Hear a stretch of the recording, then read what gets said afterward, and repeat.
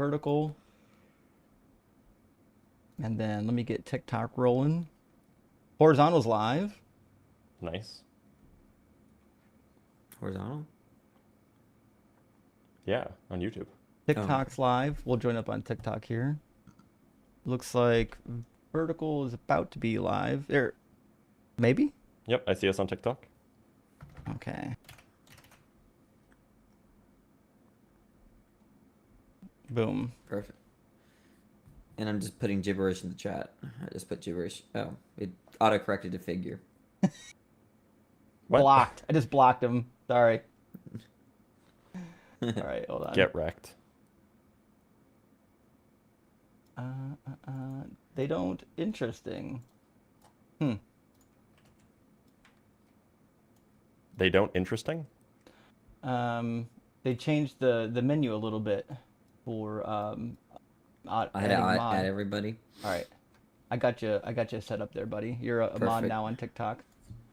I have the powers. I am the third person of our Trinity. All the powers. Okay. Ian has been... I have the power. There's gonna be It's a a lot He-Man of reference. a lot of people here probably that want to get a piece of Danny now that they've been cooked so bad by Ian. They're like, oh, Ian's gone. Maybe this new guy won't cook me. That seems plausible. But unfortunately, they're gonna get cooked. I hope that happens. All right, I'm gonna load up here on TikTok as well.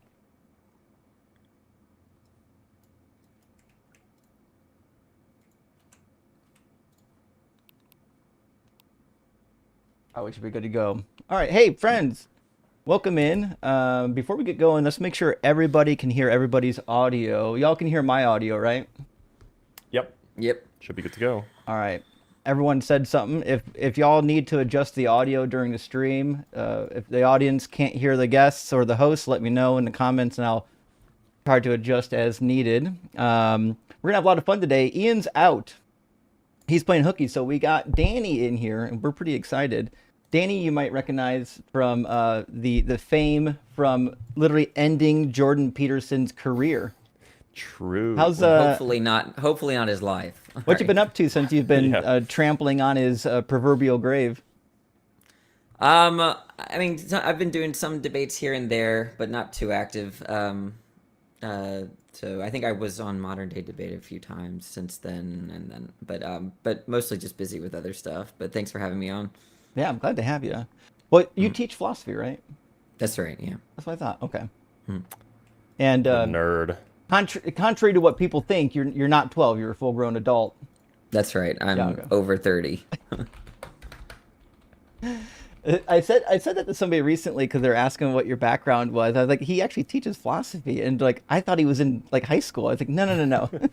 No. He just has really, really good skin. Very youthful. It's yeah. the camera. I had to get a very special camera. Yeah. For your And it's because your skin was too radiant, it was blowing out the other cameras. heavy filtering. that, and I think just take a shower once a week, and this is what happens, right? So. Important Seems question like a personal though. problem. Are you a nominalist, Danny? I'm a wannabe nominalist. I don't really take a strong position. Okay. I'm a nominalist on the weekdays and then a Platonist on the weekends, depending on who I talk to. Okay. Seems right. I mean, sometimes it's just I dodge.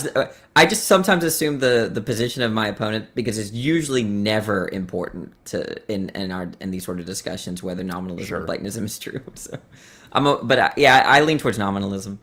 I almost started, let's say, flirting with Platonism, and then Dr. Blitz said something that took me away from it. He didn't even know it. And then I did some research after, and it checks out. So, like, I was thinking that it was like a conclusive That's your thing. first mistake. Well, I'm thinking that you see my head smoking sometimes, right up the ears. But I was thinking, like, well, space-time is completely immaterial, but we know that it exists. So I'm like, it seems like maybe that could, I don't know, that's not quite Platonism, but it seems like some kind of... Immaterialism. Yeah, something that's not really... But then I was, like, doing some reading, and Dr. Blitz said something, and it's like, it's not actually conclusive that it's not made of something. Like, we don't... Obviously, the ether doesn't exist.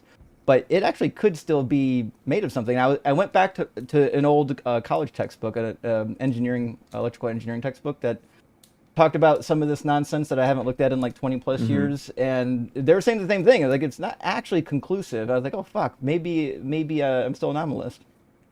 Okay. Yeah, the only thing that like, you know, gets tricky is for me is like concepts, propositions. Those are the weird ones, but I think there's nominalist accounts of those sorts of things that might work. So Okay. Yeah, and the question of like what it means if something is like what it means for something to be made of something is like that's a hard question to ask.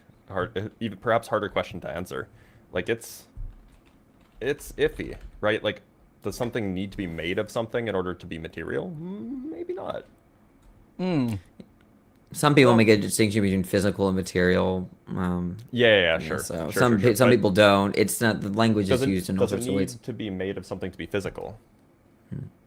Yeah. Hey Blitz, do you have any volume control on your mic? It's at max. Okay, that's fine. You I'll able to turn me you up just a little bit. Okay. It's a little bit insensitive when you look away from it. So I wasn't sure if it was all the that way I up. can adjust. Okay. I can just make it so that it's Hit the range up. omnidirectional rather than unidirectional. Perfect. Okay. Is that any better? Yeah, I think it's good. Okay. Yeah. Hey friends, welcome in. I'm going to read a couple of super chats, and you might notice we've got a new face on the screen this week. Taking over for the Salt God is going to be Danny, and if you haven't seen Danny, you're welcome to ask some questions. You can also find Danny on the internet cooking Jordan Peterson. Literally the opening of the Jordan Peterson debate where he had to admit that he wasn't a Christian. It was a good time. Hey, Seabar, thanks for the $5 super chat, or super critical hit. Hey, I appreciate that, friend. Nice. Yeah, And C-bar. Straightforward got a question for Blitz. Well, thank you for the super chat, Straightforward. Says, Dr. Blitz, I'm trying to wrap my head around how our perception of time changes in the big crunch, big bounce model. Can you expand on that for someone who's not trained in this field? Thanks. So there's kind of two things happening here. There's traditionally, we want to think of time as just running forward the whole time, and then as time goes forward, the universe shrinks, and then eventually the universe gets to be really, really small, and time keeps going forward, and then it expands again, and so on and so forth. That's like a classical view, and there's nothing intrinsically wrong with that view. At least, it's certainly not like been ruled out. But there's also questions about, like, depending on what time is, if it's the case that the universe kind of retraces its steps when it begins to recollapse, then if time is just the direction that entropy increases in, then in some sense time will run backwards during the recollapse. Now that's speculative, but like that's an option that somebody has thought of. Stephen Hawking put this forward in 1984. That's very weird. You wouldn't notice anything. You wouldn't notice that time is running backwards. You would still only remember the past, but it's just your memories would get smaller and smaller as time winds itself back. Then there's this third issue. Typically, the universe is very classical and very big, so we can describe it with, Newtonian mechanics, Einstein's relativity, whatever. But near the very, very smallest phase of the universe, when the universe is at that crunch, at that bounce place, it's possible that the universe would be like sufficiently small that quantum effects are relevant. At which point, again, if time is emergent, it might be the case that the way that we think about the universe evolving over time just doesn't work at that scale. So you might have to think about the whole universe, including time, being in a quantum superposition of states. And that's very hard to wrap your head around, and I don't think anybody really has a good intuition for that. But that's probably the trickiest place that it goes. Sure. I did, on the same topic, I found an article and read it some time ago. I was curious if you could, I don't know, maybe lend your opinion. The title is Quantum Correlations Reverse Thermodynamic Arrow of Time. Basically, reverse entropy. It's in Quantum Magazine. Oh, okay. Well, let's see if there's actually like a paper based on this, that this is based on, rather. There usually is. Quanta's usually pretty good. Well, we don't have to do it now. We've got a guess, but later Okay. maybe I'll take a poke at it. But friends, if you're watching on YouTube or Twitch, you can request up using the link on the screen. It's tiny.cc/UAguest. You don't have to sign up for anything. We don't need an email address. We don't need none of that stuff. You just got to punch the link in. There's also a clickable version of it in the description of the video. If you're on TikTok, you can just hit the guest request button and we'll pull you up like normal. Also, Danny, we lost you on TikTok. Oh, really? I mean, Yeah. I'll fix that. Yeah. We'll get Kevin in here as soon as Danny joins up. Our I got it. Yeah, there we go. perfect. All right, Danny's in. Then we'll get Kevin in. Welcome in, Kevin. Are you at least 18? Hey man, how are you guys doing today? Doing well. Yes, Doing all right, Kevin? 26. I'm glad to know that you guys are doing very well. Glad to know that the Creator is giving you guys health and air, vision, body parts that's working. You guys are healthy. How do you I have a guys bad see you neck. guys as my, Blitz is Me in too. glasses. I see you guys as my brothers, you know. The one in the middle, my uncle. But everyone else is my brother, you know, in humanity. Why am I the uncle? Yeah, I'm the oldest one. Oh, God, No, my because glasses. Blitz is the old guy today. you Holy re- smokes. You remind me of my uncle, you know. He's very, Love that. I love you know, that for very me. strict. Yep, definitely love to hear that. Uncle Blitz. All right, let's have it. They call me Unk. Well, Kevin, what I what God do you didn't believe mean in? any disrespect, sir. I'm No, a we're- Christian. we're just joking with Uncle Blitz. It's okay. Uncle Blitz. No more Dr. Blitz. It's now Uncle Blitz. Yep. So, Kevin, Coco, what no, what would get be a down. good reason to believe that God exists? Coco, no. Take one and go. I'm on the phone. Move. Take one. Coco, no. Coco, leave it. 1 second, guys. It's exceedingly funny. If that was a I think it was a dog. if it was a dog, imagine telling your dog, "I'm on the phone." Like you're gonna understand. No, I fixed it. Now it's Dr. Uncle Blitz. Dr. Uncle. Oh no. Yeah. Why have you done this? Hello? Welcome back. Hello Kevin. again. Sorry, guys. Uh-huh. Yes, it was my dog. He's a Pomeranian. Cute. So, what would be a good reason to believe in God? I mean, are you all atheists or Mhm. he's just... Yep. Hmm. Okay, 1 sec. Let me just grab my booklet because I've got loads of notes that I've Oodles of written notes down. even.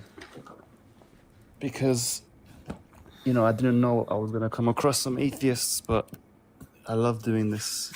I even changed an atheist to believing in Christianity, so... Wow. No Good way. luck. That's crazy. Just last week as well, actually. Last She week, wow. became a Christian. I'll send her here. We'll fix that. What would you say? What would you say your success rate is? Like 1 in 10, 1 in 100? What is? I mean, I've done it twice. One, I did it in 2023, and I did one last week. Just from the notes, I'm going to be reading out to you guys. Super just in a impressive. short Love while. that for you. Who's the smartest one here, by the way? I want Blitz. to speak to this. Blitz. Danny. Yes. Not me. I'm the dullard of the group. Don't mind me. Okay. This is going to be a very interesting live. Very interesting live. I feel like because I'm that we're. talking to I three feel like people. we're winding up for something that's going to be very Yeah. unimpressive. We're gonna- Sorry? It just feels like there's a lot of wind up here. Why don't we just get to the point? Oh no, I'm looking for the page. Oh, here we go. Hindu, Christian, Chinese, atheist. Okay, page 5785. It's got a apologist handbook. How to debate an atheist. Are you guys ready? Yeah. Exceptionally funny, by the way. If you- I'm so ready. Pervert me, baby. Let's go. 5876. Okay. I wonder if it's like a beautiful, let's go. dichotomous key. You know, like when you identify species. You know, Yeah, it's like got to if be it- like a. It's like a right. prototype If it thing. has wings, go to page 5. Right. I hope you guys are ready. Wait, let me just. If grab it a has pen so I can- glasses, There's if gotta it has be glasses, nothing. go to page 5. If it's a physicist, go to page I'm 10. convinced this is a troll. Yeah, at least it's a funny one. No, I'm not a troll. Okay, let me just. Okay, I got my pen. That's exactly what a just so I troll would can- say. Trust me, I'm gonna blow your mind. My mind is ready to be Uh, blown. This is why you remind me of my uncle, man. He's exactly like you. He says things like you as well. Handsome. He's very strict. Charismatic. He has glasses Intelligent. on. Okay. I like how the Okay, one comparison is glasses. Glasses. Okay, but Blitz, this question goes to you. So, where do you think we came from? And trust me, I know this question is very easy, but Okay. trust me, it's gonna get us going. Yeah, Came from my mama. I don't know about you. No, I mean Oh, like boy. humans, humanity. We came from our ancestors. Okay, well, where did the first human being came from? That's what I'm trying to say. It's Sorry. ancestors. Okay, could you elaborate on that, Uncle? I mean, Yeah, probably Blitz? something like Homo erectus. Some Homo erectus thing. Oh, But it's okay. hard to say that there even is okay. a first organism, or a first human rather, because the Yeah. dividing line between human and Homo erectus, say early human and late Homo erectus, is very, very gray. So okay, wait one. Okay, Homo erectus. Oh my god, this is such a troll. This can't be Bro's real. just looking in his book for Homo erectus. No, I'm writing it down, so we don't forget or So you don't forget. Yeah. Beautiful. Okay. Okay, this question goes to deconstruction zone. That's it. Hey, how are you? Why does So you have? All right, go ahead. So yeah, what's your answer? Are you guys at the same level, or you guys? We have the same different answer for that question. We all have the same answer. It's an infinite string of causes. Beautiful. Okay, are Hey, you now, guys don't aware don't of? assume that I think there's an infinite string of causes. Sorry. Haven't you considered that perhaps there was one uncaused cause? Yeah, I have considered it. I'd be curious to see if someone can try to say that the uncaused cause is God. I want to hear that one, but I think they have to prove that there was an uncaused cause first. Sounds right. Kevin, we know where this is going. You're going to go all the way back. Who before them? You want to go? You just how did something come from nothing? This is Why this did you is drop like, it? At this point, I'm more interested in Coco than Kevin. Coco Honestly. sounds badass. What? Go outside. No, move. Go. I'm on the No, phone. Go no, outside now. poor Coco. No, not outside. move. hashtag free Coco. Move. Get out. Yeah. Move. Hashtag justice for Coco. Free Coco. Ah, man.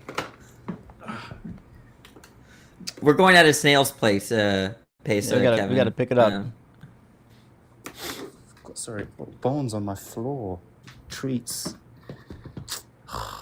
Sorry, guys. I need to come back because there's a lot of mess on my floor. I knew it. I knew that we wouldn't get anywhere. 100% I knew it. Okay. Sorry, guys. There's Well, treats and stuff. all right. I'll that let was me a good come use of back in time. 5 minutes. I don't want to keep you guys. You can come back tomorrow. We'll be here. Yeah. I'll... Yep, sounds good. All right. Well, that was something. We got some guests loading up, so we'll get maybe a real one in here. Digital Toaster says, "Welcome, Danny. No way to Yahweh." That's what I'm talking about. It's a Knights Zaini says, "Let's get the important question for Danny out of the way. Have you ever been in Turkish prison?" That's an inside no. joke. Oh, okay. I don't. I'm the only one No. that went to Turkish prison. Why'd you go to Turkish prison? Well, it's an inside joke. I was stuck at an Airbnb where like literally everything in the room was white. It just looked like I was in a prison somewhere. Oh, I see. Okay.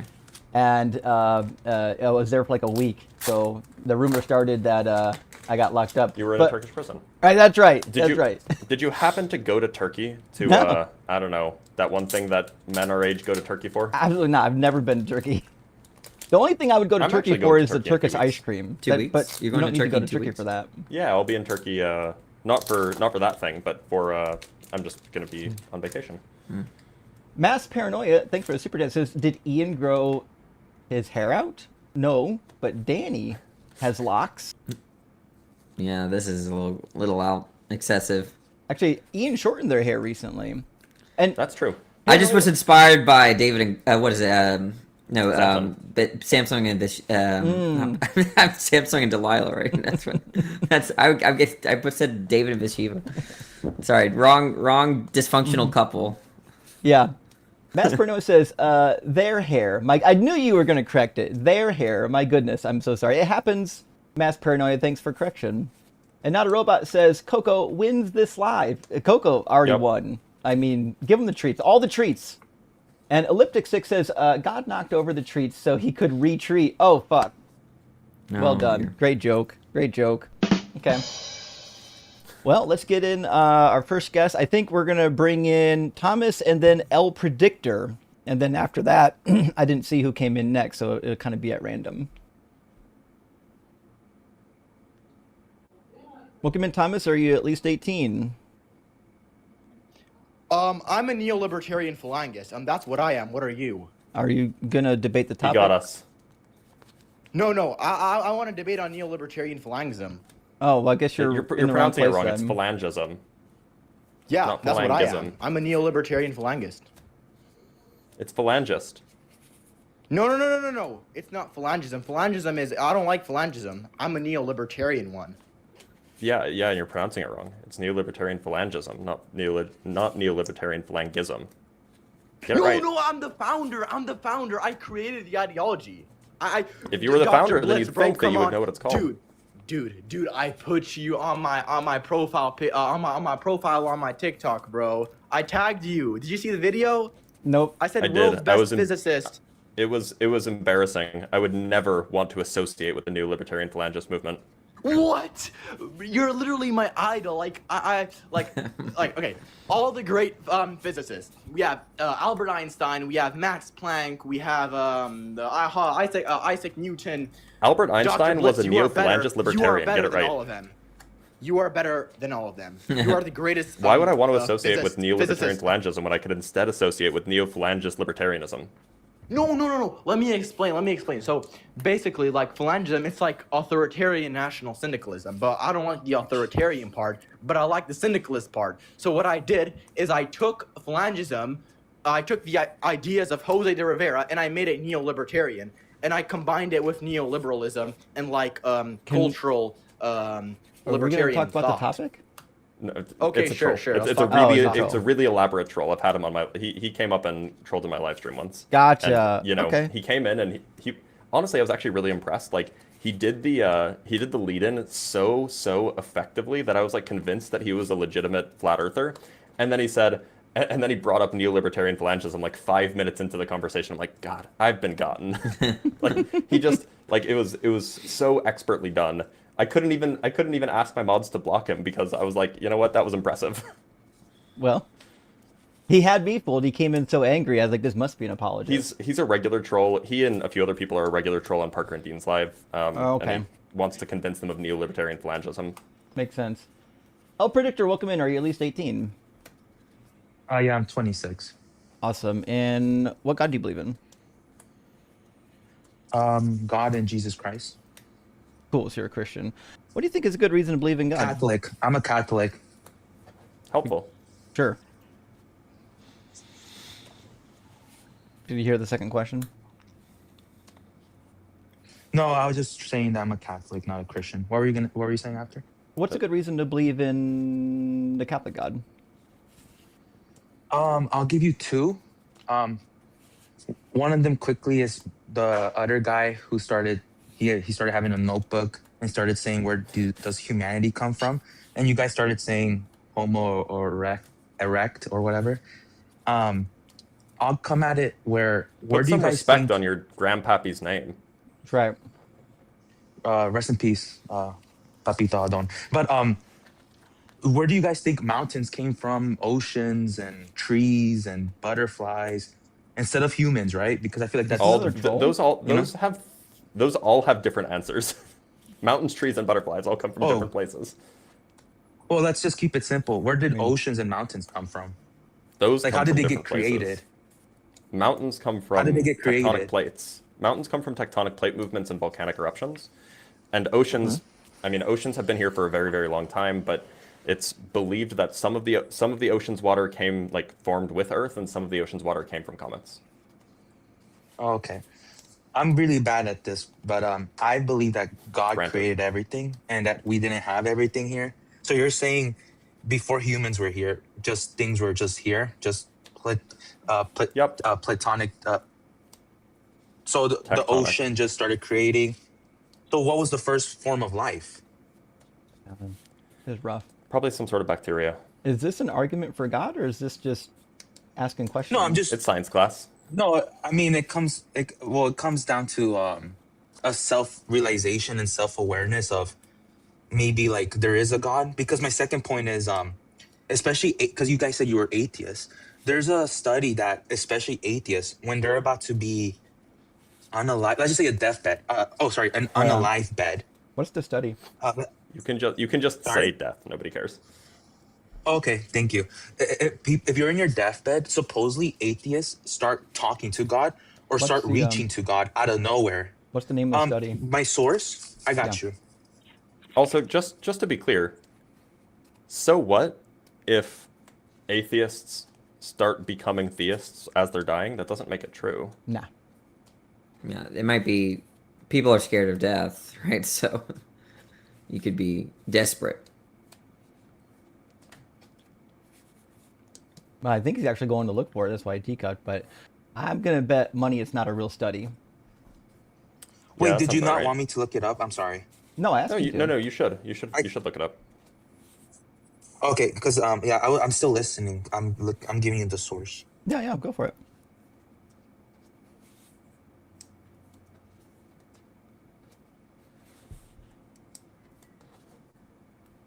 Isn't that there's a fake news that Darwin did something like this, right? Or Yeah. no, what did he? Yeah, Yeah, it was some woman who, I guess, only knew him in the later years of his life, made this claim like 30 years after he died, or something. Yeah.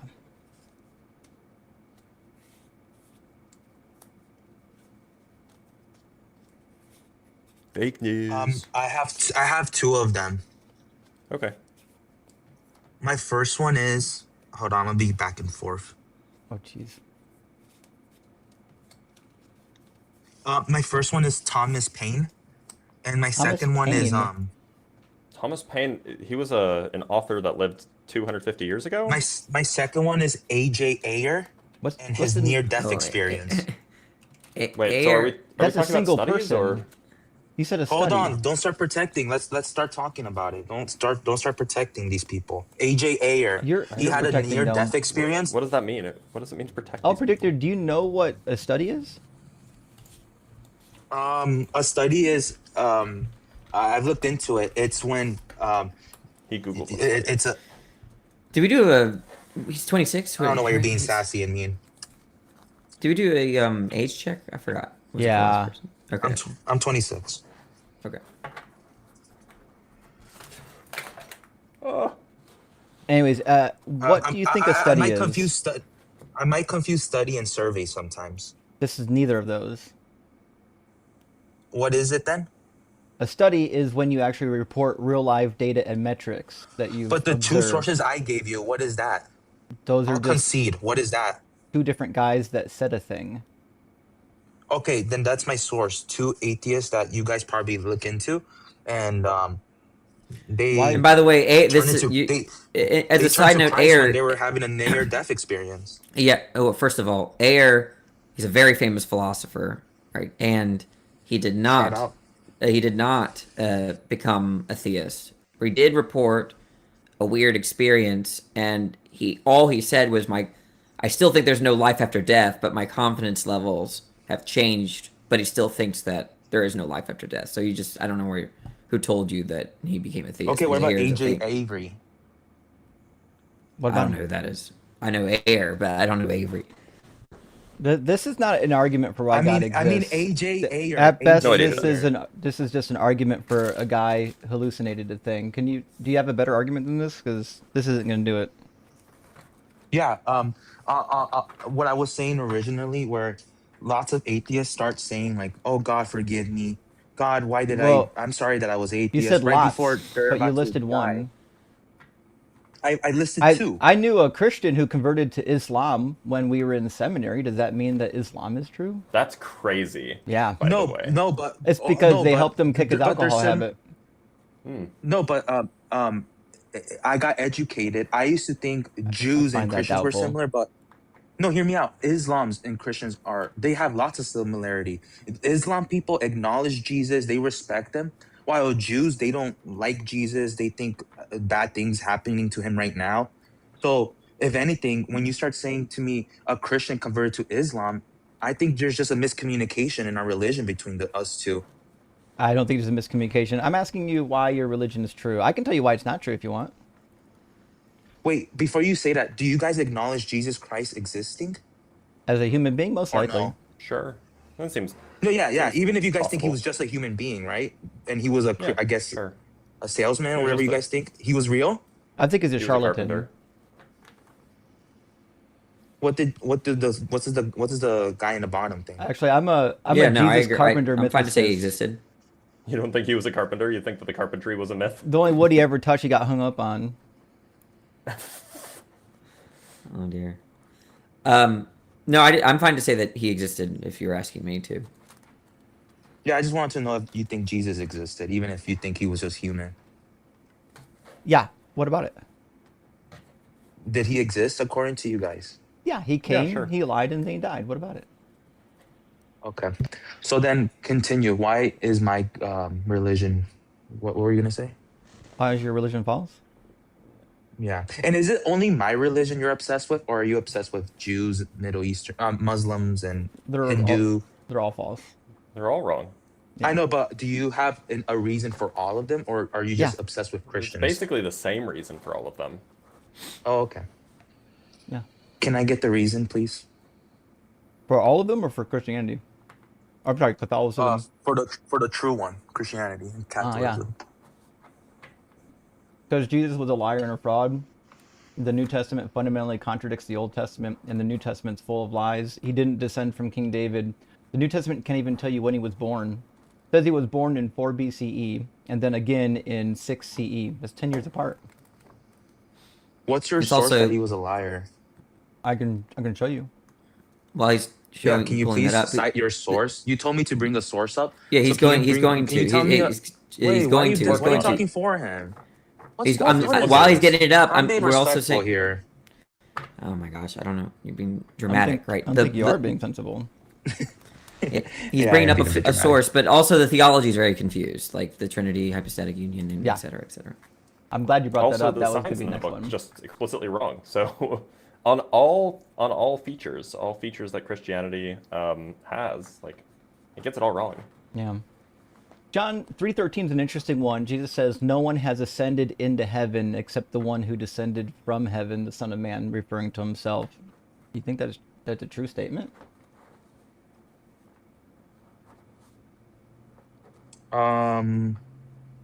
And we're taking whose word from this, John? This is Jesus speaking. But who's taking this quote? But we don't know. We have no idea who wrote the Gospel of John.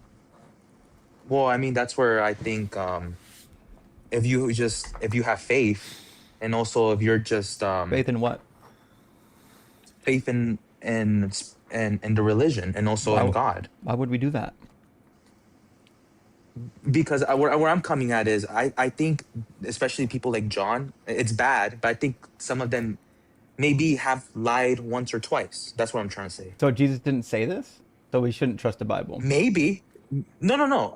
I'm just saying that during those times, I mean, just because, let's just say the Bible isn't consistent, we can't just generalize and say it's all wrong. I mean, for sure, maybe John lied once, I but didn't then say it what was if all wrong. the rest of I am. I'll say it. What if You're saying John it's all was wrong? lying The Bible's once? all wrong? Crazy. No, I'm just saying, what if some of them lied, but then majority didn't? Well, how would you know which Right? one Can't lied? trust a liar.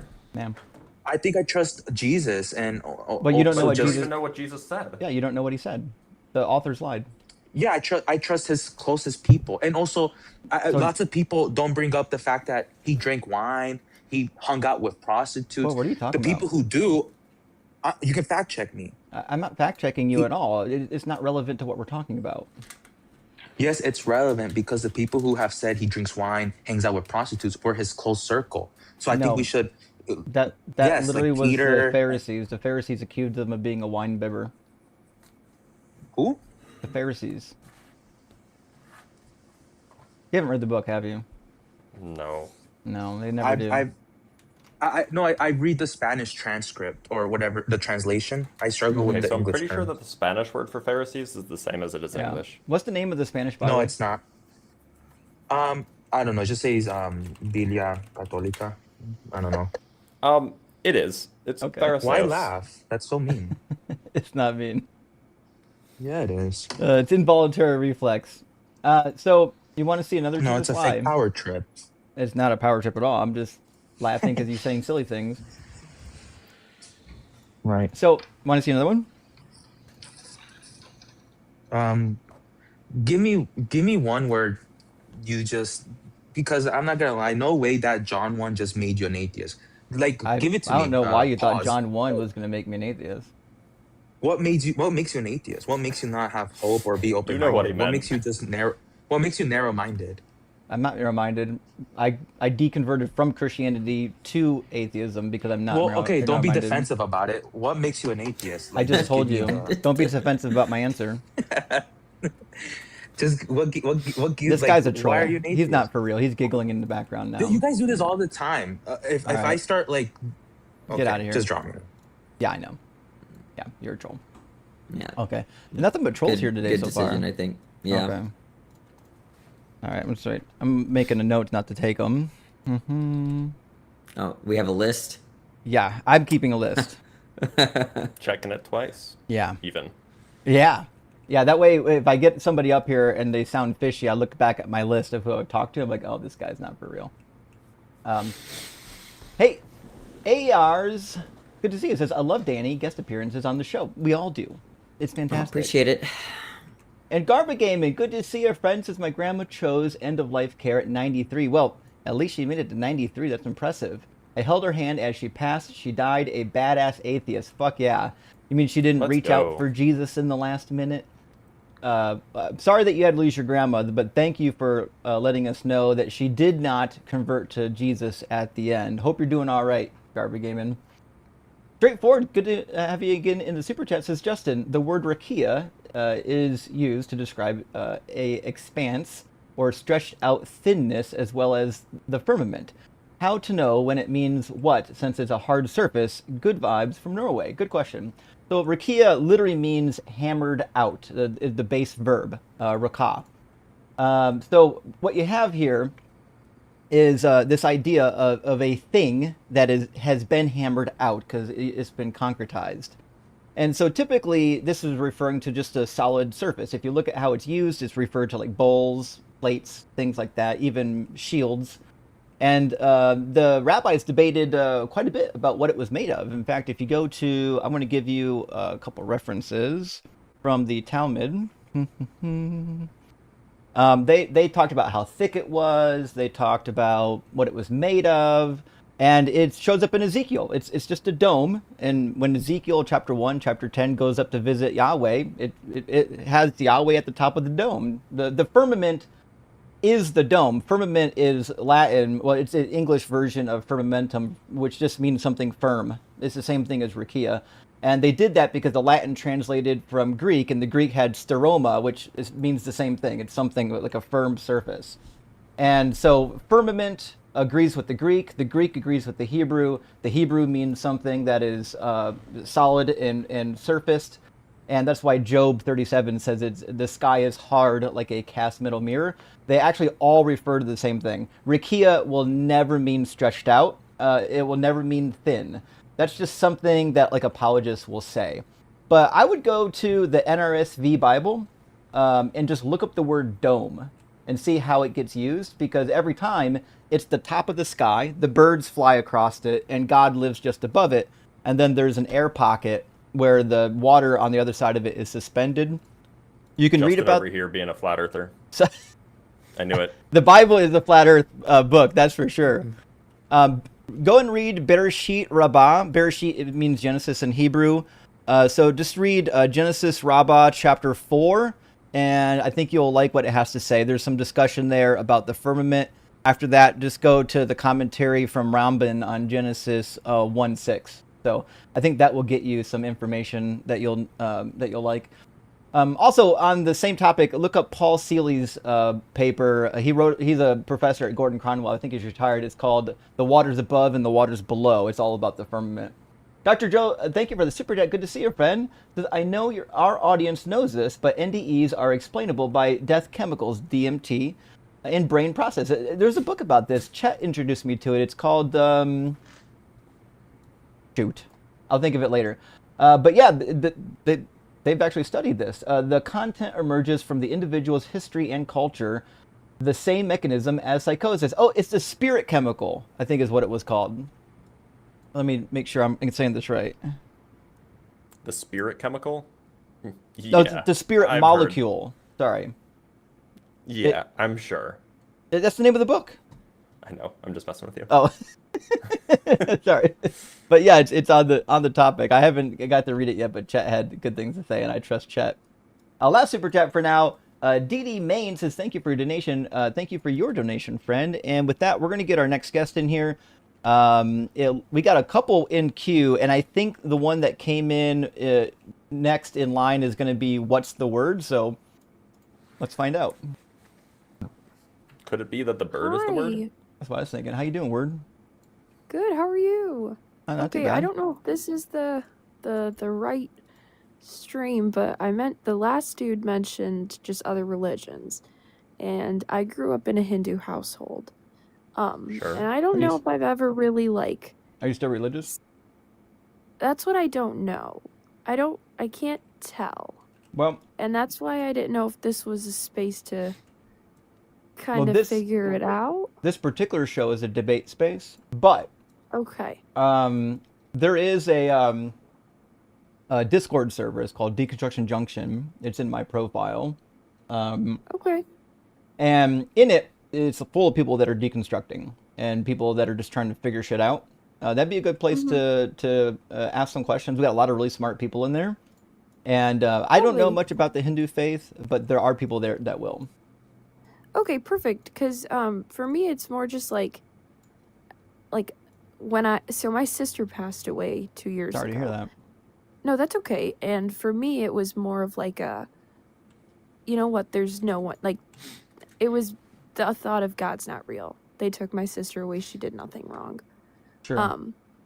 So I don't even know if it's me, but I'll look in, I don't want to take away time from your genuine purpose of the live, but I appreciate you taking the time to even acknowledge. So thank you so much. Join up at the junction and go to the general chat, and you'll find people active in there that'll be interested in talking to you about it.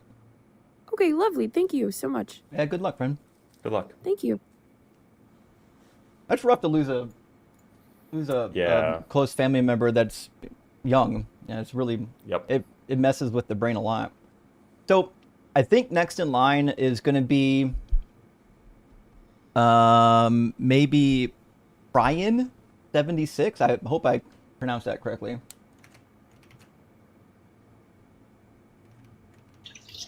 How you doing, Brian? Brian, how's it going? Buddy? Sounds like he's doing the dishes or something. Yeah. Or washing his hands. Maybe his phone's in his pocket he requested by accident? It happens. Okay. Well, I guess we'll grab the next one. It looks like it's going to be Pet. Yo, good evening, sir. Yo, Danny, was that motion, Danny, or... Was that motion? I have no idea what that means. Was that guy spatially located, causally efficacious, and in motion, perhaps? Who? The guy we just talked to? Possibly. I don't know. I don't know. Did you really speak to him? He didn't Wait, seem did you really causally speak to him, Danny? efficacious, right? Danny, What's did you happening really right now? speak to him? I have no idea. What are Did you really talking speak about? to him? Are you having a conversation with me right now? Because if you're having a conversation, then the Trinity is true. Do you know that? Nobody knows what you're talking about. Oh, let me teach you, sir. If P1, if we're Conversation is having a defined conversation, insofar then as the the Trinity is natural true. relation P2, between we're two having a individual conversation. substances of a Conclusion, rational the Trinity nature. is So true. to ask a question implies the relation between two persons, dude. So necessarily question, if and only if questioner, This is gonna not be a bunch of questioner, nonsense, answer, isn't not it? question, sir. Modus tollens, dude. How about that? Get baked, America. Danny, you No. you want to handle this should I guy? put You wanna some provide a further little X well, to exist the why, it's sir? an- Like, why are you guys E- barking so much, dude? What's happening, fam? Easy, man. Right? This is easy, right? Yo, the constructionist, wasn't that like a two-coque fallacy, by the way? I don't even know. I didn't hear anything you said. Good boy, dude. You're such a good boy, my guy. Easy. What's going on with you, man? Are What's you going okay? on? I don't think you're well. I don't know. You tell me. We just did. I don't think We you're used well. to be. You are you Christian or Wait, Muslim did you right now? tell me something, sir? Did Yeah. you tell me something? Christian or Muslim right now? That's so Well, funny. That's the Easy. I've known Trinity. Easy One for. second. I've Did known. you just I- collapse into the Trinity, Easy. sir? 1 second. I've known Easy for years, and he changes his mind between Islam and Christianity all the time. And I remember him debating against the Trinity.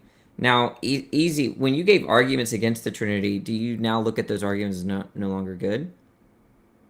Which arguments? The ones you gave like 2 or 3 years ago. Are we speaking about the LPT? Yeah. I think that as like secular Islam, Libiano stated out of his lips, dude, under Saint Peter Geach's relative identity, the Trinity does not fail to exist, and polytheism is impossible. So All right. So there's let no me- such thing as the LPT, sir. The let me explain. his profile currently says Noahide Jewish philosopher. Crazy. Okay, so now No, we're going Hides aren't between all three. Trinitarians. It's crazy with that. Okay, so for those that don't know, if someone says that Jesus equals God, Father equals God, then it's going to follow that the Father equals Jesus. But some Yeah, if there's some numerical people, identity, though. right. I'm explaining your view to everyone so people can actually participate in the conversation. But there's a form. People might construe identity differently, right? Some people might say that you can be identical with respect to a kind. Sortal is what the fancy term is, a sort, right? That you can count. So two things can be identical with respect to a certain kind, but they can be different with respect to a different kind. So some people, like maybe an intuitive example might be like, there's you today and you yesterday. Those are not strictly identical, but they're the same person. Might be different configurations, right? So people will want to say that maybe the Trinity works that way, that Jesus, the Father, and the Holy Spirit are the same God, but they're different persons. And okay, he's still here. The issue with that is I don't think that's what Trinitarians really had in mind in the past. And there's philosophical issues as well, because like I don't know how you're going to understand mind and all those other things. But one of the earliest defenders of the Trinity, Saint Gregory of Nyssa, did never mentioned identity as being understood between Jesus, Father, Holy Spirit, and God. The analogy that Saint Gregory of Nyssa used was between different human, let's say like Jack, Jill, and John or whatever. He used an analogy of them being all human as an adequate analogy to Father, Holy Spirit, Jesus being God, right? So I think that undermines the thesis that the early church fathers and the early Christians really thought about Trinitarian statements in terms of relative identity or identity in general. Because you and I are not relatively identical, right? Even you're human, I'm human. We're not the same human, though, right? So, but like, is this I straight am line? you. Wait, but I am you. You are me. I am not you, and you're not me, right? So let's play this game, Danny. Because last time I've checked, we are familiar with formal distinctions, right? Which is a relation by opposition by the virtue of the person, the individual substance of rational nature, which are the Trinity, right? I wanted to know what you thought about what I said. It's gibberish. I don't follow church fathers. Okay, but you see, people that are skeptical of the Trinity being coherent, right, are going to look back at these creeds, and right, so like the Nicene Creed, what St. Gregory of Nyssa are saying, what the early Christians thought, and what they've been saying, and then suddenly we get in the 20th century relative identity, right? It seems like there's a change of subject, that relative identity doesn't adequately express what people have been talking about when they've been talking about the statements in the Trinity. What do you mean by relative identity and statements within the Trinity? Last time I've checked that relative identity is within the text. Which text? The book of John. Okay, Chapter I'm 1, more verse 1. interested. The Okay. word has the same essence, but not the same quiddities. So let's debate that. You want to? We should talk. You want to talk about John 1:1? Is that Yeah, what let's we go wanna in talk- John 1:1, sir. Why not? Okay. Do you like John 1:1, Danny, perhaps? Yeah, let's talk about it. Yeah, would you say the numerical identity is You want to assumed? pull it up? Yeah. Yeah, would you say numerical? Yeah, in principio creavit in verbum. In principio, it's just in the beginning was the Word was with God, and the Word was God. Do you agree with that? Yeah, but then you know Is the word there numerically are identical? at least Wait, there are is the word two. numerically identical to God? It's not clear, right? What's being said in John Hence, it's 1:1. relative identity. Actually, it's not clear. Boom, Danny's baked, correct dude. Next. because the second theos is not definite. Look, we call it Deus and Deum in Latin traditions. I'm not familiar with Greek. don't It's speak written in Greek. Greek. It's written in Greek. Sorry. Oh no, we have the Latin Vulgates. Well, congratulations. We're the Latin Latin, we're Vulgate Romans, is a translation of the Greek. Sure, but we're not dependent upon the Greek Orthodox Church. The so Latin they are is like, dependent on they the deny Greek the text. filioquis. Who's talking about the Greek Orthodox Church? We're just talking about the Greek Ye- text.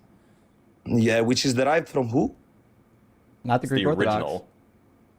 Oh, but so if it's not derived by the Greek Orthodox Church, from which The, church is the derived? Greek text is derived Catholic from Church, whoever right? wrote it.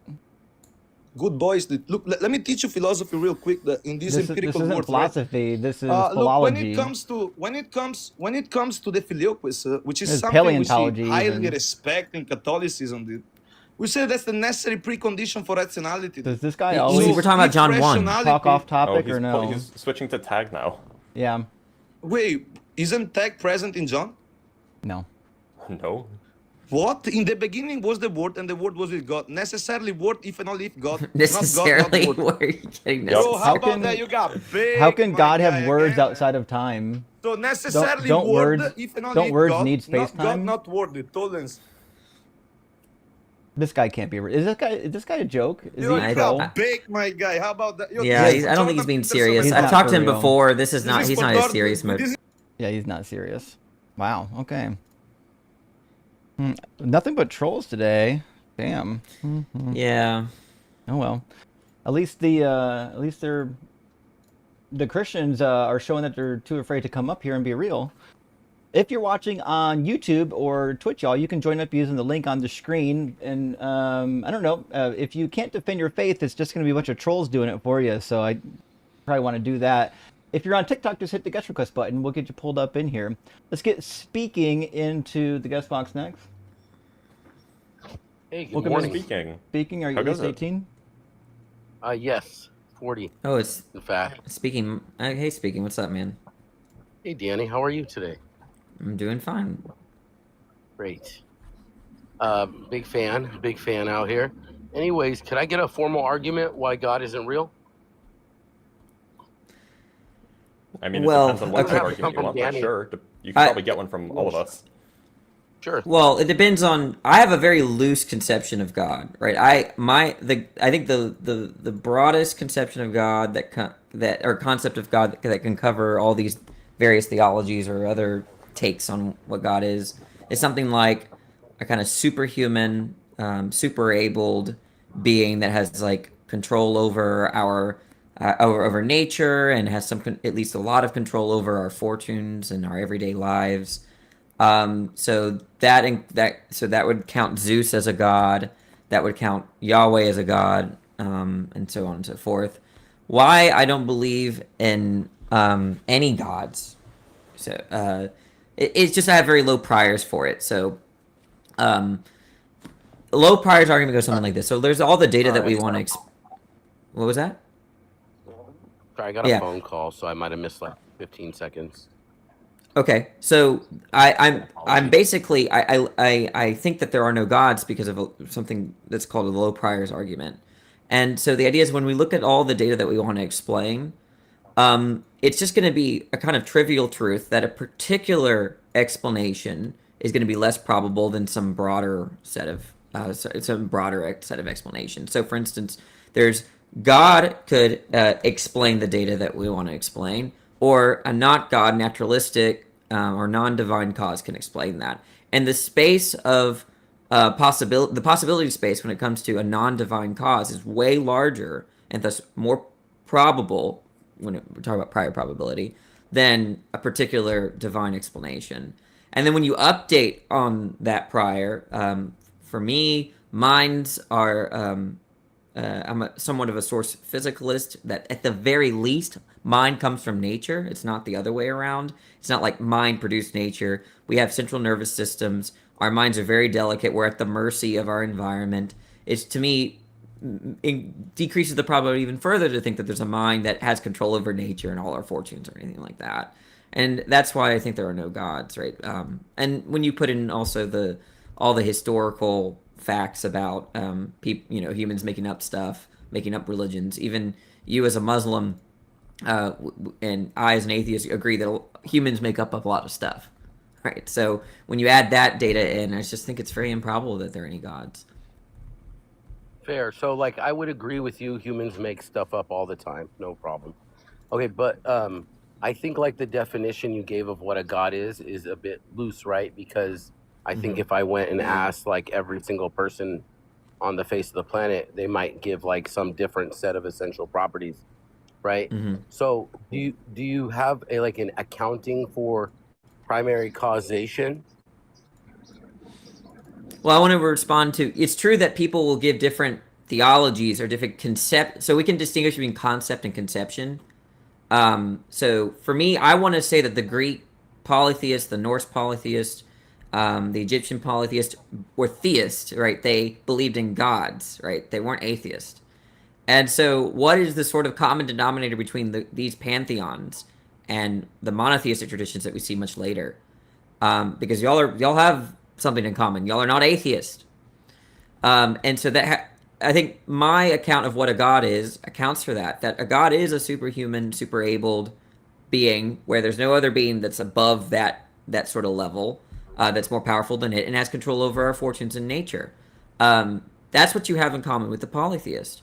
And so if you define God as, let's say, omnipotent, then if that's if that's a conceptual prerequisite for believing in God, then you're going to throw out the Norse, Greek, and Egyptian polytheist as they're going to be atheist on that definition, which they're clearly not.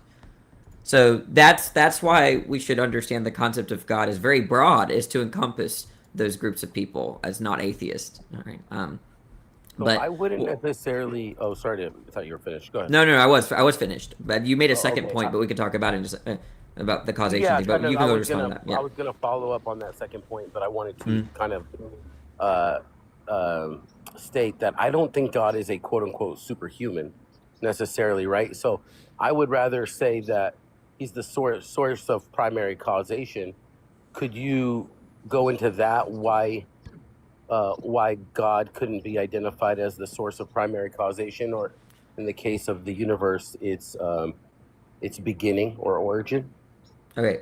So the first point you made was you don't think God is superhuman. I'm using that term very loosely. Here's why I'm using the term superhuman. If humans were the only beings in the universe, I do not want to call us gods, right? So all the term superhuman or super abled, right, is that I'm trying to say that there's a kind of threshold of power that you need to have to be considered a god, right? Because you and I agree that if we end up being the only beings in the universe, we should not be considered gods. That's all I mean by superhuman. But fair, I understood what you meant, right? Because a lot of people think of superhuman as like, Homelander, Superman. Right? Superman and stuff like that. That's not quite, yeah. So I want to clarify on that. The primary cause more of like a humanoid in general. Right? No, yeah. Head, so 2 arms, legs. Right. No, I mean like superhuman, meaning like the beyond the capabilities of human. That's what I mean by superhuman, right? And usually there's a level of cognition and blah blah blah. But as the primary causation thing, I'm fine to say that there could be, it's logically possible for there to be a first cause, and that first cause be mind. I'm not going to die on that hill. But as you know, I'm speaking. We've had these sort of conversations, but for everyone's sake, it's not. That's very cheap. But a lot of things are. It's logically possible that I'm a robot. It's logically possible that Hogwarts exists and we're all Muggles that are ignorant. It's also logically possible that there is no mind as the initial cause. Yeah, probably. But so the point is that it's not saying very much Right? It's not saying very much to say it's logically possible that there is a first cause and that first cause be a god or a mind. So I'm fine to say that that's possible. Now, I get the low priors argument is supposed to show why that's very improbable, or at least improbable enough to where it's reasonable to think that's not God. Right? So. Cool. Well, Yep. I would love to have this conversation a little longer, but unfortunately, my dad duties are calling me right now. So what I'll do is I will put a pin in our convo for now, and we can hopefully carry on. We next talk time. all the time, so we'll talk whenever you want to talk. Just hit me up. Yeah, I'd love to, and I'd love to talk to Dr. Blitz a little bit more about physics next time. I had some questions on physics. I know you got a PhD in physics, right, Dr. Blitz? I do. Cool. I'm gonna hopefully pick your brain when you're not playing video games next time. Last time I saw you live, you were playing a video game. Looked like you were having fun, so I didn't want to bother you. Anyways, you guys have a Well, I great wasn't day. bringing up guests anyway, but thanks for being here. Yeah, sounds good. And sorry I couldn't stick around too long, but All right. I unfortunately got to deal with that. Bye, guys. Have a good one. All right. Well, not a troll. So that's a good start. All right. The V dude, hey, good to see you. Thank you for the super chat. Says I was late today. Ian got a reverse haircut and plastic Reverse haircut. surgery and a name change, moved and got a new chair and voice. Wild. Yeah, it's quite a turn of events, huh? Danny, is it just me, or does he sound a little bit like Darth Dawkins? Yeah.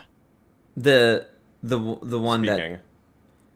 that does he sound like him? I know it's not him, but speaking, He sounds does he? vocally. Yeah. Oh, really? He does sound like. Yeah, No, a I met him. little I've had dinner with him and some friends in person, so I know him personally. I believe you. Yeah. It's only a slight. I'm trying to think about his similarity, voice. Yeah, but maybe.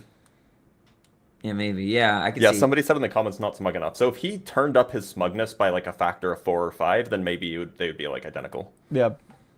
Well, let's get next guest in here. I think it's ITC LitCon or something of that nature. How you doing? What should we Yes. call you? Just call me by my name. Sure. Can you pronounce it for us? ClitCon?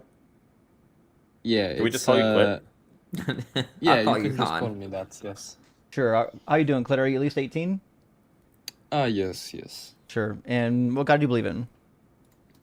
Okay, so my conception of God is like it's like a ontological STACK. If like you understand what that means. No. I have like a STACK. syllogism. No idea what that means. So Yeah, you so, don't like, believe in um, Allah or Jesus or anyone like that? It's quite a similar conception to that. Let's say he's yes. Muslim, But okay. it's not. Yeah, I don't know if I would categorize myself as Muslim. It's just a very similar conception. Sure. I'll write down Okay, Muslim so- light. All right. What's the argument? Yes. Okay, so like DNA, like we can say that like in each genome sequence, like partially there is like a 32 to 64 bit representation. And we call that like a DNA word, right? 64-bit. Yes, like I mean, it's DNA like, isn't analogous in- to it. DNA isn't in binary; it's in quaternary at best. Yeah. But No, I mean, like- it's like, yeah, you analogous can to a subdivide it however DNA. you want. There's no issue there. Yes. Okay, so in that sense, like the ribosome, it's acting like it's acting on cycles. Okay. And when we have those cycles, we can distribute it into like 64 bits. So we can say each sub-amino domesticide, we can like represent it as a Hold bit. on. Can you define those words because that sounds like gibberish? Yeah, I'll get to it. I'll just give like a more No, abstract. I want to like, hear you explain what a holistic explanation. sub-amino domesticide is. Yes, I'm getting to it. And I'm- when I'm- we like have, it sounds like a so we can troll. also have Yeah, like a it's a troll. no, I'm being serious. And we I can have just, like I some just, sort so, of like so I just googled that phrase. It's not a thing in biology. A sub-amino domesticide is not a It's thing. not biology. It's I'm trying to explain. So we can have this like genomic stack, and in this, when we push like the say frame pointer, and we have like the stack pointer, the genomic stack pointer too. and every time we jump to like a part in the DNA sequence that we're executing, we also push the return address onto the genomic stack. And when we do this, every time we make a new jump, we also update the save frame pointer. Are you going to And get to the point where God is real, or? Yeah, it's just a very, yeah. you don't know, it links into like homotopy type theory. So I'm just trying to explain. Okay, so. Okay. Yeah, so every time we push that new return address, we'll say like the ribosomic engine, it's executing that new sequence of like virtual DNA. And every time we jump to this, I'm just giving you like an analogy because it aligns quite well. You understand? Okay, so anyway, every time we do this, we also have on this frame. Right? Yeah. No. On this frame of like GN. Yeah. Let me tell you something. All right. Let me tell you something. All right. So another troll, and I guess we had someone in the queue on TikTok. They dropped, so that means Hi is going to be popping in from the YouTube queue. And so, quick reminder: if you're watching on YouTube, you can request up using the link on the screen, tiny.cc/dzguest, and hopefully you'll be like a real person that believes in a real God and have a real argument. We'd love to have like an actual, I don't know, discussion around here. Let me grab Hi and we'll get going. Welcome in. Hi, are you at least 18? Yeah, I'm 18. Sure. And what religion are you? Well, I don't think I'm committed to a particular religion, but I am a theist. So you're a Christian. Okay. Okay. Well, I didn't ask you what you're arguing for. I asked you what you believe. Oh, I just believe in a God. I'm just a generic classical So you're a theist, Christian. but, Cool. Yeah. So what's your argument for God? Yeah, it's fine-tuning. The Bayesian fine-tuning. Oh boy. Well, I mean, it seems like you're already acquainted with the argument. Do you have like a response for it? How about you give can it? you provide a compelling argument that indeed the fundamental constants are fundamental? By fundamental, you mean what? As in they are foundational to reality and not determined by a deeper underlying constants that we do not yet know yet. I'm not sure that needs to be assumed for the fine-tuning argument. Well, I mean, because fine-tuning is a statement about, at least the way that physicists talk about it, it's a statement about naturalness. Namely that there are these numbers that are very, very small, or these numbers that are very, very big, and they seem too small or too big. They could vary. They seem like they can't vary over a very large range without disturbing the way the world is.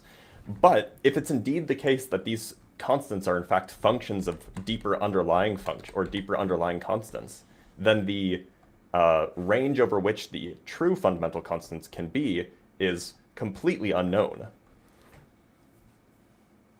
Okay, I don't think I quite understood that. So is the general idea supposed to be that if there is like a underlying more fundamental constants that basically dictate these constants, the range wouldn't like be known to us, given that this is like multiple ways there could be different constants produce these same constants to produce life. Is that the idea? What I'm saying is that, like, look, imagine that you have like a machine and you put into the machine one number and out comes another number, right? Or you put in a bunch of numbers. Now, some machines, maybe if you wiggle the input number a little bit, the output number wiggles a lot.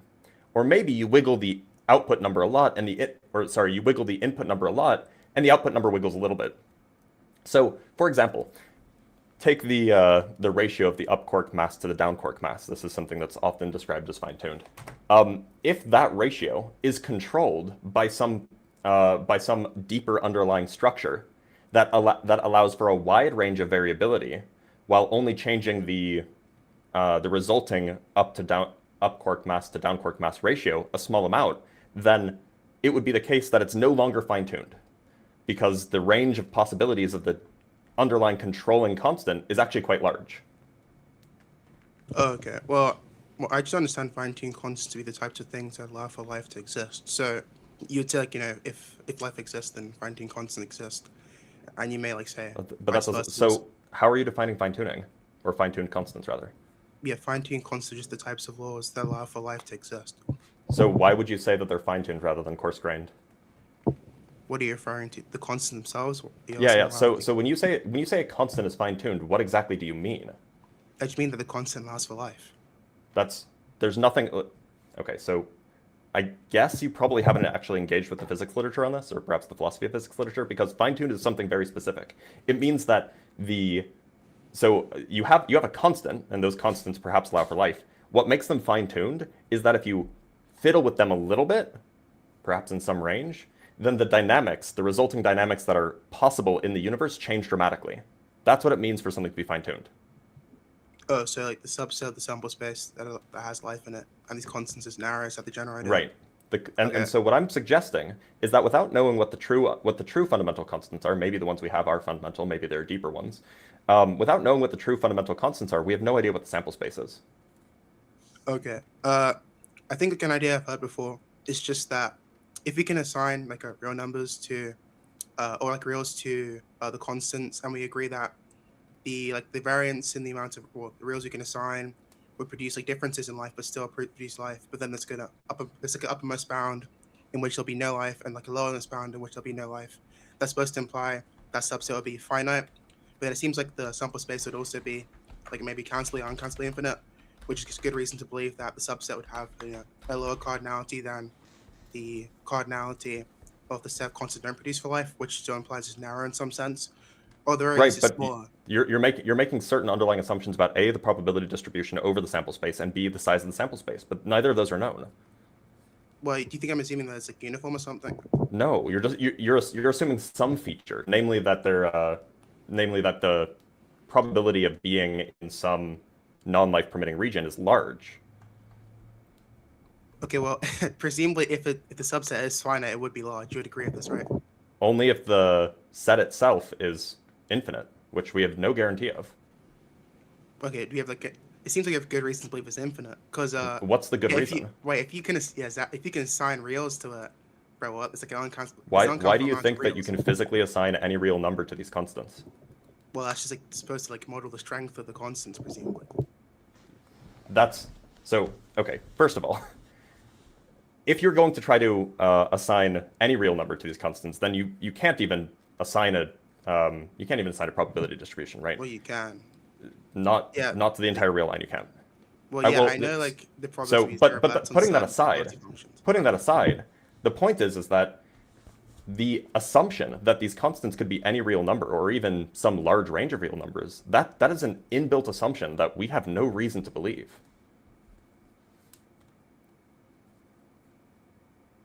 Sorry, I had a call. Could you repeat that? Yeah, the assumption that you can assign any real number or perhaps some large subset of the real numbers to these constants, that you can pick any one of these numbers, like you could assign the up quark to down quark mass ratio of like to be like 100 trillion rather than like 1.2. That's an assumption that is unjustified and ungrounded. I'm pretty sure it's just. Yeah, I've been messaged. I mean, this is an interesting, legit conversation, but I've been messaged that you don't actually believe in God. You're a LARPer. Oh, bummer. No, I'm actually a Christian. Yeah, no, right. And I have a very He good calls source in here. every week and does with Ian. Okay, yeah. So he's Okay. he's LARPing. I mean, I'm not saying the conversation. I mean, could be LARPing is frustrating. Yeah. So. Yeah. I mean, deconstruction zone was pretty insistent on me being a Christian, but fair enough. All right. Yeah. So if you want to continue, Blitz, that's up on you. I mean, he's trying to run this argument. That's fine, but like he doesn't. I'm just trying to understand, like, so you're saying we have no reason, like at least according to you, like we have like no good reason to believe we can just assign reals. Like, yeah, we have no good reason to think that it is possible that like in some sort of I'm going to use the modal scope of more than physically possible, less than metaphysically possible. So in some sense, like some super physically possible sense, and the ways that the laws of physics could be. We have no reason to think that there is that certain constants can take on these values, can take on 1 trillion rather than 1.2.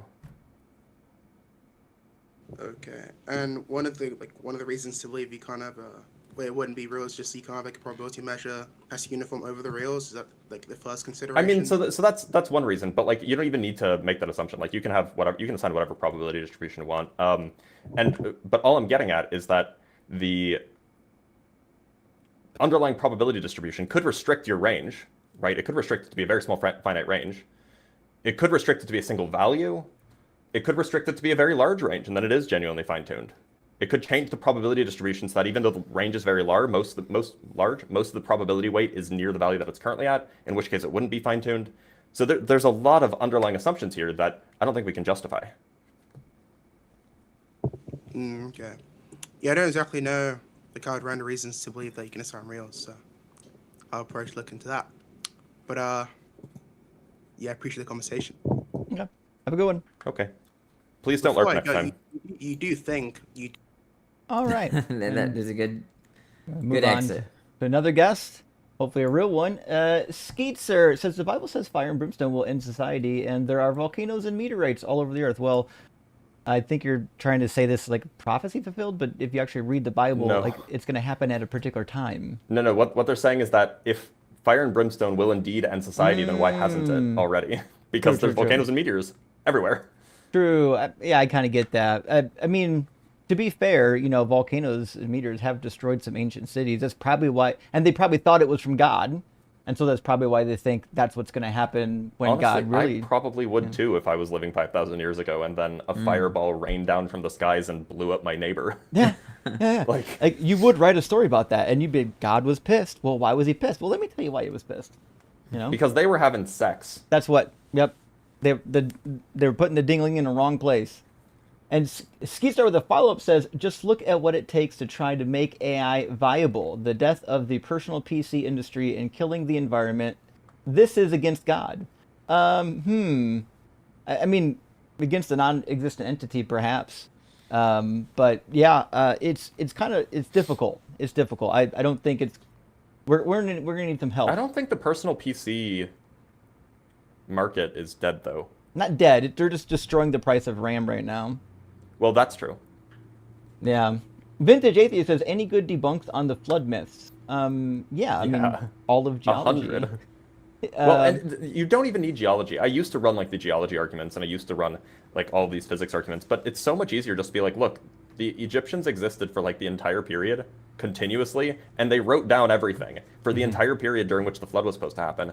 And even if it was a localized flood, the Egyptians would have known about it. They were right there. Wait, so how do the younger creationists cope with that? I forgot what I don't know what to say. They usually don't. I've had one person say, "Oh well, maybe the flood was before the Egyptians," and I'm like, "Okay, so then the Bible aging is wrong." I've had one person say that we're dating the the Egyptian writings incorrectly, which is a little bit sus because they say it like in the 13th year of the reign of Pharaoh. Oh yeah. Whatever. Like they tell put us the these date things. on there, right? Yeah.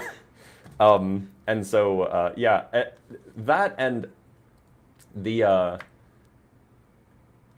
slightly relatedly, like there's this whole business of like, oh, it's the giants that built the pyramids, like the Nephilim, and then you just go look and we have like records of like one of the guys who wrote down in his diary, his logbook, him participating in building the pyramids, and he doesn't include anything about giants. He includes his 40 workmen. Yeah. Yeah. So yeah, I mean it's just like an easy dunk in my view. For sure.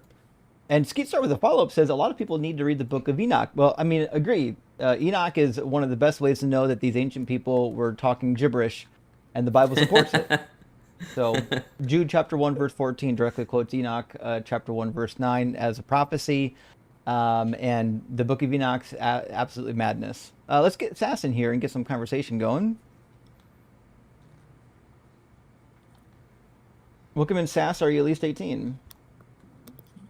Yes. Awesome. And do you believe in God?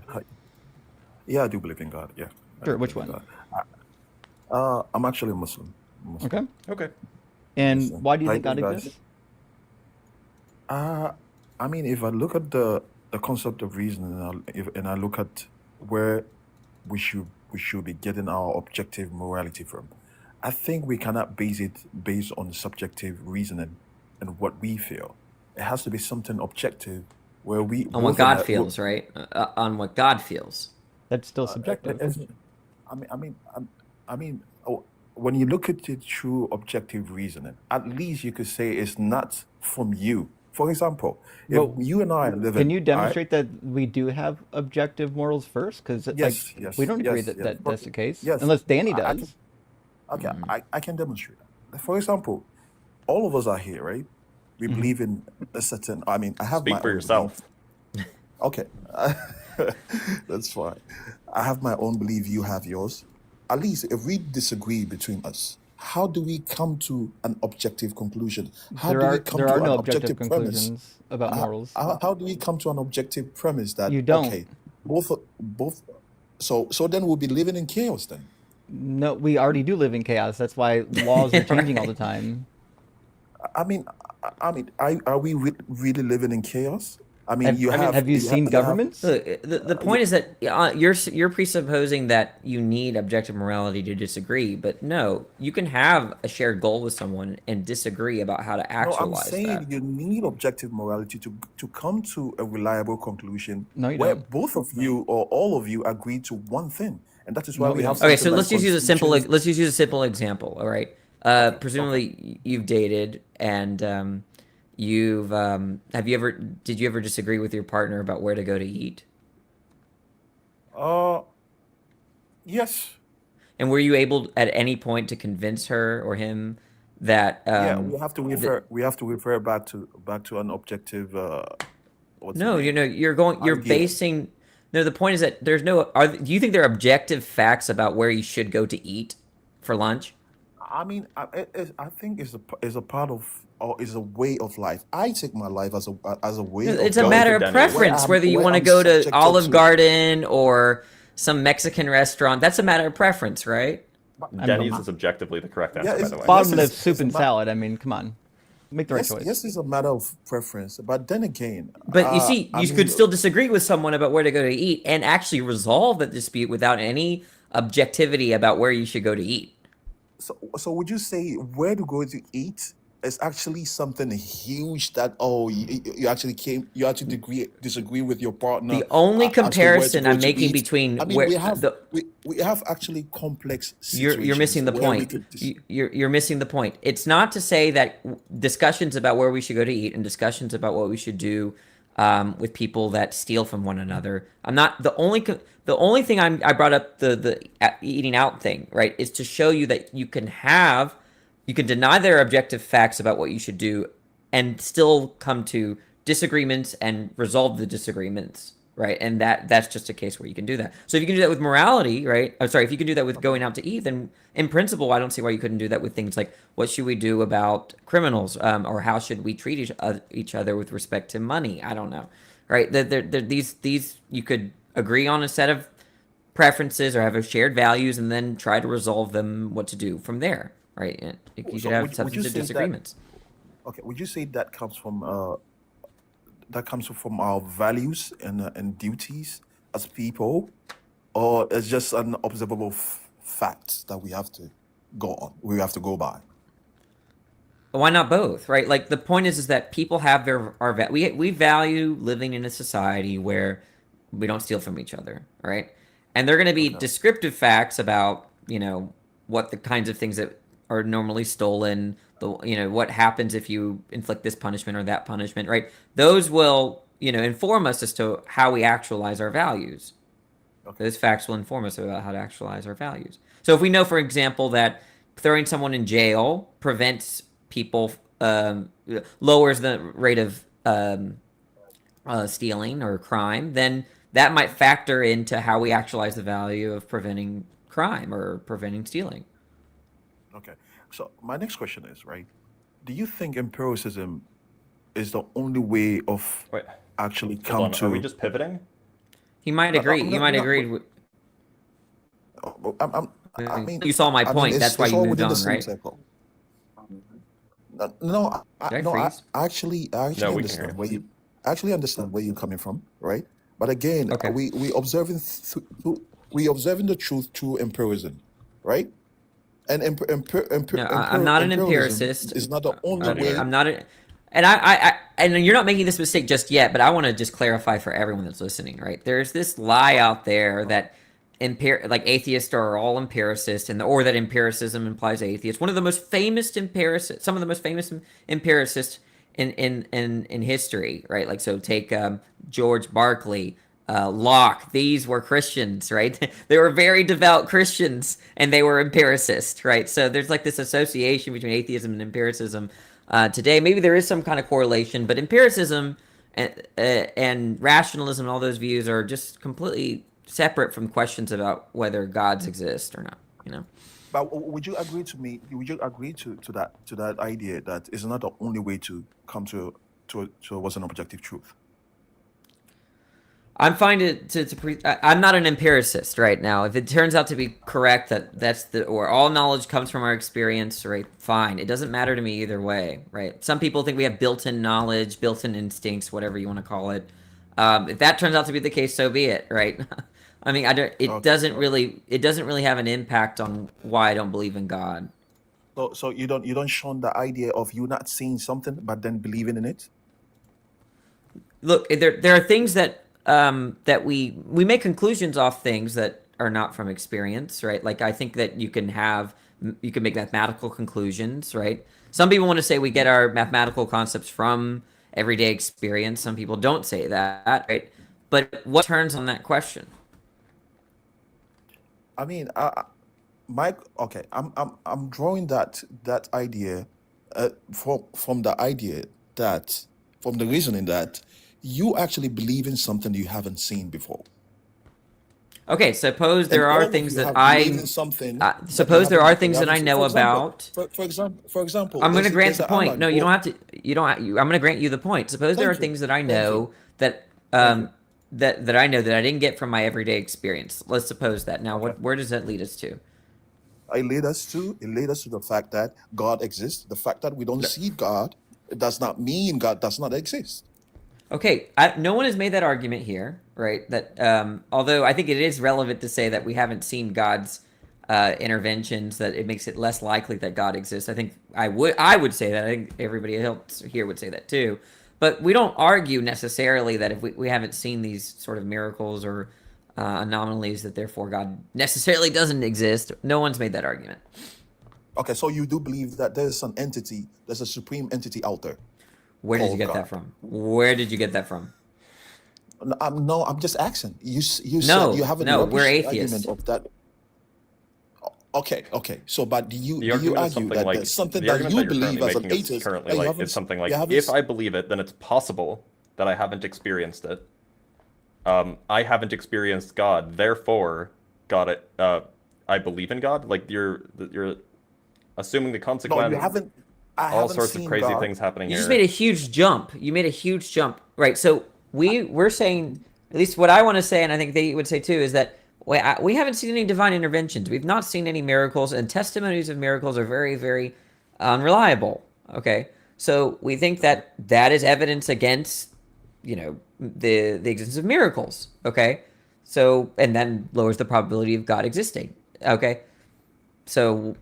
I don't know what you're trying to reason to exactly. How are you reasoning here? I'm trying to reason to the fact that you within your life experiences, with your science and data, with your degrees and your diplomas and whatsoever, you still believe in something that you have not seen.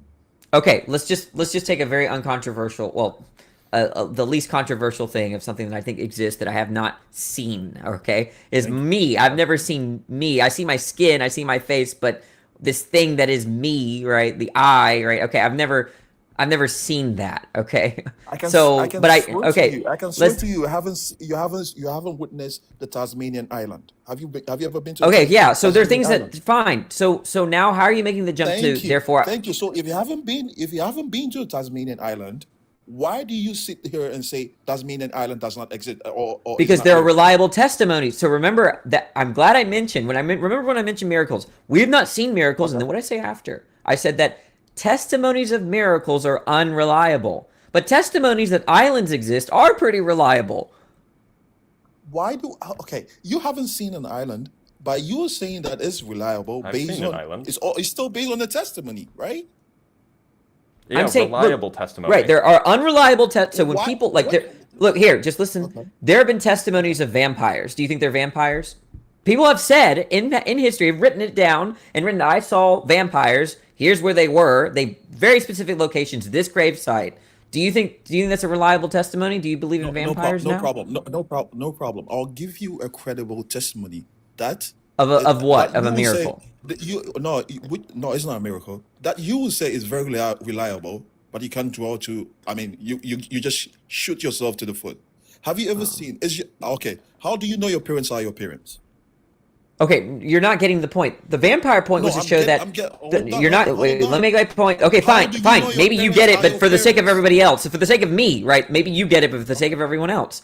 The point, the vampire case was that testimonies about vampires and wizards and witches and all that stuff, right? Those testimonies are not reliable. But testimonies about there was a bear in the mountains, those testimonies are tremendously reliable because it coheres, okay? So it's not that I'm saying all testimonies are unreliable. I'm saying depending on the kind of category of testimony, we have information about the nature of that testimony to suggest that whether we should actually accept it as evidence or not. That's the claim. That's the point I'm making. So would you accept your aunties and your family relatives telling you? Yes, testimonies about ancestry are very reliable. Okay. At least sufficient. At least going back a few generations. No problem. Even though you don't know for a fact that your parents are your parents, right? What do you mean know for a fact? People could be lying to You me. know There for could a be fact. some weird conspiracy. Of course, what they do could be lying to you. what do you Then it mean could be a no for? robot. There could be a baby swap. There could be a baby swap. But what does that matter? Like, look, a lot of people, matters, and it looks like you as well. A lot of people want to say that, oh, well, if I know that that I'm going to make up her name, that Mary Williams is I made up this name, that Mary Williams is my mother, right? It doesn't matter that it's possible, that's to say it's logically possible or physically possible that she's not my mother. That will have no impact to undermining the claim that I know she's my mother. Okay? So you can't just do, oh, well, could you be wrong? Okay, now you don't know. You can't make that move. I mean, all I'm saying is our senses sometimes can lead us to the false narrative. All I'm saying. That's all I'm saying, right? Because you and I haven't gone out there. You and I haven't gone out there to make a ton of research on particular things. For example, the number of species that exist in the world. You and I haven't gone out there to collect enough samples to draw a conclusion that certain species are so and so, and these are how they are, right? For example, I'm giving you another analogy. Why do you think most people in the world believe in a supreme being? I think there's actually work done. There's a guy named Justin Barrett, Dr. Justin Barrett, who's done work on the psychology of religion. Yeah, Justin Barrett.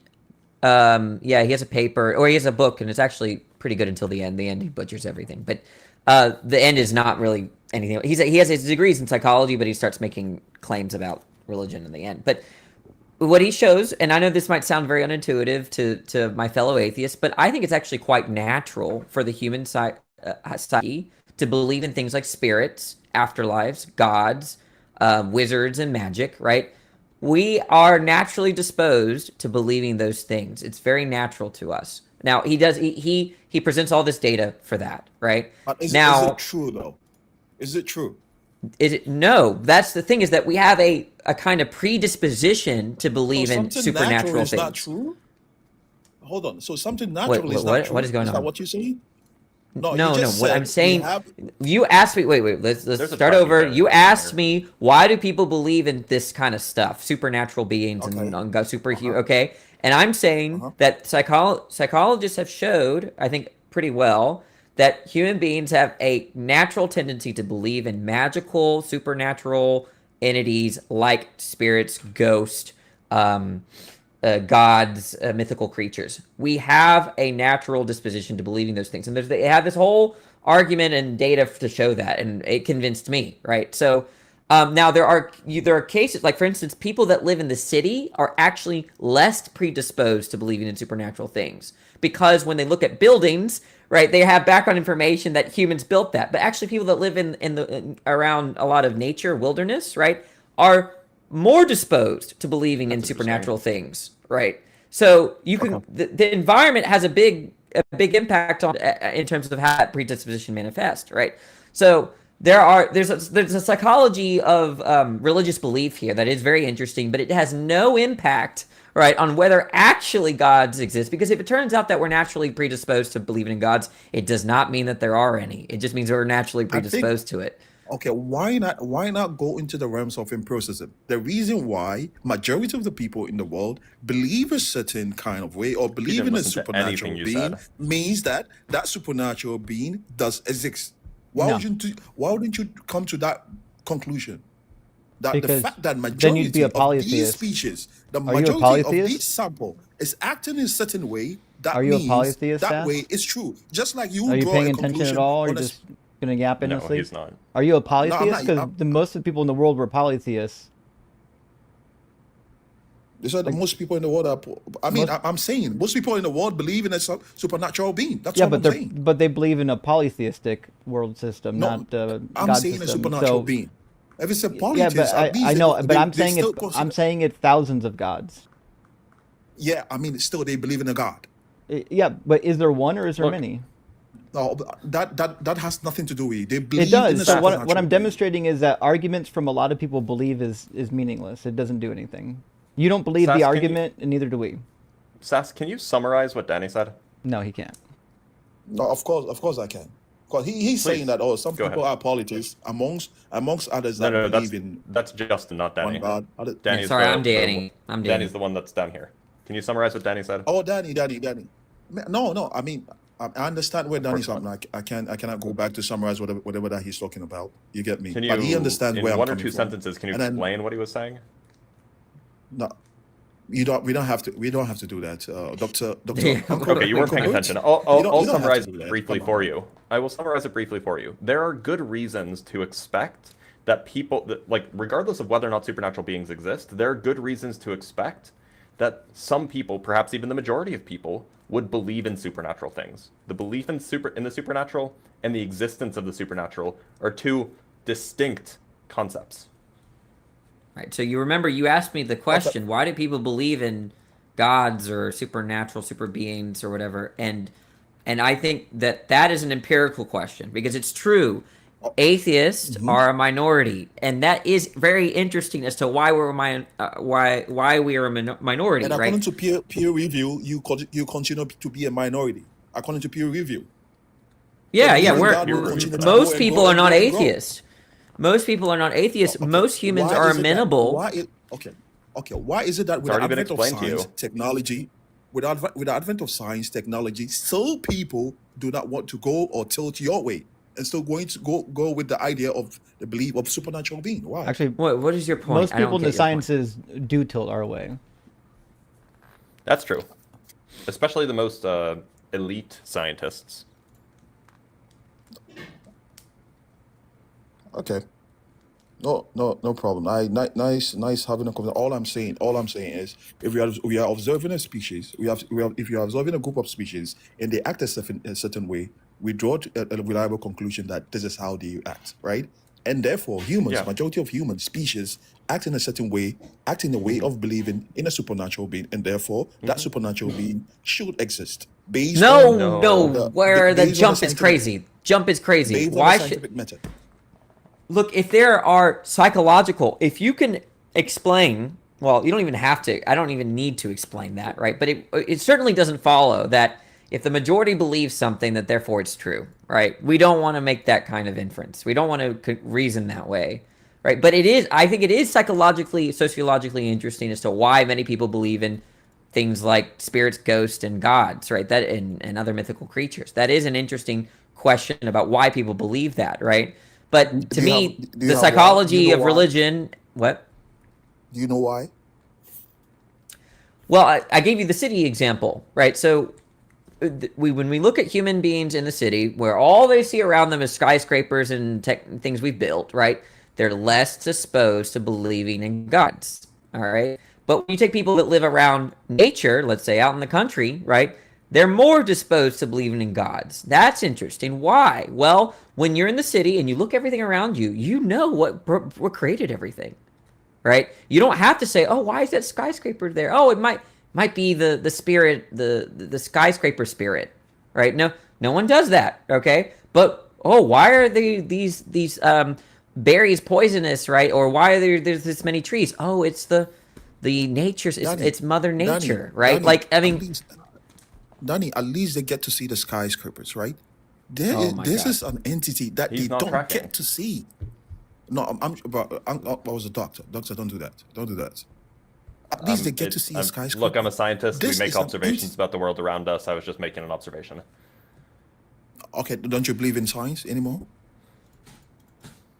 Don't you Yes, believe in you science, know me, doctor? famous scientist, believer of Okay, if you scientism. believe in science and then you draw a conclusion on a, News. spe- Dr. on a Uncle group of Blinks sample of species deconverts and from and how they science. react, why wouldn't you draw a conclusion on human behaviors and say, We since do draw a humans conclusion. believe We make an okay, so observation. draw a conclusion that, hold on. therefore, if Sass, humans Sass, believe that Sass, a supernatural Sass, being exists, zip it. it means Sass, that being. Sass. You're done. Hold on. Okay. We observe in the world around us that many humans, in fact, most humans, believe in the supernatural. Therefore, the conclusion that we come to is that most humans believe in the supernatural. We don't therefore conclude that the supernatural exists.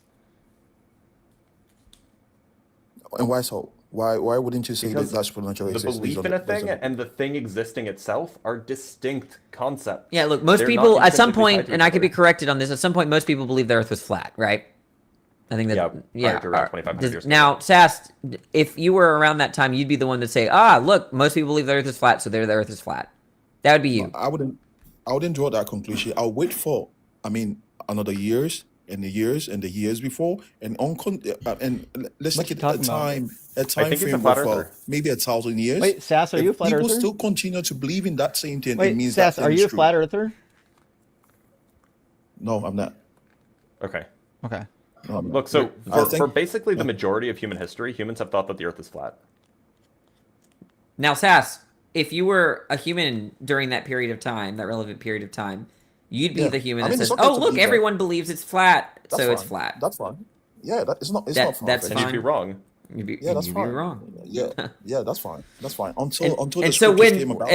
when the first heliocentrist comes up and gives you data for why it's not likely that I'm sorry, I'm confusing geocentric. When the first what do you call people that believe the Earth is globe? A glober, right? It kind of Yeah. reminds me of the. It kind of reminds me when the younger creationists call it people that believe in evolution evolutionist, when that's Yep. not a term at all. That's why I went with the geocentrism with the heliocentrism. But yeah, when the first person that thought the Earth was round came and gave you data or thought that the Earth wasn't flat, you'd be like, well, most people. You just say most people are flat. Like, sorry, most people believe the Earth is flat, and you just give up there and ignore them. Is that what you would do? Yeah, until they bring to me or they provide me a concrete evidence as to why the Earth is round. Right. So if we have good reasons to think that there are no gods, right, then you understand why you pointing out that most people believe in gods does nothing. Give me one reason why do you believe that there are no gods. One reason. Well, I think that it's a more complicated ontology, right?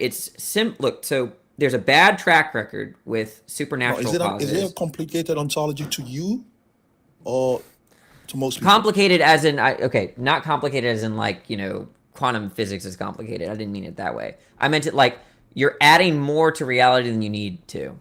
Right? So the stuff that we want to explain can be adequately explained in terms of non-divine causes, things like naturalistic causes. Right? So I mean I could go more into that, but that's put simply, right? In other words, there's no explanatory need for God, right? There's no explanatory need for God? Right, yeah, maybe I misworded that. There's no reason to invoke God as an explanation.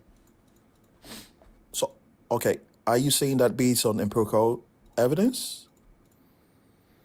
For the data that I want to explain, so human Okay. interactions, plate tectonics, the universe, Because right? you and I know that listen, God is transcendent over empiricism. Okay, yeah, that's fine, sure, whatever. The point is that for anything that you and I agree on, for all the data that you and I agree exists or is true, right? I'm saying that it can be adequately explained in terms of a non-divine cause, You say you're not an empiricist, but you everything about you speaks or shouts empiricism. No. I never said that all of our knowledge is derivative of experience. That's something different. Okay. So do you believe that we can get truth besides empiricism? Oh my I'm God, open to and- the and we idea. would- I don't really care either way. Okay, so then go to religion then.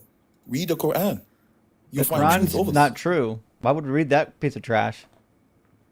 No, don't disrespect my religion. Now. Yeah, I'm out. It's just patently false. Oh, Oh, okay. where'd he go? He cried and left. Okay. Well, Shame. never mind then. Well, I mean, to be fair, it was looping. He looped back to the empiricism. He bit really stuff. didn't want to talk about the Quran. He just wanted us to read it. He didn't want to talk about it though. Just read it. All right. Well, let's get some. We're gonna grab a couple of super chats. We'll get our next guest in here. I think next in line was Mark John, and then after that is Cosmic Tane. Skeetser says, "Okay, explain how the Egyptian boats and those in the Andes had the same design." But you mean? Well, I'm just gonna speculate here. I don't know mean about they this. cut I through the imagine water? They probably don't have the same design. But yeah, like there is a good way to design a boat. Yeah. You, Like you, what? you don't do a big old Like, square.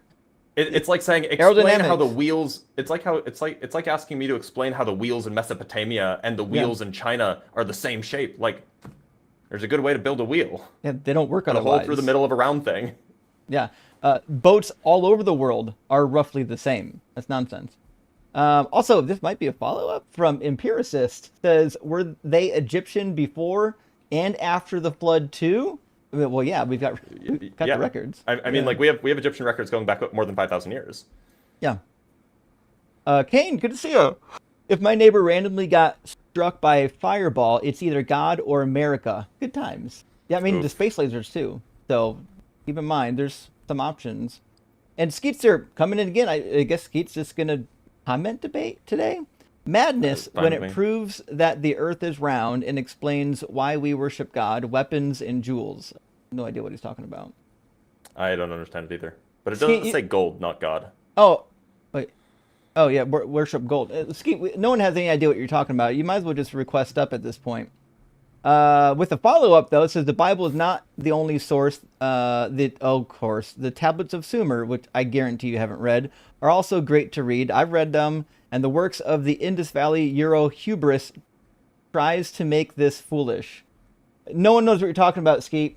I would be interested to know what text you're actually referring to. My guess is you haven't read any. But here's another one. It's just going to keep on going. This is just the dream. We cannot even live in the oceans. When we see a universe that most can't comprehend in size, this is just an unconscious stream. We can, by the way, live in the ocean. He's still going. You want a miracle? I suffered from adenoids and asthma as a child. One day I asked God to make me good in track, and I became so good I met Nelson Mandela as a result. I feel like this is turning into troll territory. It might He's still be. going. Europeans have no argument when it comes to nature. They tried to destroy it. Does he think we're from Europe? Well, anyway, it's still going. Ridiculous argument. There are more churches and cities than rule even today. Again, not on topic. Well, there's also more people in cities. He's still going. It seems he's just trying to equate atheism to urban living. No. I want to clarify that. I'm talking about the predisposition. You're less predisposed when you're around things that you can explain quite easily in terms of human intention. But then when things are not explained in terms of human intention, right? Now that psychological predisposition to believe in gods kind of kicks in, and you might attribute a divine cause or supernatural cause to the things that you don't know. Well, it's not human. It might be another being. Now, is this borne out in like the rates of atheism in cities? Is that how this conclusion was arrived at? So I got that from a book, and I would have to pull up the studies that they appealed to. But I think from last time I looked, I think that rural areas are more religious than cities in general. I mean that's not so. I mean, I wonder if there's a confounding factor there that cities also tend to be more liberal, tend to be more, Mm-hmm. I want to say progressive, but not in the political sense, just like more forward-looking rather than kind of maintaining. Yeah, and there's like the United technological States. I driven. don't know. The claim was kind of very general. So there's like the United. Yeah. So there's like I would want to look at this precise data around the world at different times as well. But that's what I read anyway, and he's legitimately credentialed. So I mean, it seems plausible. Yeah. Well, Skeet's about to cook us with the last super chat. It says every other heavenly body is round. What else could Earth be? The moon is much smaller than the Earth. I don't know what the moon has to do with this, but You got me. The Earth is a globe. You convinced me. Nailed it. Pat, good to see you, friend. Says, y'all sure God isn't real? The power of the Holy Ghost is some good shit. I'm just saying, Danny could definitely use a hit of the Holy Smoke. Danny's cooking, but we don't want him smoking just yet. We got to get closer to the end of the stream. Joe White, thank you for the super chat. Says, we who know the Earth is round are total... Ooh, ballers is good. I like that one. I might adopt that one. This will be the last super chat for now. We're going to get our guest in here. Actually, our guest that was going to bring in John Mark left, so we'll grab somebody else after that. Toast Night, thank you for the super chat. Says, can't ask them if they're flat earthers anymore. They just lie. They only admit to being globe skeptics. Rock hard for Doug. Gay for Justin. Well, thank you, Toaster Night. Or Toast Night. Yeah, they're starting to try to be agnostic about the shape of the Earth so that it doesn't become like a real thing, but what are you gonna do? So Cosmic Teen was next in line. Let's get Cosmic in here. Somebody's mic just got really loud. I hear background noise now. I think it's Danny's. Oh, there you go. It was really weird. We both muted at the same time. We muted. Oh. So I'll mute mine right now. Okay. It's good now. Oh. All right. Let me grab. I believe this name is supposed to be some form of Constantine. Is that correct? Yes. Hello. Yeah. How you doing? Howdy. Hi. Sorry. I just want to make sure this is the right thing. So you guys are saying like God isn't real, right? Yep. That's Okay, the so idea. Yeah. Okay, so I totally agree on like God could not be real and whatnot. Also, sorry to if I'm going off track. Let me know. Wait. Not Are you really an on my atheist then? medication. I do. Not entirely. So I wanted to explain. All right. Take your medication, my friend, and come back when you're ready to calm down and have the discussion. All right. We're gonna get Dave in here and keep on rolling. Dave, welcome in. Are you at least 18 and do you believe in God? Yes. Hi. Can you hear me? Yeah, I can hear you. Dave, what God do you believe in? I'm a Hindu. Awesome. Cool. What'd be a good reason to believe in God? So I had a hypothesis. So I never really used to have dreams until I got onto psychiatric meds. I never used to have dreams. But once I got onto psychiatric meds, I have been getting dreams every night. I get different kinds of dreams. So my question was specifically to Dr. Blitz that assuming that in a day I got 10 different stimulations. It can be a tree, it can be a building, it can be a girl, it can be a car. But the dream that I get is very specific. So there is a mechanism that is choosing out of those 10 stimulations. And I would say that is my soul. What would be your thoughts on that, Dr. Blitz? Why couldn't we just explain this with the brain? Yeah, so that's the point, right? Before psychiatric meds, I rarely had dreams. After psychiatric meds, I get dreams every day. But yeah, so it seems like this is well explained by the brain. So, how is it specific? How is it that I'm not interested in the building, but the dream that I got was about the building, even though I saw a car. If you're asking why you dream what you dream, I mean, it seems like neither of us have an explanation. I would just say it's the brain, and you would say it's the soul. Right. So there is a choosing mechanism, right? Would you say there is a meta layer? There is some mechanism. Whether that mechanism is the brain or the soul, neither of us have an explanation of what that mechanism is. But we'd add that Blitz's explanation is simpler because you still need the brain on your account. That's true. So we can talk about it like a meta layer, right? That we have the base layer, and then on top of that we have a meta layer that selects from the base layer based on the stimulations that it received. I don't know what you're Would you- referring to. All I'm saying is like, look, like I don't know. I'm not a neurologist. I'm not a psychiatrist. I don't know why the brain makes you dream about what you dream about. You don't know why the soul makes you dream about what you dream about. The point is we both have, you know, the kind of a vague mechanism that just is associated with some object. And it seems like neither of us have a better explanation than the other. But my explanation doesn't require a soul, and your explanation does require a brain. Right. So the reason why my explanation requires a soul is because when I dream, I'm extremely emotionally connected to it. Okay. I have no idea what this has So- to do with God. Can you like point us why this is related to God? Yeah, so like soul is something which soul or spirit or whatever you want to call it, that is something which you guys don't believe in, right? Right, But yeah. I believe that inside of me there is a soul which is receiving stimulations, and then whatever that soul finds Why would we believe that? because the stimulations are many, but the choice is only one. Okay, but why And can't there I'm be a not brain? making that Why can't there choice be a brain consciously. mechanism that chooses it? Right. Yeah, that could be a brain mechanism, but that brain mechanism is being driven by a soul because Why do you out think of the so? samples, because out of the sample set, it's only choosing something. Or it's only choosing one thing. It's not choosing Yeah, all and there the could be a things. mechanism in the brain that does Yeah. that choosing. Okay, so that brings me to the second point, which I wanted to share with you guys. Almost when I was in US, I stayed in the US for some time, so I used to meditate a lot. And when I meditated, you can look this up, Dr. Blitz, on Google. There is something called interhemispheric fissure in our brain, which is an opening in our brain, and there's a hologram that is being projected in that interhemispheric fissure. Would you agree to that? No. What the fuck? Yes. When the There's a when the neurons- hologram?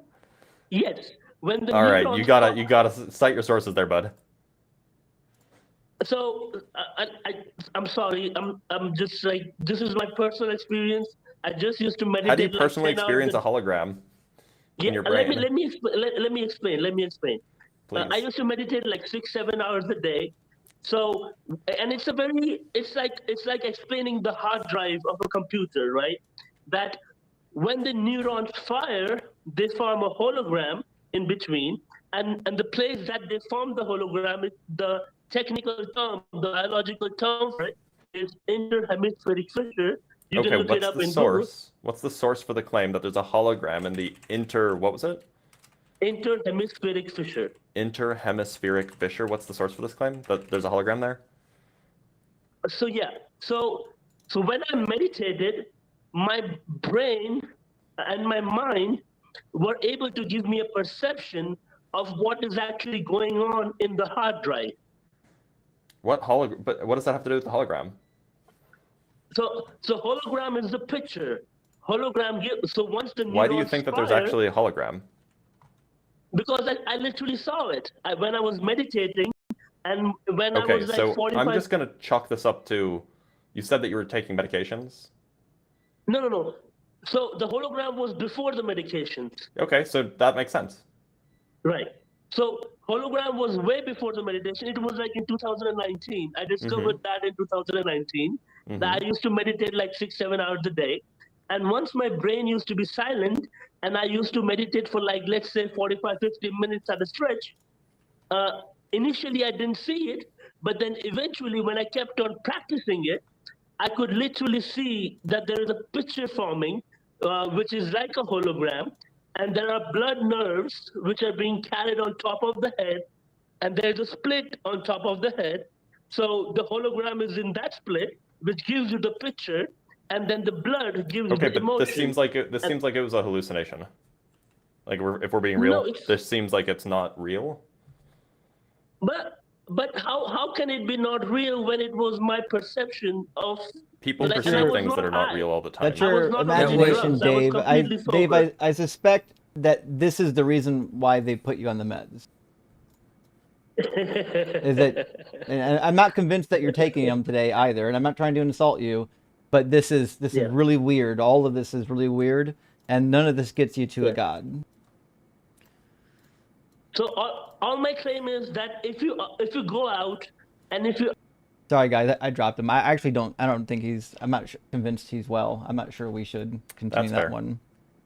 He already admitted to having to take medication. I'm skeptical that he's having the same experience that we're having. But let's get our next guest in. I think it's going to be. Is Reverend Glitterlock? I thought Reverend Glitterlock was an atheist, but they were next in line. After that is. Well, let me grab the Creator is Real because they were here too, and we'll get Glitter after that. Welcome in. The Creator is Real. Are you at least 18? Yeah, I am. Sure. I'm over 18. And do you believe in God? I believe in a creator, not a god. What's the but difference? I do believe God is real. Sorry? What's the difference? A creator is someone or something that can bring something into existence. God is a deity, but it's what you get when you try to define the creator. So I'm a creator on that definition? Me too. You're a creator when a rock is formed. If you use the word form, means to bring parts to combine to create something. So if things form things, they're also creators. So a volcano. Did you come up here to think? Did you come up here thinking that we disagree that there are like causes in the world that bring things about? Does this reality have a creator? If everything you observe has a creator? Well, if the reality can't have a creator, because then it would be outside of reality, and that So it wouldn't be real. Yeah, you know what's outside of time? Definitionally speaking, there's nothing outside. When you say of time. reality, you mean the universe? Yeah, everything you observe. Yeah. Okay, so you mean the observable reality? Then, like you probably think a Big Bang created that, right? No, I don't say that. No, I don't believe that either. What do you believe created the reality then? I don't think it was created. I don't think it was created either. Can you name a thing without a creator? Yeah. The electron field? Mm-hmm. As far as we can tell, that thing doesn't have a creator. Well, just because you don't know what created doesn't mean it doesn't have a creator. Just because you don't know that it's not created doesn't mean it has a creator. I know everything that I've observed has had a creator. The rock in my backyard doesn't have a creator. And the electromagnetic field, which you literally observe. A volcano created that rock. No, it didn't. It's sandstone. So what created the electromagnetic field? Same with sand. Rotting rock creates sand. What created the electromagnetic field? You tell me. Well, nothing. It's fundamental. Then how does it exist? Fundamental. Eternally? That's the very definition of creator. Is to No. bring something into existence. So if this thing exists, it had a creator. The electron field doesn't. The electron field doesn't. I'm talking about create. the electromagnetic field specifically because that's something you're- you can you're- see quite literally. You're all energy doesn't have a creator. Yeah, that's why it's eternal. Yeah, that's You just stumbled into I the don't grant quantum that, by the way, eternity but theorem. fine. That's why our sun creates light energy, right? And solar panels. Well, okay, debunk guy. Solar panels What do debunk we what? disagree about? What do we disagree about? You guys don't believe this reality has a creator. I do believe this reality has a creator. So you're Not a trying to god, show that a there's creator. a first. You're trying to show that there's a cause to the universe. Is that what you're trying to do? I'm not showing that everything you observe has a cause. If you actually think about it and look at it and observe, there's not a Definitely, thing you none of us have observed thought that about does- it. You're right. You got us. Does God have a There's cause? nothing you have observed. There's no. Yeah, men create gods in their minds and in books. Oh, He's an Another thing with atheist. the I think he's an creator. atheist. He's just Sounds like being an very atheist. long-term I'm creator. I'm a truthful atheist. I don't deny. So you that don't this believe in reality God doesn't have a then? creator. Wait, you just said you're a truthful atheist? What the fuck does that even mean? Well, yeah, in the minds of men, God exists. In Is books, the God exists. is the That is- creator that a is sentient true. entity? It's a thing. Does it think? It's possible. I don't know. I don't have the mind of the creator. Then how do you know that The it's creator a has a creator? mind, though. Sorry. Does it have a mind? Sounds like you're saying the creator has a mind. All Does- three of you guys. does keep it make- talking at the same does it time, make making this decisions? conversation a little. Well, it created the reality, so that had to have been a decision, right? Okay, Things so exist. that means it can think, which is what I asked you, right? I don't know if it thinks or not. Does a volcano Granted. think when it creates land? So you're an atheist. You don't I don't know what a you don't volcano believe in an thinks. actual God. I'm just going to move on. This is pathetic. Yeah. He's just Okay. playing with words. You're just playing with words. Yeah. All right. I got to write some notes. Actually, a dumb atheist. Okay. Move on. Hey, Simeon Church, good to see your friend. Thank you for the super chat. It says, I have asthma. As you age, your windpipes naturally grow larger, so the symptoms appear to go into remission. It's lifelong, buddy. God didn't cure you. True. In fact, my twin brother had asthma, and he actually, through a lot of exercise, and we might even say forms of therapy, was able to overcome it as well. While he You know was, what I'm mad about it? mhm. I might have celiac, like Oh, to be fuck. determined. But like, if there is a God, he's an asshole because I love bread. I have the gene that can develop that or whatever or something. Oh well, good luck. Hopefully you don't. I mean, it's not definitive, but like this is Mm-hmm. you know a recent development. Yeah. Well, let us know. Good luck with that. That's going to be a bumpy road. I love Geekster, bread. I mean, you're gonna have to the Passover. You're gonna have to forego matzah. Oh no! Whatever will I do? It's so flavorful. Skeepstar again says the Book of Enoch talks about weapons, gold, and jewels. Yeah, I know. No one cares. It's a book of fiction, bud. Eat some shorts says W Christian Rage chat. Yeah, we're actually down with that. I like seeing some Christian Rage chats. Kurt says, Dr. Blitz, my back has really been bothering me. Please help. I did See a change his doctor. name. Dr. Blitz is not a medical doctor. That is important. Our friend Ems is a medical doctor. That's it's true. important that we get the right doctor for the right problem. But let's grab 1, 2, 3, 4. We had some more people in queue and they dropped, which means our TikTok queue is now empty. So if you wanted to get up on TikTok, it's a great time to do it.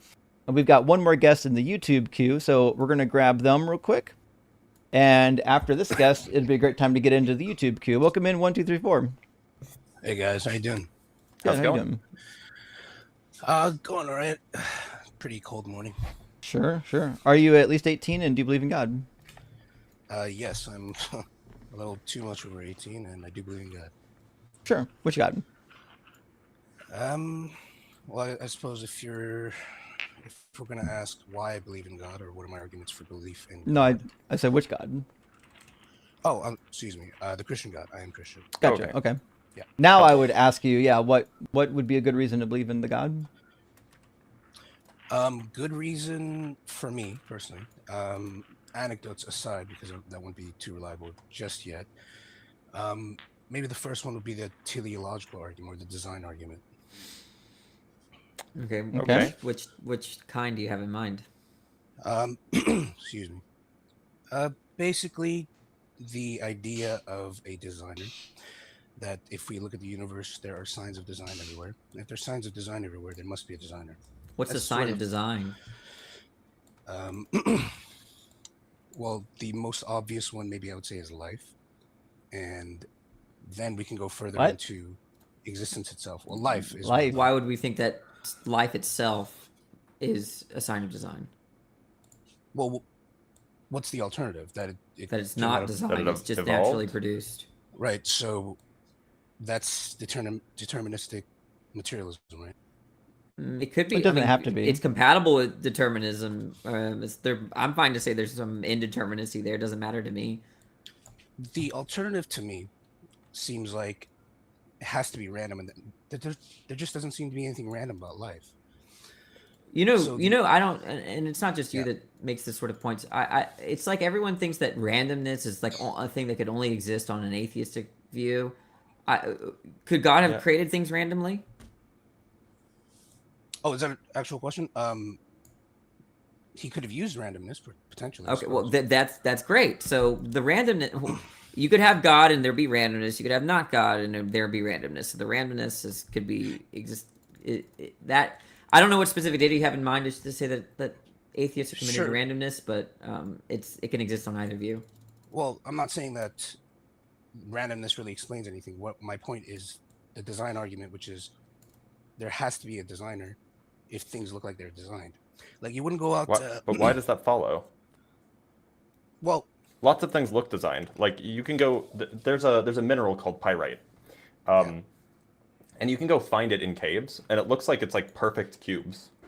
Like it's actually remarkable, like how sharp and how perfect these 90-degree angles are, and like the cube structures.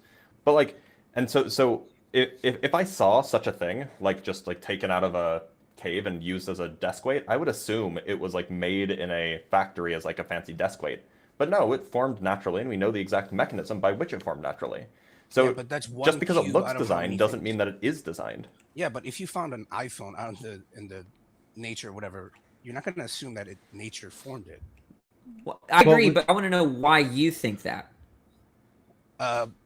Okay, so let's say this. It'd be easy for me to say that because I know what an iPhone is and I know how it came about, right? Right. You know the background information, Yes. right? The relevant background information there. Again, Right, that's key, right? Because that is key, yeah. All right, There's two because we're not things going to have that kind of background information for cells or amoebas, right? Yeah, but we how don't do we have come to any that background conclusion? information that people make amoebas. Yeah, but how do we come to the conclusion that we have now? About amoebas? No, yeah, about all of it is observation. It just depends. Look, the thing is that when you look at an object, right, and you have background information of the a designer, like a human or even an animal that produces that thing, then you're going to infer design. But if you have zero background information about, the Well, sorts how do we of come to the knowledge that we have now about anything? We had to about anything, it's too broad of a question. You need to narrow it down. Okay, let's say like we discover the first living cells, right? Okay, Prokaryotic first cells. All right. Okay, we don't know what cells are. We don't know anything about that. We don't know the organelles and how they function and what their purpose is, whatever. But we observed them, and we were to derive a lot of information out of them by studying what it is, right? In the same way, when we were all cavemen or whatever, back in the day, Neanderthals, what have you, we didn't have any knowledge. We didn't have any prior knowledge, but we were able to discover. So it's the same thing. When we discover nature, we didn't have any background information about it. But once we studied it, we had more knowledge. So it's the same thing. Like if we gain knowledge by studying things. Sure. Yeah. So this is what I was about to propose. If somebody didn't know what an iPhone was and they just happened to find it, right? Mm-hmm. And let's say they're not dumb, they have high enough intelligence. Do you think that they would not look at this and assume that someone designed it? You would have to wipe a lot.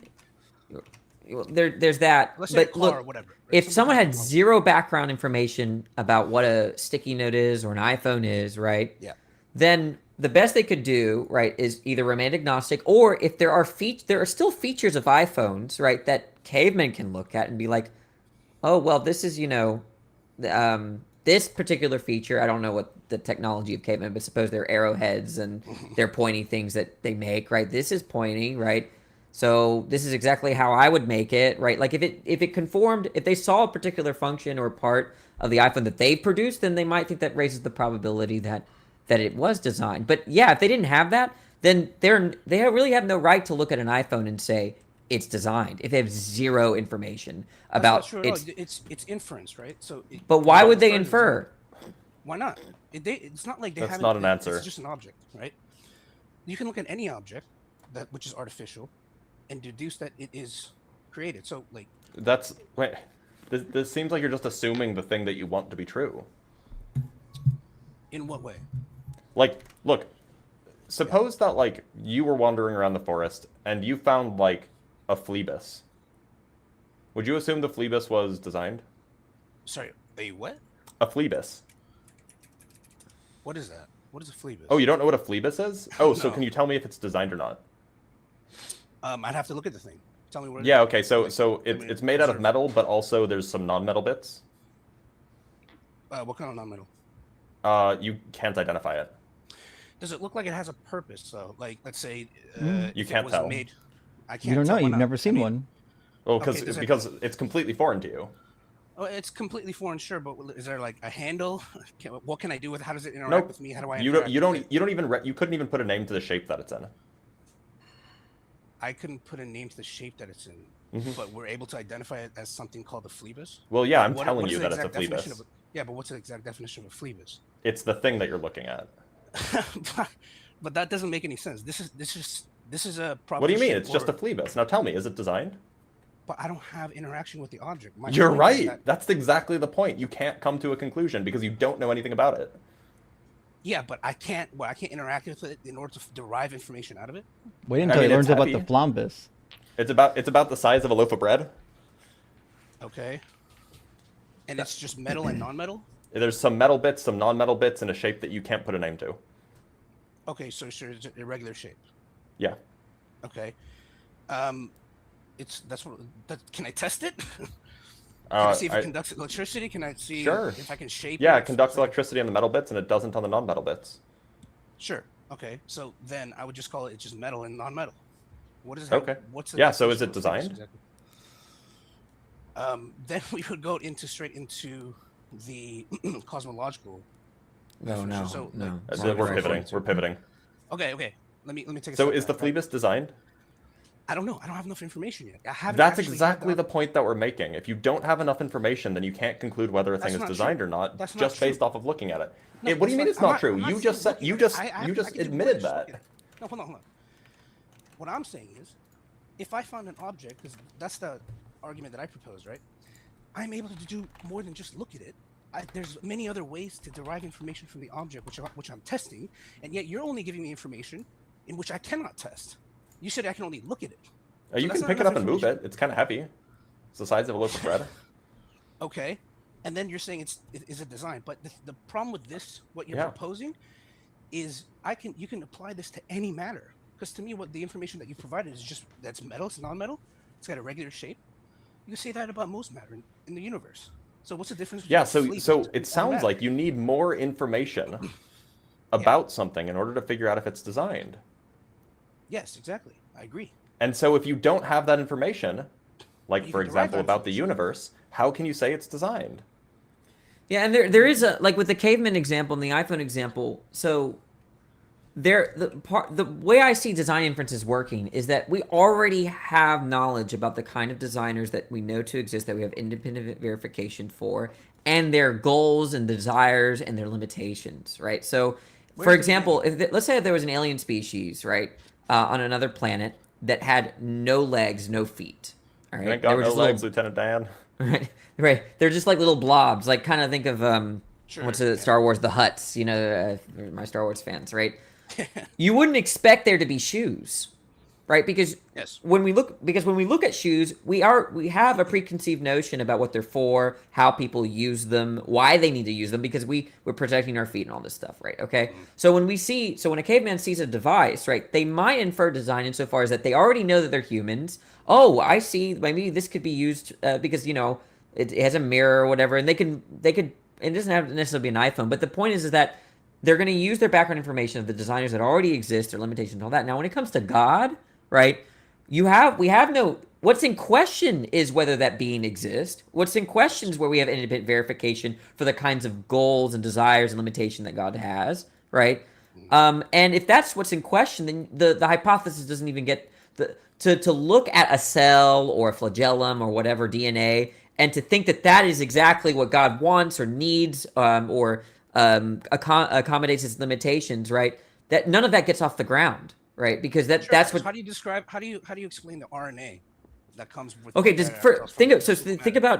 think about God, right? Does God need RNA to fulfill the naturalistic purpose of it? Of it, yeah, sure. No, he doesn't. Why not? He's all powerful. God limits. Think about think about the Hutts. Do the Hutts need the shoes? No. So if you saw shoes on Tatooine, it'd be a bad inference to think that the Hutts made them for themselves, or there's like a Hutt technology, they're not right? All powerful. You're making the argument that God is all powerful, which is devil advocates for me. But my point is, the Christian God, because like I said, I am a Christian. You don't believe that Christian God's all powerful? No, he is, but he chooses to limit his power. Okay. I've heard so many people say that. It makes no sense. I don't. It sure does. It's like saying my battery is full, but I chose for it to be half. Like, I don't. I'm a little perplexed too. I'm not gonna lie. Yeah. When he limited his power, did he have the ability to unlimit his power? Yes. That means he had the ability to do everything then. What now? Yeah, he always has the ability to do everything. So but then at you can't certain limit moments- yourself. Yeah, sure you can. No, you can't. Well, You just okay, said you can't. Or let me explain. If I drive a car, am I limiting myself to walk? Those are two different I can still walk. activities. Or are you limiting I think there's a yourself? way to kind of circumvent all this. The point, take the Huts example. They could make shoes, right? They could make those things. It's just heavily unlikely, given that they don't need them. Huts don't need shoes. It's unlikely that they design them for themselves. agree. Okay, in the same way, I'll just use a likelihood thing. Why would God need RNA? It's very unlikely that he God does. doesn't need anything. It was just a choice. Right. So then why would you think RNA is something that he uses for another end? Because the story that he's creating, that gets even deeper. But you guys say I'm pivoting, so I'm going to try and not pivot here. There's a point in the Christian ethos and belief. There's a point in which God doesn't need anything, but God wants to create things, right? Why? That's like saying the Huts just wanted to create shoes just cuz. And by the way, for those that are not Star Wars illiterate people out there, Huts are big giant worms. They don't have feet. Okay. So it's like, well, you have an very idea, very right? instructive. So the Christian point is this: God wants to create something. We don't know. We actually don't know why, but love is one of an answer. So He knew you before you were created. Before. Okay, well, this is like saying, looking at the shoes and say the Huts wanted to create shoes for themselves, but just cuz they actually didn't need them. It's a bad inference. Do you create a lot of things that you don't need? No. That we just want to? No. I mean, okay, when need and want, the point is that there are things that we, like art is a good example, producing music. Some people do that. They want to do that, and there's no further end or desire that it's accomplishing, right? Then in the Hut example, it's like, it would be weird because shoes, right, are traditionally used as a means to an end. They're not usually an end in themselves, right? Why do we create art in your agreement that you're going to say? You might say like it's beauty and we enjoy beauty. Okay, so is what you're saying is that God created RNA because it was beautiful to him or something? Well, yeah. So in Genesis, for example, he says, let there be light, and he saw that it was good, something like that. He's pleased by it. That's one of the arguments. Okay, so as far as nature goes, it's superfluous.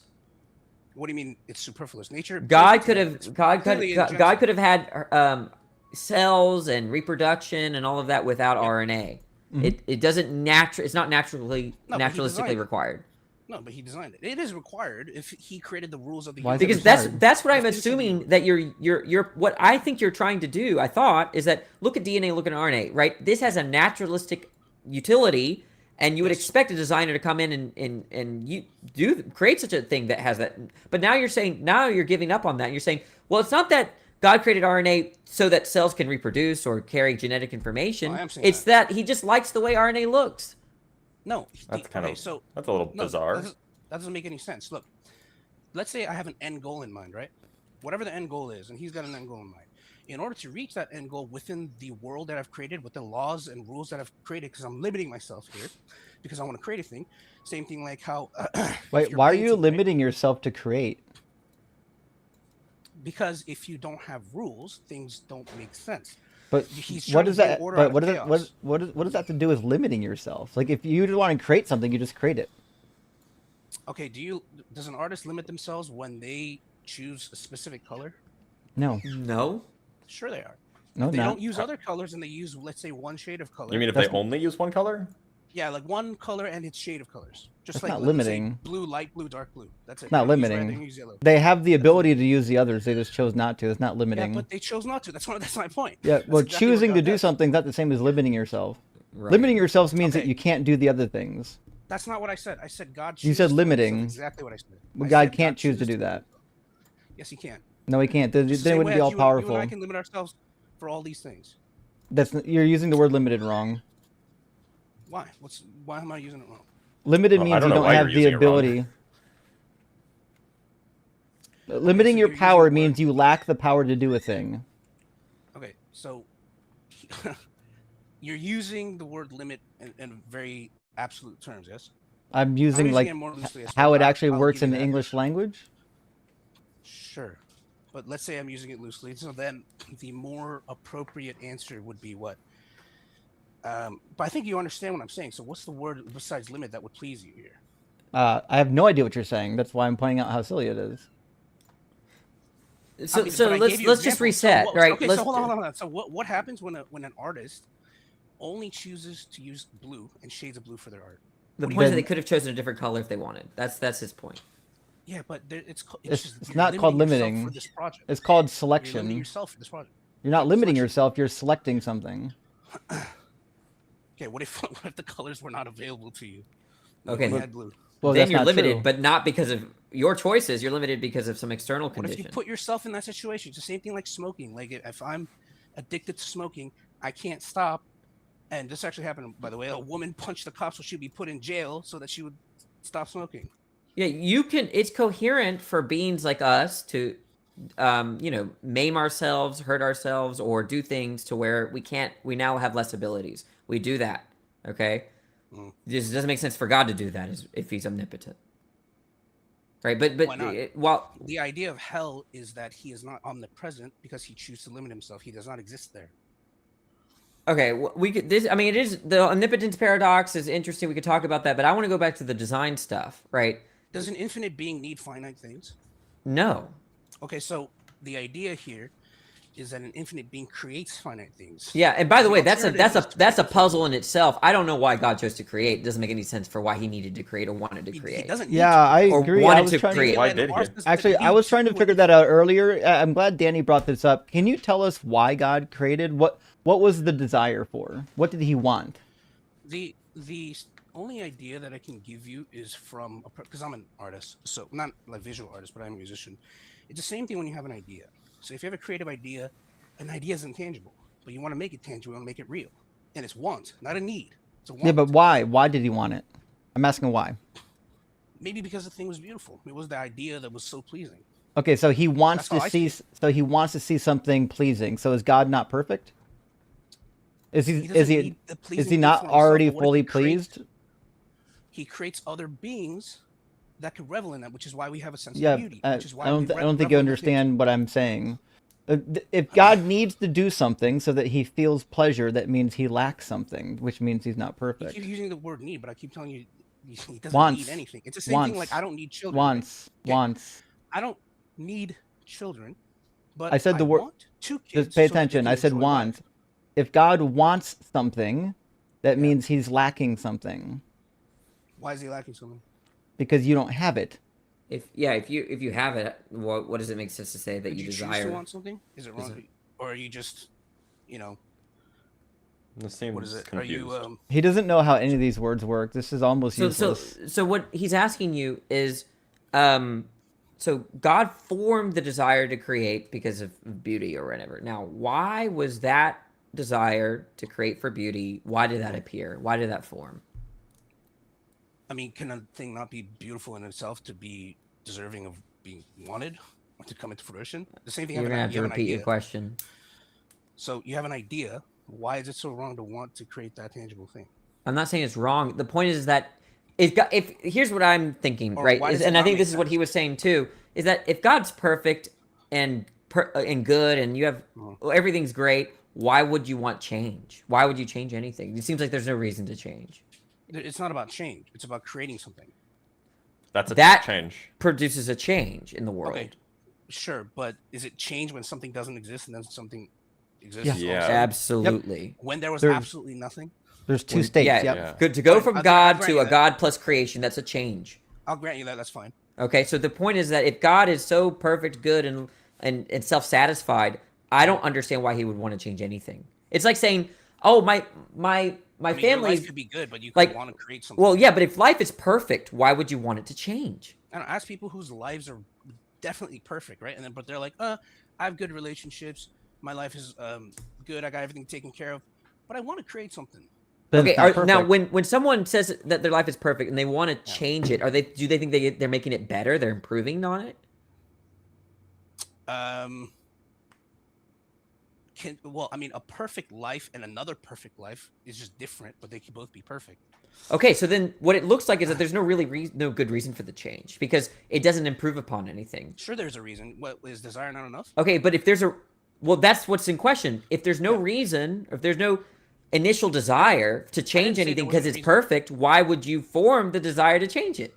Well, exactly. So it's the same thing. Like, why does an artist want to create something? I don't. Basically, Presumably, so take the artist, take someone like you. Do you think that your life improved after you produced your music? That you made things better, that you improved upon anything? No, actually, it's kind of funny. There's a lot of ups and downs, but No, but the point is that when you produce a good song, you know that you've made things better, right? Now it's not just you and your objectively, whatever I way you suppose. want to talk about it. Sure. Okay, so then, but if you're saying, if you think, hey, everything is like, okay, so you're an artist, you have an album of 12 songs, all right? And you say the album is perfect. That sort of presupposes that it doesn't need to be changed. But then you're like, but it needs, or I want to add an extra song. Sure. Then in what sense is it perfect? Well, how do you define perfect? That it's exactly the way it should be.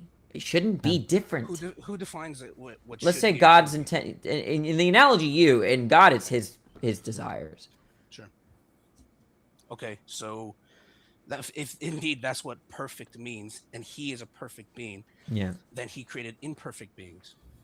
Well, yeah, that makes things worse, right? but the point is that if there was no things to be better or worse at all, it was just God. And God wasn't good before God's creation? I never said that. What? So, I mean, you can't make comparisons, sure, but surely there's still some meaningful notion in which God could think about ways that it could be worse if God is the best. Absolutely. I mean, so to say that there's no better or worse, like that, it's nonsense. Obviously, of course, there was. I'm saying, at least conceptually. I'm saying before existence. But did you get my album analogy, right? If you're an artist and you say the album is perfect, everyone's going to think that it doesn't need to be changed. Wait, everybody's going to think that when you say your album is perfect, there doesn't need to be any changes. Why would you ever, if you do change it, you're not improving it, right? It's just random. It's just like, just whatever, you know? Not really. What if I wrote the extra song, tacked it on, and then everybody said, oh, that's perfect too? Then it wasn't perfect before. Why not? I mean, if it's equally as perfect, then there's no reason for the change. I never said it was equally as perfect. What if it's perfect as a 12-track album, and it was perfect also as a 13-track? You can't. Then add. There's no reason to add the 13th song. But adding it, you're looking at this almost like a zero-sum game. It's just different. It's right, okay? You go from difference, but you're not going. There's no reason to change it. That's the point. Because if there's a reason to change it, because here's how I'm thinking about it, right?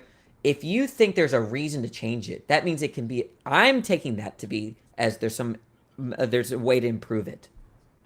No, but you're taking want out of the equation completely. Is it your view that that everything has a reason? Everything has an explanation? That's a good question. I've thought about that for a while, and there's arguments for and against. Even as a Christian, so I'm not entirely sold on. So just to be clear, you're okay with the idea that there are some things that have no explanation. Well, having an explanation is different for having a reason, though. I'm using the words to mean essentially synonyms. Okay. Okay, so I will. Is there a reason for anything? I think. Yeah. Do you think that there's anything in the world, any part of reality that doesn't have an explanation/reason? I think the current conclusion right now is that pretty much everything has a reason. We're not going to be capable of understanding every single reason, which is, by the way. Okay, great. Everything has a reason. What was the reason why God created? Created what? Sorry, everything. The world. Because he wanted to. Okay, what was the reason for the desire? Reason for the desire? I don't know. It's the same reason why I want to create things. Okay, so it either has a reason or it doesn't, right? I suppose. And it sounded like you were leaning towards it must have a reason. So what reasons are there for desires? On a human level? Just in general. Ooh, that's hard. I mean, usually, at least insofar as the word means anything, desires come about through a lack of something. Like something's missing and you want to change that. Otherwise, if it's bad. Think about it this way: if I present a plate of spaghetti and a plate of pizza, and you choose one over the other, right? Yeah. And you say, well, they're both equally as good, then people are going to think you randomly made a choice. That there wasn't a reason. There wasn't a reason. You just picked one, right? Yeah, so in the same way, so God is deciding instead of pizza and spaghetti. What God is deciding: should I live alone? Should I be alone, or should I create? And if they're equally as good, then and he picks one, it's random, unless he thinks one is better, in which now there's a substantive reason as to why he chose. Well, what's your conclusion on it?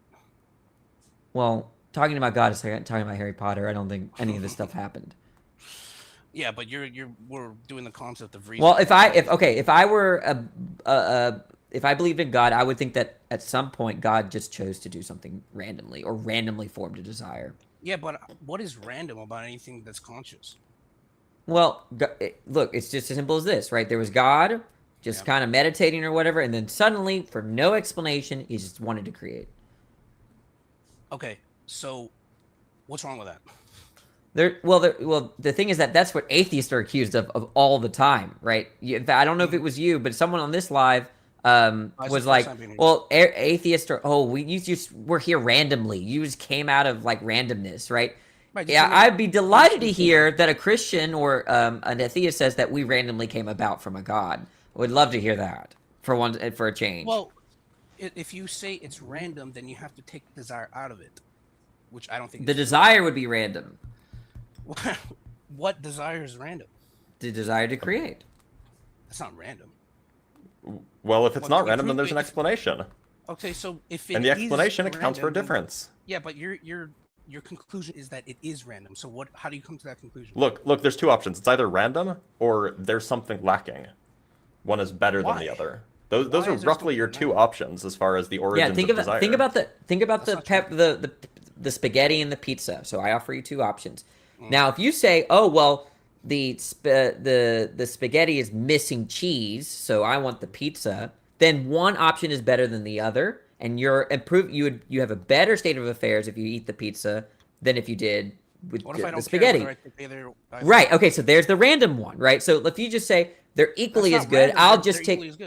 If they're equally as good, how did you decide which one to pick? I don't know. Actually, it's just random. That's the point. The choice is not rationalized. The choice in terms of why you pick one or the other. But when is that ever true? There's always going to be one little. We do this all the time. Oh, do I go to Olive Garden or what is that? Red Lobster? I don't care. I'll just pick one. Red Lobster, right? Doesn't mean you dwell in randomness, though. No, the point is that when people just say that I just randomly chose, which means that there's no reason behind it. There's no reason behind it. Yes.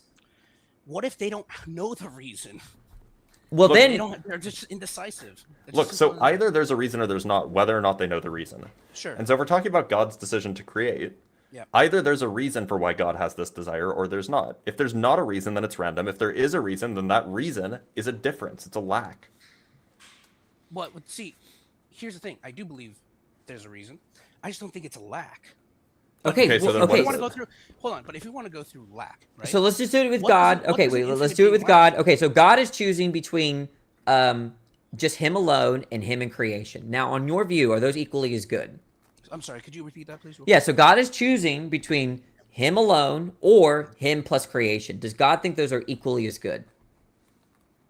Equally as good? No. Okay, one is better, right? God is better. Now, okay, so God existing alone is better than God existing plus creation? You could make the same argument as an artist, saying, is he better off alone? No, think about what you said. You said God alone. You said God is better, right? Meaning that you remember God's two options. He only has two options: either him or him alone.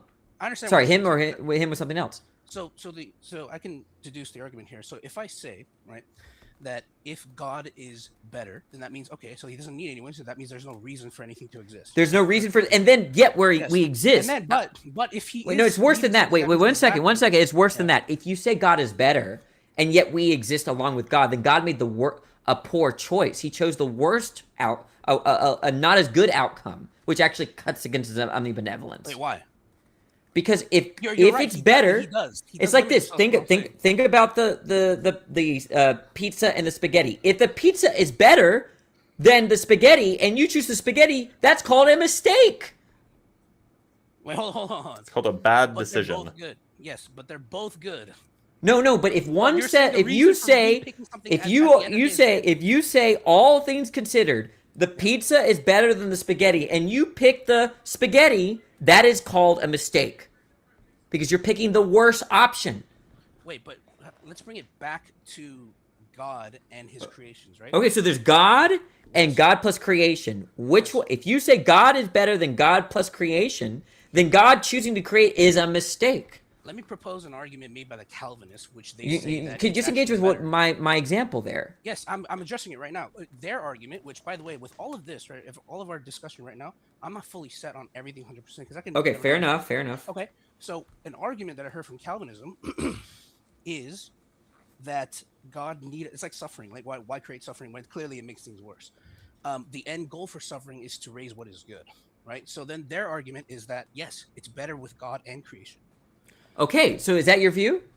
No, I don't know yet. Okay, well, I only care about your view. I don't care about Mr. No, Calvin's that view. is an Okay. argument. But that is an argument that I'm considering, right? Okay. So, Okay. Well, let's consider that option. So if it's the case that you either have God alone or God plus creation, and God thinks that God plus creation is better, right? Then he's improving upon a reality where it's just him, which is suspicious, given that he's like perfect, right? That's suspicious. And also it makes it to where God can't choose to create if he's omnibenevolent. Sorry, can't choose to be alone if he's omnibenevolent. So let me repeat that, or I just froze. So again, if God plus creation is better than just God, then God can't choose not to create. He has to create. But most people think, including Calvinists, think God what? It's not about better though. That's the question I'm asking. That's why I need you to get. Look, the example is this: you have two options, right? That exhaust all the possible options: either God or God plus creation. Okay. If you say one is better than the other, you're gonna have a problem. If you say they're equally as good, then there's no reason for God to choose one over the other, and it's random. Wait, hold on. But it's not about better, right? Because if you Okay, so then it's okay, so they're equally as good? They're equally as good? No. Yeah, so if one is not better than the other, then they're equally as good. Well, he created a space where there's good and there's evil. Are they equally as good? Are they equally as good? No. Okay, so one is better than the other. Currently. No, just in totality. Yeah, right. yeah. We're not just talking about at this current moment. We're yes, talking totality. God has an eternal view. Currently, right? that's what I believe. Yes. Okay, so is one is better than the other then? Yeah, I think. Okay, which one is better than the other? God alone or God plus creation? God alone is probably better. No. Okay, then God is choosing the worst option by creating.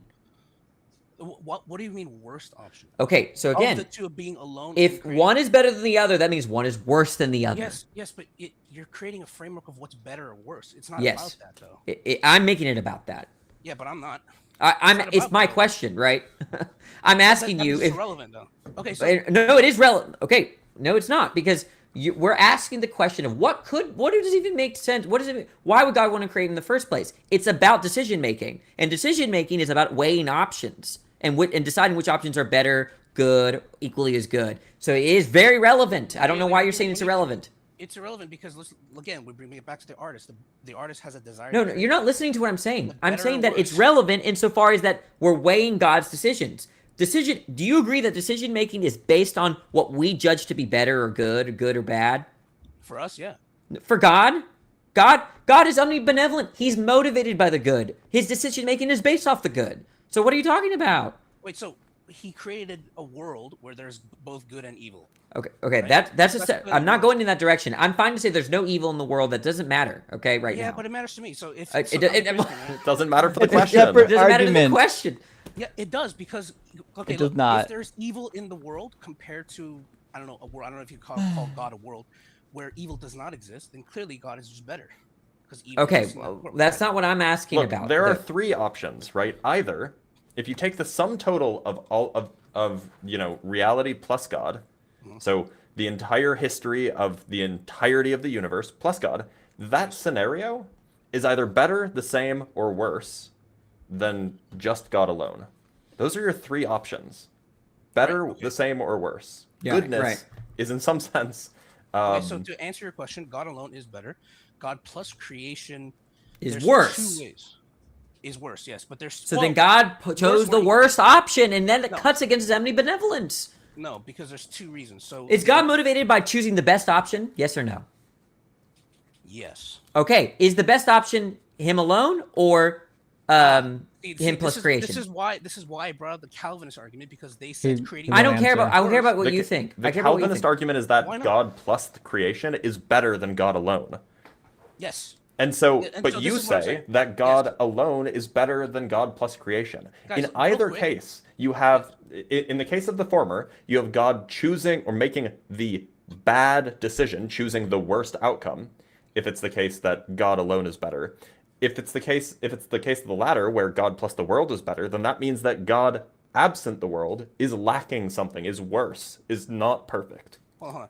Regardless of the way that you cut it, regardless of the way that you cut it, you end up with nonsense. No. So here's the answers, right? And I don't have, again, like with all of this, by the way, I can only be as definite as I can be. I'm not claiming. I know you're thinking through it. You're thinking through it, Ryan. It doesn't. The thing is, it doesn't actually matter whether you think God is better or worse than God alone is better or worse than God with the world, because both options lead you to an incoherent conclusion.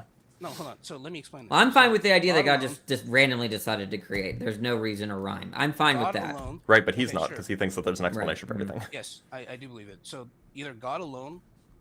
So there's two options. God alone is better or worse than God plus creation. Okay, so right now I have the option of believing God is better than God plus creation. Okay, but in God plus creation, right, there is an argument to be made that it's either worse or just as good.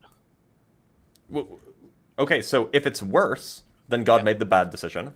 If it's the same, then God made a random decision. Why is worse a bad decision? Does God That's just what it means. Look, does God choose the better option or the worse option, given His goodness? Because see, this is a framework that I don't agree We're with. just going to answer that question. Does God prefer what's better or worse? Better. I see. Okay, so then He's going to. So given that He's an omnibenevolent beings are always going to choose the better option, right? Not the worst option. What is about creation that makes it worse? Just That's answer why I my keep question. bringing I'm asking if a good being always chooses or prefers the better option over the worse option. Fundamentally, yes.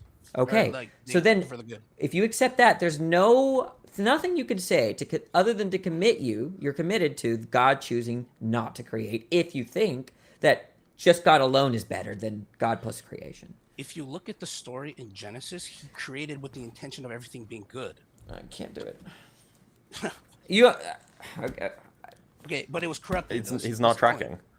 I mean, I don't know what else there are neglecting the random choice. There are two options.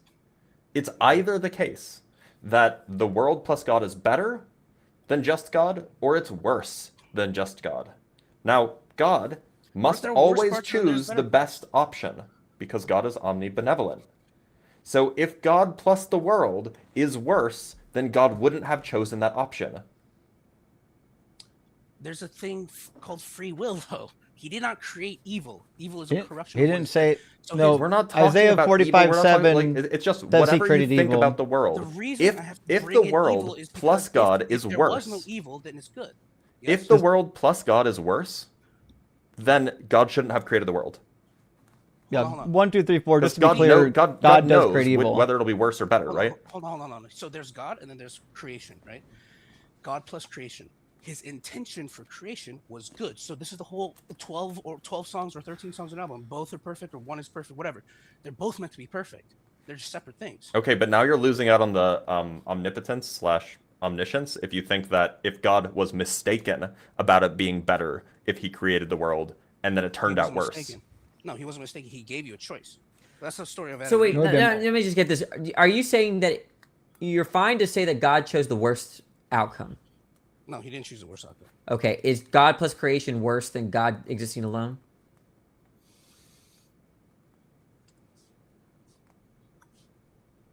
Either I have to say yes, or they're both as good. Okay, they're equal. Okay, so what's your answer? And it's okay to say I don't know. I need to think about it for my sake. But I'll tell you where I'm leaning. Okay. I'll tell you where I'm leaning. You should come back when you figure it out. Well, I'll tell you what I'm leaning towards and why. And the reason, because you guys keep dismissing evil, right?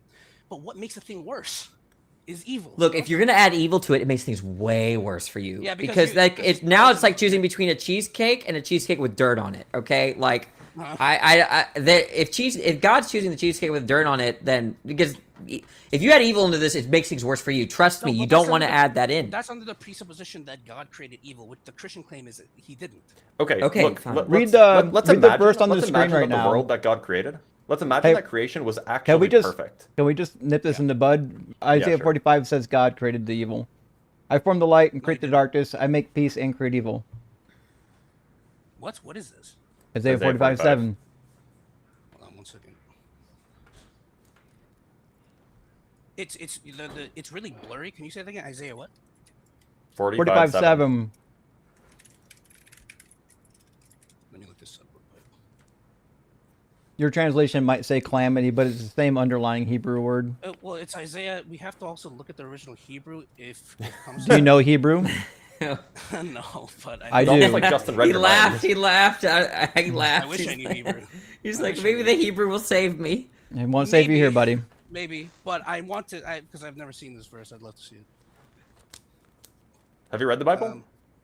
No. Not from start to finish. I've read very specific parts of it because it takes time to dwell on even those smaller parts.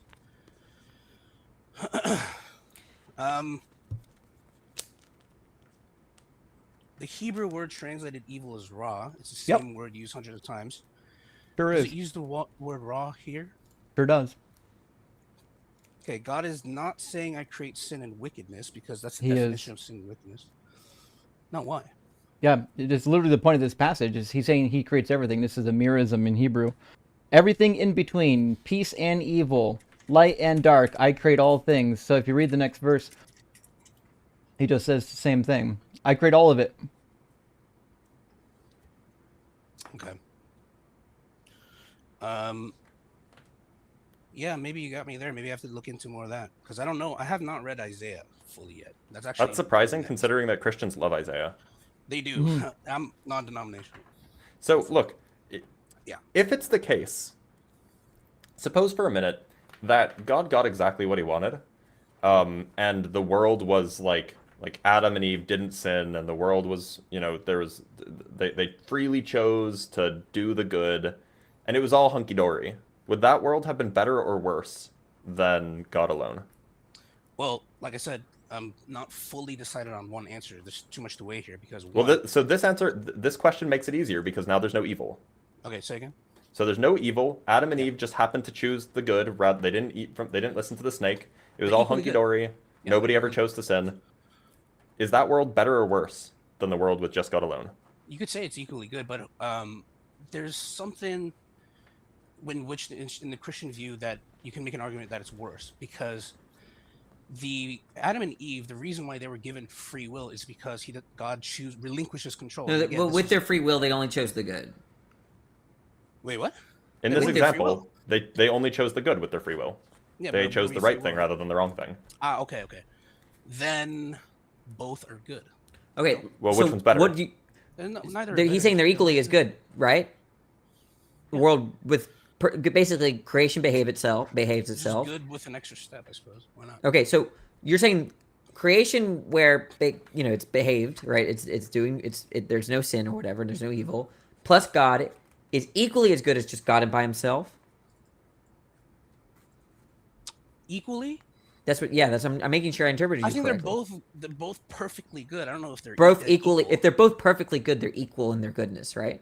No, because something can be perfect. Then how can both be perfect and one be better than the other? Because they can be different. They are different. Okay, but different doesn't mean better or worse. Exactly. Okay, but we're not asking. Exactly. Obviously, they're different. We're asking about the different. worth, They're the both value. perfect and they're both good. No. Look, you can have Not look. better or worse. Gosh, look. There's you and I. Are we equal? Like in our rights and in humanity, are we equal? Are we equally valuable? Are we equal? In the eyes of the Lord, yes. But yes, but we're different, right? Yes. We're Okay, different. so difference doesn't mean difference does not mean equally valuable. Okay, so that's what we're asking. Okay, They're equally good. Okay, so pointing out that their differences makes no difference. Okay, in value. Why not? You and I are different, but we have equal value. We have equal value. By the way, different ways. Justin, the screen's frozen. Oh shit! I got it. Damn TikTok. Audio is still fine, but the screen's Audio's frozen. fine. It's like We're good. This, like, you have a lot of value. Let's say, like you have a lot of agency. Let's say, and then you compare to someone who has less agency, but still equally valuable. Still equally valuable. I think a baby and I have equal value, and in terms of if we're talking about moral or legal, agency? yeah. Even though I have more agency, I can actually think. I disagree. I actually think that babies are invaluable, unvaluable. I think that they're the opposite of valuable. Babies suck. No, I'm kidding. Well, look. Regardless, right? My point I'm trying to make is, you can that your claim is subjective there because Actually, if you It doesn't think matter about whether it, it's subjective or not. agency, if you have more agency, then clearly you're more valuable. No. No. Sure, why not? No. If I'm you're playing saying, devil's do children have more agency than us? No, generally no. Do they have less agency? Yes. Do we have more value than them? Okay, so are you This asking is a me waste of as a time. Women and children Are you asking first. me as a Christian? He'll never answer a question. I can't tell if he's dodging on purpose or if it's just an accident. No, it's, I'm No, not I dodging here. I think he when he knows that the answer is going to cook him, he just moves on without answering it. No. What I'm saying is, when you say people have value or they're have This is a red herring. It's completely unrelated to the question. The I point brought is- that analogy up because pointing out their differences between the two situations doesn't mean that they're not equally valuable or one is more valuable than the other. But the analogy doesn't work because you're comparing a baby. I think it's time to move okay, on. well then we'll use a different analogy. If you have two paintings and they are both and they're both made. Okay, this is a bad example because you'll probably say that one painting is more valuable than another. Okay, I mean, if the human example doesn't work, I don't know what will, right? Because that's clear. Most people would say I have as much worth as a human as a child. Okay, hold on. So why do you believe that? Hold on, shut up for a second. Suppose that you have suppose that you have $1 and 86 euro cents. Which one's more valuable? Yeah, that's a good example. So $1 or a euro? $1 versus 86 euro cents. It depends on what you can do with it. Oh my God. A dollar is equal to 86 so it's euro relative cents. then, That is the isn't it? exchange rate. They're equal. They're equal, but they're different. Yes, they're equal, but they're different. Yes, in terms of currency exchange. Their value is equal, even though they're different kinds of things. It's actually price, but whatever. Yeah, you're missing the point, right? The point is that there are differences blow my between brains out. there are differences between a world where it's just God and a world where it's God plus creation. But what we're asking you is whether God considers them to be equally as good. Why does it have to be equal for both things to be good? It doesn't have to.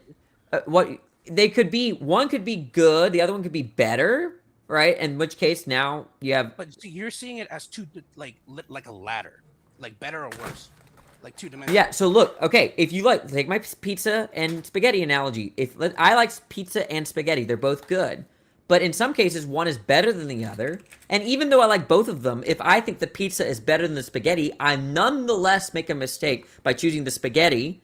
Even though I think generally it's good, it's a mistake in that situation. I should choose the better option. Why? Why is it a mistake to choose the better option when they're both good? No. They're both good, but one is better than the other. But they're both good. So oh my gosh, have you never been to a restaurant? You could like the entire menu. And have you never, wait, one second.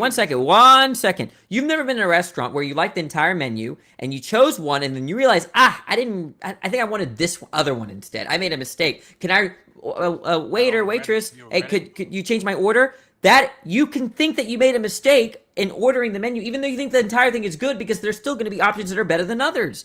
That's not a mistake if it's good. It is a mistake. Oh, okay. It's not a mistake. It was good. Justin, we gotta. This has gone on long enough. It's way too over his head. All right, take care of yourself, man. Thanks for coming by. Hey, thank you guys. Yep. Listen. That was not a difficult explanation or analogy. I don't know what was going wrong the whole over there. concept was easy, right? It was not hard. This is not challenging. Oh boy. All right then. Friends, let me grab a couple super apologies chats. to anybody who has experienced depression or suicidal ideation. I didn't mean it.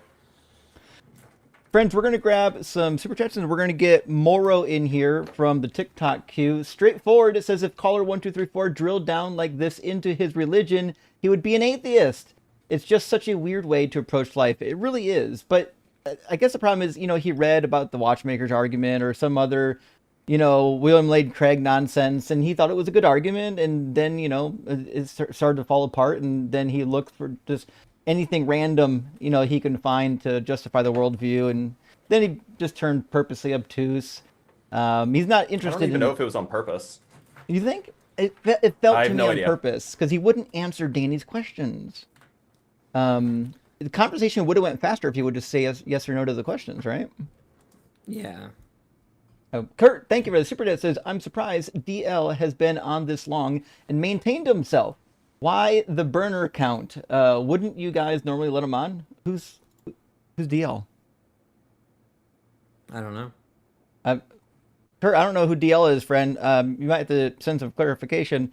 Kelly, good to see you, friend. Thank you so much for the $19.99 super chat. Hope you're doing well. It says, I processed so much from the expert panel working with this gentleman. Thank you. And Danny was really cooking on that one. I've heard the argument of God creating before, doesn't, how it's got problems. This is the first time I've heard it all the way through and really liked it. I wrote it on my cheat sheet, actually. I made a syllogism with it. There it's is really I used to run this argument, but there was a mistake I made in the past that I want everyone to be careful about. I know it's unintuitive, but I just don't want you to, if an intelligent theist gets you, they could get you on this. It is a non sequitur to say that if God is perfect, then a world alone where it's just God is perfect. It's actually technically a non sequitur, right? But it is weird to say, because in other words, if you put it logically, you won't go from a particular thing, right, as having that property, is therefore that the reality has that property. But it is very suspicious that it seems like the world and God are identical, but they're technically not, right? Because the way that you would formalize all that, they would be distinct. Yeah. So you have to be careful with that. That's the only thing. But all that matters is what God thinks. You could frame it as, what does God think what reality does God think is better? A world where God thinks he's alone, that reality is better, or a world where, and then you can overcome the problem. Right. Selling it Monk, good to see you. It says 1, 2, 3, 4's arguments are like the vinyl I picked up at the thrift store. No amount of polishing will repair the scratches, and the tracks keep on skipping. That's true. I'm sorry you picked up some bad vinyls. It's a real bummer when you find one you like, and then it's warped, doing this thing, it's all scratched up. Good luck to you. Game Guy, thank you for the super chat. Says Danny should apply for a job at Doug's Pretzel Factory after how he handled 1, 2, 3, 4. It was amazing. I don't know anything about this pretzel factory. What is this pretzel It's factory? Do they pay well? Well, not so much. So Doug's Pretzel Factory is a reference to my channel. Doug is in the corner here. Doug the Godstone. And yes. We turn Christians into pretzels, and so welcome to the Pretzel Factory. I get it. There's a mug in my gift shop that's got a logo that says Doug's Pretzel Factory, and you can even get an apron that says Cooking with Doug. It's good. I love that. All right, let's get Moro in here. I hope I said that name right. I assume it's like tomorrow. Good morrow to you. How you doing, Moro? Hello. I'm doing good. How are you guys? Doing well, thanks for asking. Are you at least 18 and do you believe in God? Yeah. Yep. Cool. Awesome. Which one? So, I wanted to discuss about the argument that Danny was running. Oh, I'm a Christian. Cool. Okay. Yeah. Yep. So, Danny, do you think that in these two worlds, you can have one world that has a greater amount of positive properties, and that's why God chose it? So there wouldn't be any arbitrary choice? Yeah, if he thinks that the God plus creation is better than a world where it's just God alone, then the point is that given that, right, he's not unable to do differently if you fix omnibenevolence as the kind of thing that God's decision making is based on the good or what's better or worse. Well, right. So presumably, we want to say something like omnibenevolence is going to be the type of thing that is going to want a greater amount of positive properties over the negation, which is like a privation or privations, right? And if that's the case, then any world that God chooses to, actualize, it is going to be the type of thing that is going to have a greater amount of positive properties over the other world. So you can form this in a set, and you're going to get an n-tuple that is going to have a greater amount of positive properties of the world B. So then there is no arbitrary choice for God. Right, but the thing is that if the reason for why he chooses one over the other is there, right, then it eliminates the possibility of doing differently. It kind of eliminates his agency. Well, I'm fine. Yeah, I mean, it depends on how you're understanding freedom, but a lot of people want to say that God could have chosen not to create. I don't think God has like libertarian freedom or like that type of free will, because I think that it's going to lead like to potency, and then there's a contradiction. Okay, do you think God could have chosen not to create at all? And by that we mean what exactly? Like He could have doesn't create everything. There's just possible God, world nothing where else. that's logically possible, but he wouldn't choose that. Okay, but can God make basically can God choose not to create is what I'm asking. I said it's logically possible. Okay, how is it possible? How is it logically possible, given that a world with there's creations would make it to where God would view those worlds as better than a world without him? Well, given the fact that in these types of things there is going to be a less amount of positive properties, and that is why he chose to create, or not to actualize any worlds over the one that it's just by himself. And that's just like one reason for that.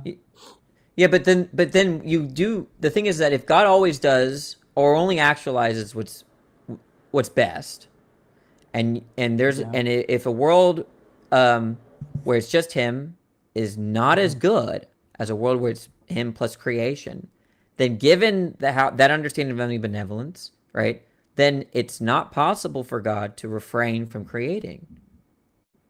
Well, when I invoke positive properties, I'm not making any normative claims about them being good or okay, but non-good. my question, my premises are normatively framed. So then the question is just confused, because like these worlds can both be good, equally good, but one is going to have a greater amount of positive properties, and that's why God chose the it. positive So properties, he's I'm not so choosing sure. the positive properties.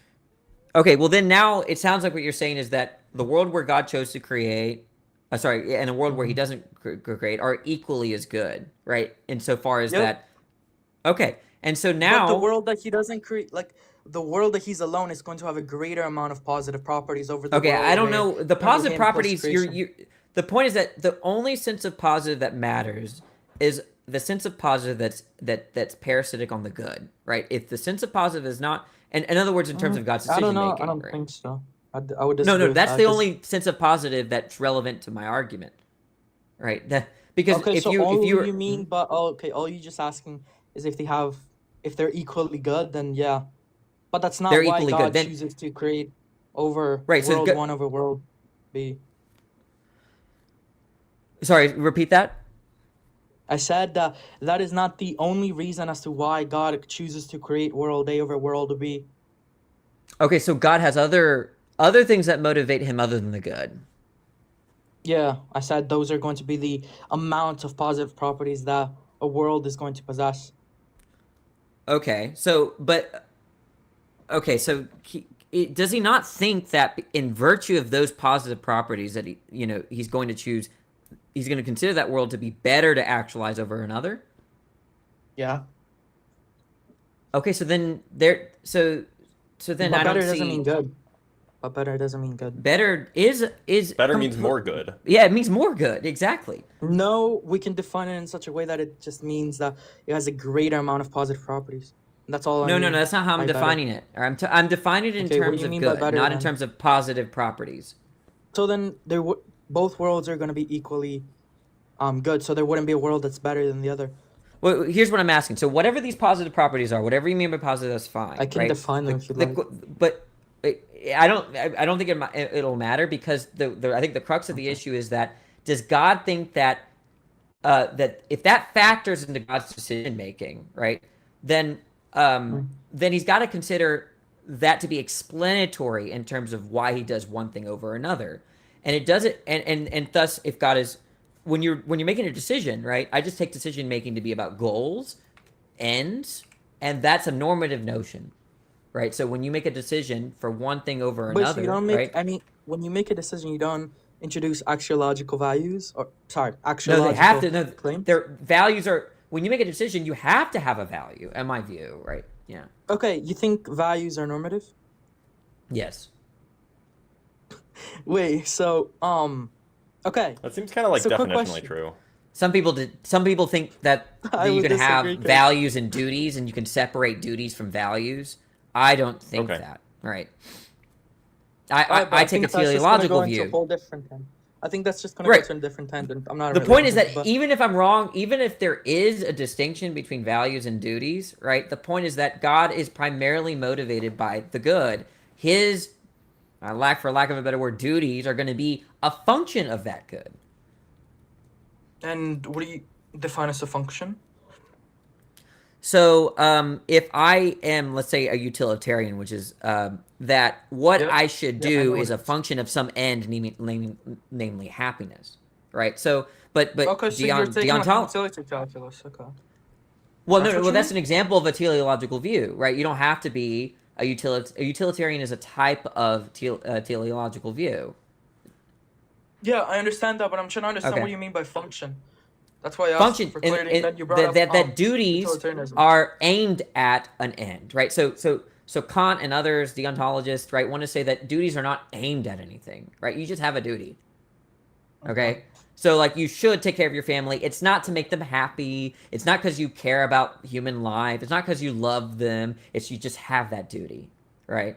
I understand duties as a function of some end because they're valuable, they're good, or they have some there's some end there that you have a duty to take care of them, right? Now, but even if I'm wrong about that, I think what omnibenevolence does is essentially applies a teleology here that a good God's obligations or duties or normative states are functional to what he prioritizes, namely the good, gives his omnibenevolence. So you get a teleological view, even if it's not in practice. Yeah. So perhaps a question that's worth asking, just to get at the heart of this, is: do you think that God does things that are not good? No, I don't think that. And just that way that I'm not Need something to to drink. clarify. What I mean is does things that there's anything that God does that is not somehow positive rather than, say, neutral or negative? Does God do stuff that are what exact? What did you repeat there? Does God ever any action that God takes, could it leave the world neutrally valuable from God's perspective? From God, no, because then that's Okay, just so to say every that God action that God takes leaves the something world that is not going to in be a good. better place as far as value? Presumably. So when God creates the world, the sum total of reality, God plus the world, is more valuable now. Yep, that's why it has So a it greater seems like amount that of there's an positive properties. obligation that God couldn't not do that. That's the whole point. That's why I said I disagree with that. And then I said we're gonna go into like a whole different point that I'm not interested in discussing. The teleological stuff. Well, wait a minute. But you are just agreed that it normative. is. But you just agreed that it's better and that it's more valuable. Yeah, I can agree that it's better in the sense that it has a greater amount of positive properties, but that doesn't well, mean now it's you an agreed that it's obligation or a you duty. agreed that it's better in the sense that it's more valuable. And by value would just mean it has like a great amount of Whatever axiological God values, claims. the things that God views as valuable. Moro, this is where my confusion is. I don't know what it means to say that two worlds are equally as good, right? But that's to say they're equally as valuable. But there's something about one world, right, that makes God think that that's better to actualize over another, because that sense of better is divorced from the kind of evaluative claims that God or beliefs that God has about each world. That is that is what I'm not understanding. Do you agree that you can value things that are, let's just say not good in a sense? You'd have to have competing. You could have that's possible, and only under the condition that you have competing desires, which God doesn't have, presumably. And what do you mean by competing desires?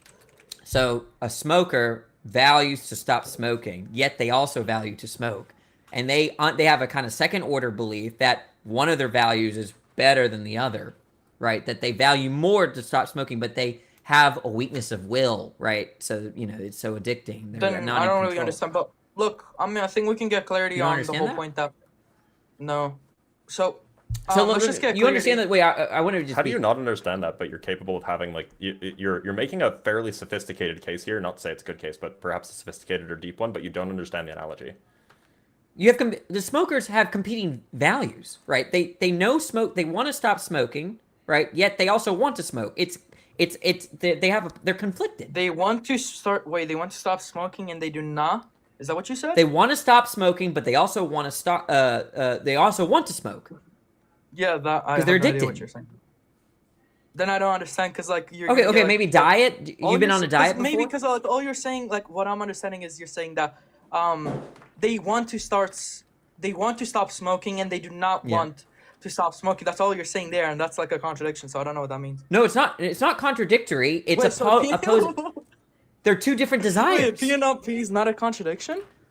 No, 'Cause that they have should two be a different. P and not P. They have listen. You're not being charitable to me, right? They have a desire that's numerically distinct from a different desire. Okay, that one desire is a desire to smoke. That other numerically And the distinct other one is desire is a not to desire to smoke.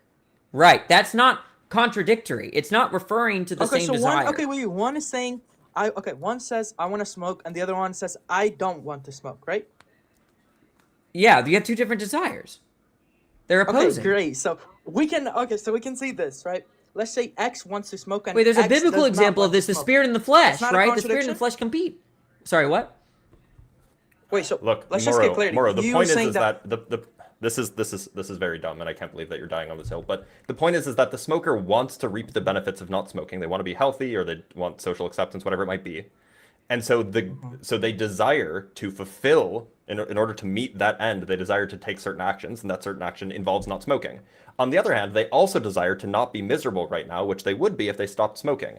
So to meet that end, they have to do something. So they desire to smoke. They desire to smoke to meet You the don't end of not being understand that's just a miserable. whole They different desire to not smoke to meet the end of being proposition. healthy or being socially accepted, whatever it is. And so there are two different desires because the end, Great, like, those the are just ends, two different the desires are in propositions. That's why conflict it's because not a the ends are distinct.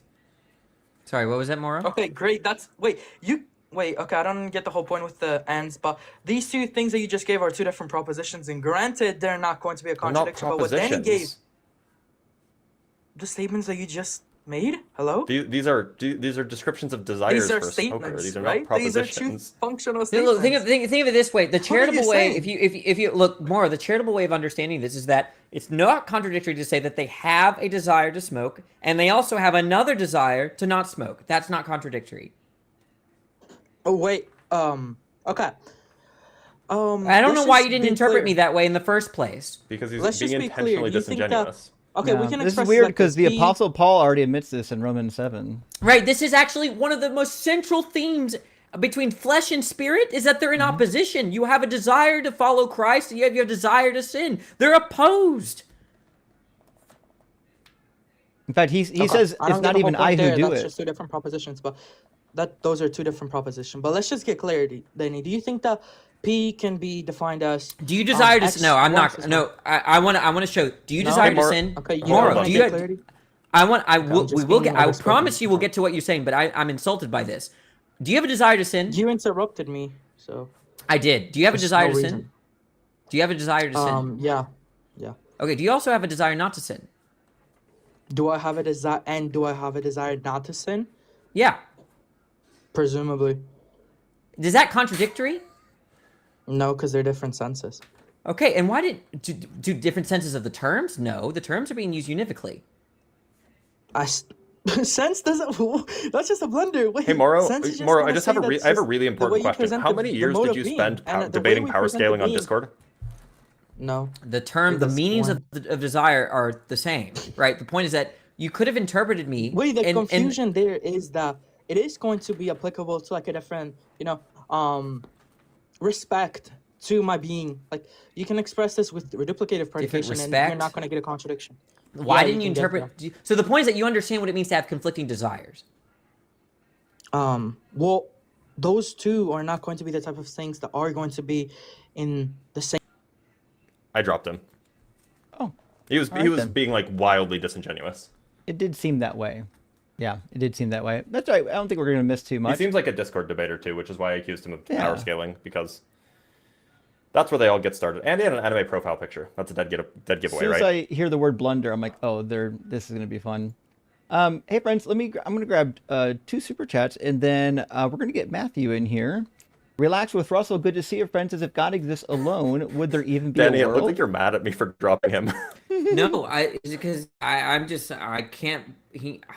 a little bothered by that exchange. I'm glad. I mean, I'm indifferent, but I'm bothered by him because I've known him for years. I don't know why he Oh, you does have? this to me. Well, Because maybe we've you had good shouldn't- conversations. I just don't know why he's decided to be like this today. Well, because he doesn't want to look bad in front of all the people. Yeah.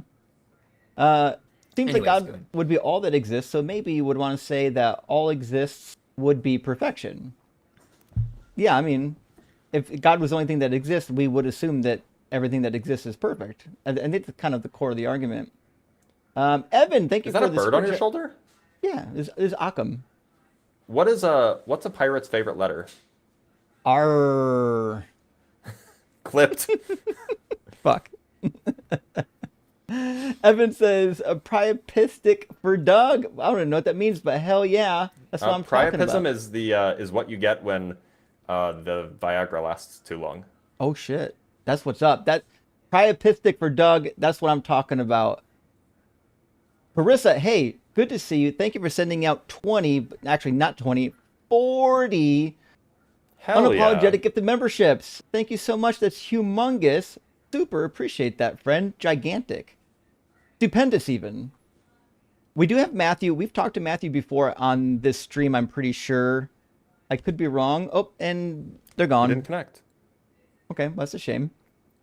Let's bring in... We've talked to T-Turbine too, right? I don't remember. Maybe. Okay, let's check him out. Occam, face the razor. Face the camera. He's determining on whether or not he wants to try getting airborne. Stay here, bub. You don't want to jump. There's nothing soft over there. Turbine, welcome in. Hello. Turbine, are you at least 18? Yeah. And do you believe in God? Yeah. Have we talked before? Yes, we have. I thought so. Which God is it that you believe in? The God and Father of our Lord Jesus Christ. Okay, just checking. So you're Christian. Why do you believe in it? The testimony of the Bible, as well as there's a list of scientific theories that I'm sure you're familiar with, and my own subjective experience. Where do you want to start? Do you want to start with the Bible? You want to start with the science? What do you want to do? The Bible or the science? I was wondering about talking about Matthew 27:9. Sure. Oh, there he goes. I like that birdie. He's cute. I What had about one Matthew once. 27? Yeah, Matthew 27:9. What about it? You mean the lie from Jeremiah? Yes. Oh no, this guy must be a troll. No. What I focus on is that it was had to have been a contemporary guy. Jeremy the prophet. The King James version says Jeremiah. says Jeremy the prophet. Oh boy. Okay. He is a troll. So I AI'd what other versions use Jeremy the prophet. There's no and, Jeremy in the Bible. Pardon? There's no Jeremy in the Bible. Yeah, but have you considered Johnny? Who? Johnny the prophet. King James version uses the term Jeremy the prophet. Yeah, but have you read the King Jimmy version? Yeah, I have read the King James version. No, I mean the King Jimmy version. No. Oh, okay. Well, you should, because in that book it says Jeremiah. Right. Well, I AI'd what other versions use. None of them say Jeremy. Jeremy. The prophet and Tyndale Bible, 1300, No, they don't. 1325. No, it doesn't. As well as None of them do. as well as the Bishop's Bible. No, it there doesn't. were 6 of them. Nope. And the article also said all modern translations changed it to to the prophet Jeremiah. But It's all the older translations, it's Jeremiah. it's Jeremy the prophet. And so I think I mean, we could just go look at the was a Hebrew local word, guy. right? Pardon? Well, this is going to be in Greek, so we'll just Oh, well, do yeah, sorry, I meant the Hebrew word Jeremiah. Matthew 27, 9. I'm sure it's going to be a Greek rendering of Jeremiah. Yeah, Yerimeu, which is how you would transliterate Jeremiah. Right, but it shows Jeremy the prophet. No, not Jeremy, Jeremiah. Well, there's several versions. Why do they show Jeremy the prophet then? Why They would don't. say Jeremy the prophet? None This of is them a troll, do. right? Like this is Yeah. a really elaborate troll. There's got to be a troll. No, it isn't. This is my answer for your this enigma of Jeremy All right. Well, we're gonna drop Moving on. this troll. Okay. I need a cup of coffee from that last guy, from Morrow. Man. Yeah. Oh, buddy. There you Is go. he not Careful. good at flying? No, he's not supposed to be flying. He's new. He's new to the house, and you want to trim the flying feathers so they can't like fly out a window or But until you don't they. want to trim their flying They can- feathers, then they can't fly. Well, That's the they'll- point. But you're saying that there could be an accident if they flying around the house, right? Yeah, you gotta be careful. Yeah. Yeah. So you're not hurting them. You're just clipping the feathers a little bit so they kind of hover or float, but they can't actually fly. Let's get Dan in I here. don't know, man. It seems like declawing a cat. No, declawing a cat actually hurts them and it's bad for them. This is just clipping the end of the feather. It's not. Yeah, not- I used to have parakeets. I would do Yeah, that. It's it's just okay. very quick, and they don't. It's like you get trimming some a- blood Suspicious. vessels. It's like You get trimming a some nail. blood vessels going through. You can just avoid those, and they'll feel nothing. And we didn't clip them. A professional takes care of that. But I think Matthew is back. I'm going to try to get Matthew and see if it works. Actually, I know why he's jumping. One of his favorite cushions behind me. I should have moved it. Matthew, as always, you got to turn your speaker down because it's so loud when I talk. It's blowing through your microphone.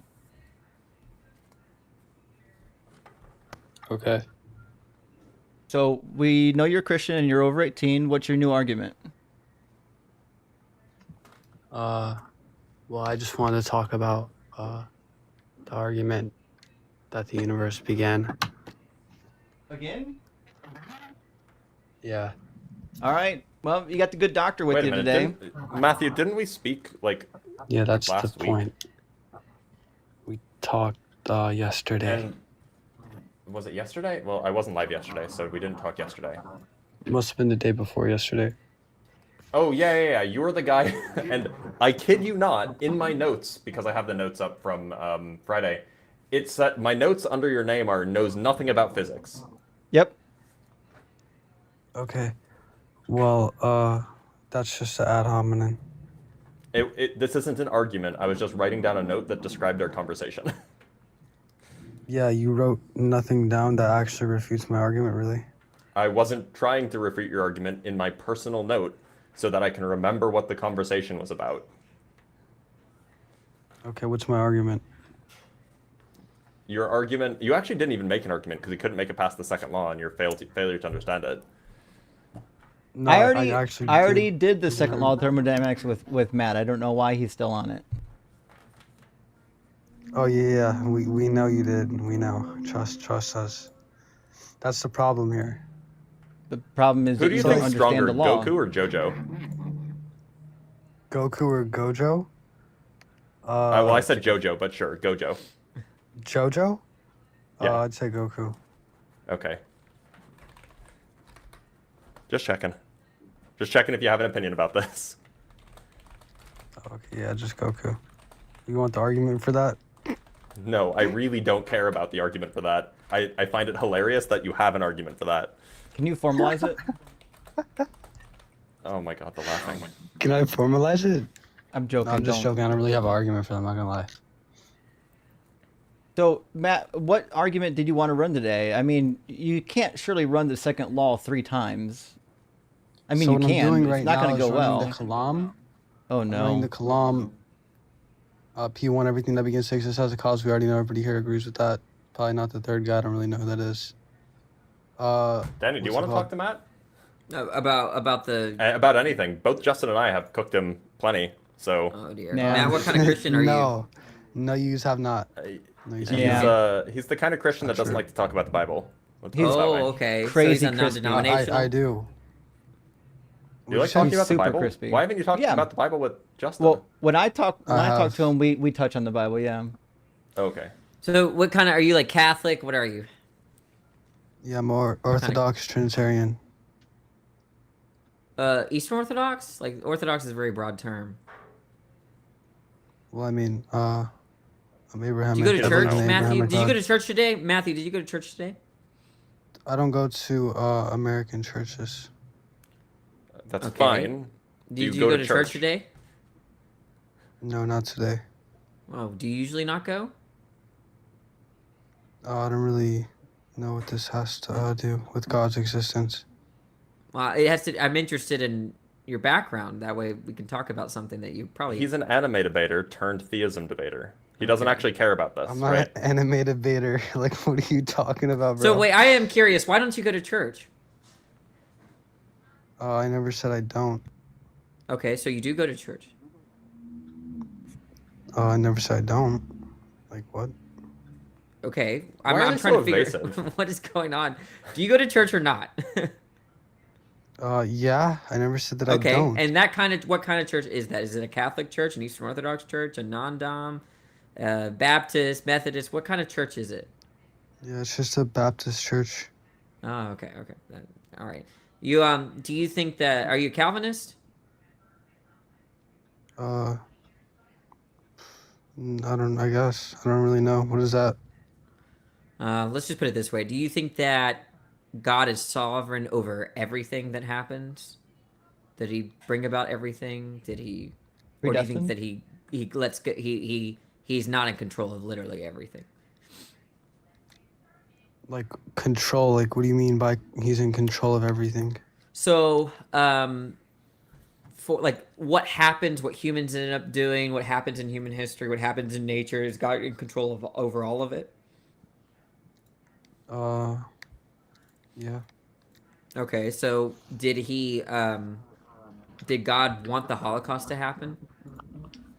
So I'm not gonna really try to go into the problem of evil. I'm trying to argue whether or not God exists. Do you wanna run your kalam with Danny? Okay, you can run the kalam. All right. Yeah. So everything that begins to exist has a cause. Do you disagree?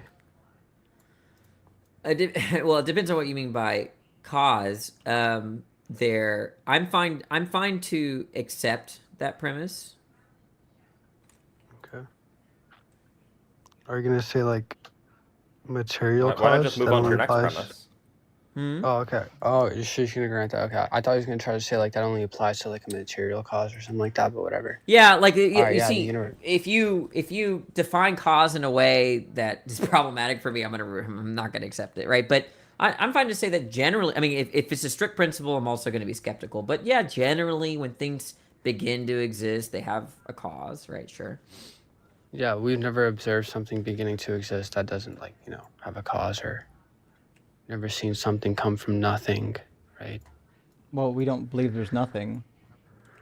Yeah. I mean, well, you already hinted at the material stuff, right? So is this does this incorporate, like, I've never seen anything begin to exist at all, in the sense that like there's new material, right? What I mostly see in my experience. Well, so like you have aluminum and then someone morphs it into a Coke can. Did something begin to exist? If you have aluminum and then somebody warped it into a Coke can, did something begin to exist? Right. You warped it into a Coke can. Why would aluminum is malleable. Warped into a Coke can mean? Why would that mean something from nothing? I didn't say it. No, I'm asking, did something begin to exist there on your view? No, I know. I'm saying, like, you're saying, would it be something coming from nothing, or? No, I'm not asking. I'm asking if it began to or something, exist. Or something beginning to exist. Yeah. Did that begin to exist on your view? That the Coke can. If you warp, wait, I'm so confused right now. Wait, what? Okay, look, you understand that metal objects are, metal is malleable and you can morph it into different things, right?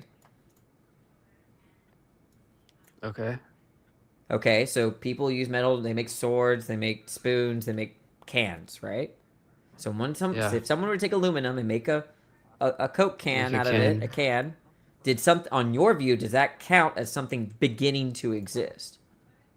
Like, does it gain the property of being a Coke can?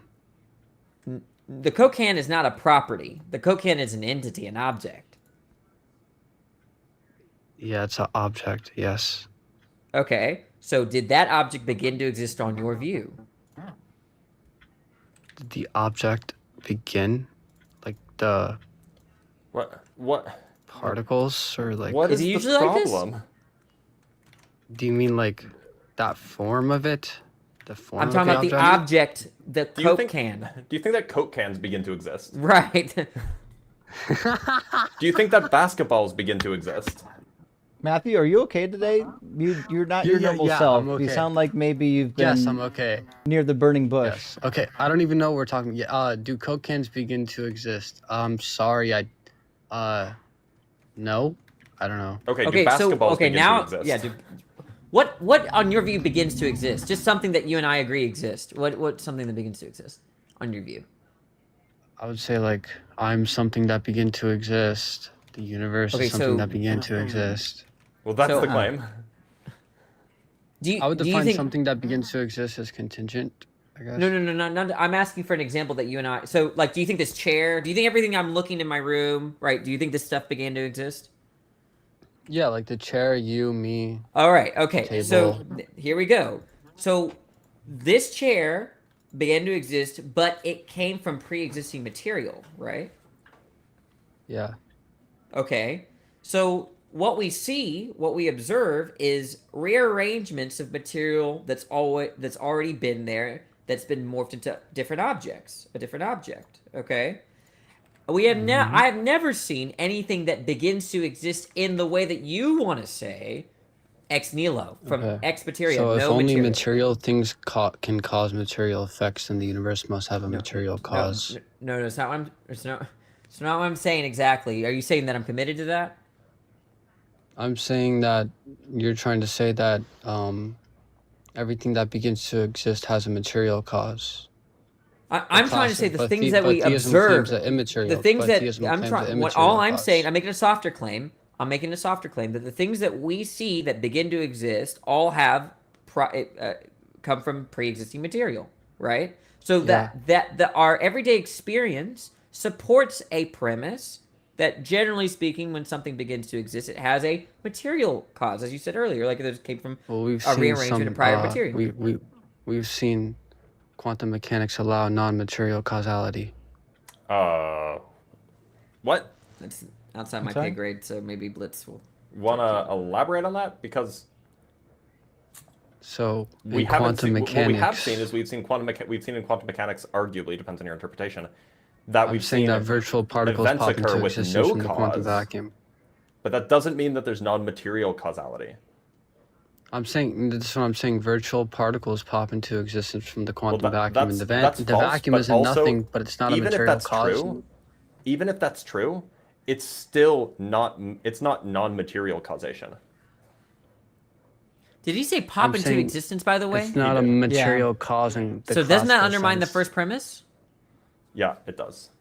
Yeah. Wait, what undermines everything the first that premise? begins to exist has a cause? Yes. When you say pop into existence, you mean like what caused those? No, I'm not. I said the vacuum isn't nothing. Wait. Okay, you can see the vacuum caused it. The vacuum is a physical thing. The vacuum is not nothing, though. It's a physical system. So it's not coming from nothing. It's not beginning to exist from nothing. So what's the without cause? a cause? The quantum vacuum. Sure, that's a physical system. So where's the non-physical causation? I'm saying that the vacuum isn't nothing, but it's not a material cause in the classical sense. That's what I'm saying. Not in the classical sense, obviously, because we're talking about quantum physics, but in the quantum sense, it absolutely is. Okay, I'm saying if only material things can cause material effects, then what caused the first material thing? Okay, well, I'm not wedded to that principle. All I'm talking about is what sorts of premise, what is the stuff that we observe every day in terms of beginning to exist, and it's for 99% of people. Maybe people do fancy physics stuff and they observe other things, but my experience is that it's pre-existing stuff being rearranged, and so it doesn't support a very strong premise that everything that begins to exist has a cause, if you're including non-physical causes, ex-material clauses, and stuff like that, ex nihilo stuff like that. Okay, so are you just arguing that only material things can cause material effects? All I'm saying is that our experience does not support this strong premise. It might support another premise, another principle. Wait, what are you saying? My bad. That my experience of things beginning to exist doesn't support the kind of principle that you need in the kalam, the first premise, unless you are clear about what you mean by cause there and beginning to exist. So when I mean, I guess when I say that, well, I'm saying everything that we observe is contingent, meaning it depends on something else for its existence. The universe exists, but it didn't have to exist, and it began to exist, so it needs an explanation outside of itself. Okay, this is a different argument. Are we giving up on the Kalam? Yeah. No, this is the Kalam. This is... Nope. Nope. I'm explaining what I mean by something This is a beginning has a cause. I don't really know why we're talking about this so deeply. I want to get into like the actual argument. This we was are yours. talking about the first premise. Yeah, okay. So are you denying the first premise? I was fine to accept it, but I was putting a caveat that I'm going to interpret it rather narrowly. I'm not going to, that when things begin to exist, my experience is that there was pre-existing stuff that brought it about, or that was necessary to bring it about, that kind of thing. Okay, well, I'm saying out of nothing comes, so the principle is that things don't pop into existence without a cause. So out of what do the virtual particles come? Out of what do the virtual particles come? From the quantum vacuum. Okay, so then there's a physical cause. Okay, cool. The quantum vacuum is physical? When you say out of nothing, okay, so let's just okay, fine. So let's say that I have two options, okay? I either have an infinite regress of moments, okay, in which the natural world has existed in every single one of those moments, right? Or there is a first moment. In the first moment, the natural world was in place, right? Whether that was the universe expanding or whether that was something that happened subsequently, either way, I'm fine with, right? I'm wondering, what about those two options, or how are you ruling those two options out? Either of those two options out. So why are we ruling out the options of the universe being eternal? No, the natural world. I'm going to be careful. I'm going to make a distinction between the natural world. Yeah. Okay. Because presumably, if there was just one electron that existed, would the universe exist on your view, or no? If there was one electron that existed, would the universe exist? Yeah. Presumably not. Oh, if there was like only one electron. Yeah, presumably like there is no one. universe. Yeah. But there's still there's still nature or natural world that you can be used is a little bit more broad, right? So in other words, it could be natural states or a natural world prior to an expansion of our universe, right? Maybe our description or physics, does not. What I'm trying to say is that all I'm trying to say is that for the first premise, I guess what I'm trying to say is that everything that begins, I don't really get stuck on it for that long, but. I'm gonna give the justification, I guess. What I'm trying to say. I cut to the chase, right? You have to rule out both of these options, right? That's what the Kalam seeks to do, by the way. The option where you have an infinite regress, where it's just natural world all the way down, right? Okay, or first moment where the natural world is in the first moment, right? And there's no God. The Kalam argument is supposed to eliminate those choices or those options, those possibilities. So. If you could tell me how you're eliminating each of them, or I'm more interested in the latter one, but pick one. So I guess I'll just tell you how. I guess about the infinite regress. So like I said, if everything was contingent, then there would be no ultimate explanation, and you cannot have an infinite chain of dependent things without something that is not dependent. Are we? How? Okay. We've done this 5 times with Matt. Why is this still happening? Because I don't really know why we're trying to argue infinite regress right now. Okay, let's just grant it him. If we've done this before, if y'all have done this, infinite regress is not possible. How are you ruling out the other option? Okay, the other option would be, what was it again? I forgot. My bad. So you have a first moment where the natural world exists in the first moment, right? There is no God. There's a first moment. Was there a moment before this first moment? That's not possible. Then it wouldn't be the first. Oh, yeah, exactly. Is there a logically prior moment to this first moment? I don't know what that means. Don't know what that means. Okay, so, well, are you saying it's logically impossible for there to be a moment without time before? Yeah, I don't know what that would this mean. first moment. I have You no can't have idea time what before the first moment. Right, I don't know kind what of that would mean. obviously. What does time imply? No. Logically prior Why moment. does time imply moments? No, logically prior moment. What do you mean? What do you mean by logically prior? People just say that and they don't even know what they're saying. So, like, I'll say, here's one sense of logical priority. When we order sentences as premises to get a form of argument where the conclusion is guaranteed if the premises are true, then the premises are, you know, in some sense, logically prior to the conclusion, right? That's not what you mean, right? So tell me what you mean by logically prior. So, to claim that there can't be a moment before time is to say that change always existed. But what? God is pure actuality with no potentiality. Oh my gosh. So he's not omnipotent? What? Okay. What are you saying? Yeah, so what do you mean to by say that can there you can can't you be a define moment, can you define the phrase logically prior for me? I'm going to, and I Okay, go am. ahead. So listen, to claim that there can't be a moment before time existed, that's to say that change always existed. Okay, because space-time. I'm not itself- really understanding. That doesn't follow. I'm not really understanding that. Okay. So are you saying that change, time always exists and doesn't imply change always? Yes or no? I'm just saying, when I say there's time, all I mean by that, for the purpose of this conversation, is that they're moments. And if I say that time began, all I mean by that is that there's a first moment, nothing else. Let's not reify time as some object. I want to talk about moments. I can reify moments, though. We can talk about moments and their properties. So I'm just talking about moments, okay? There's a first moment. The natural world exists there. There is no God. What's my problem?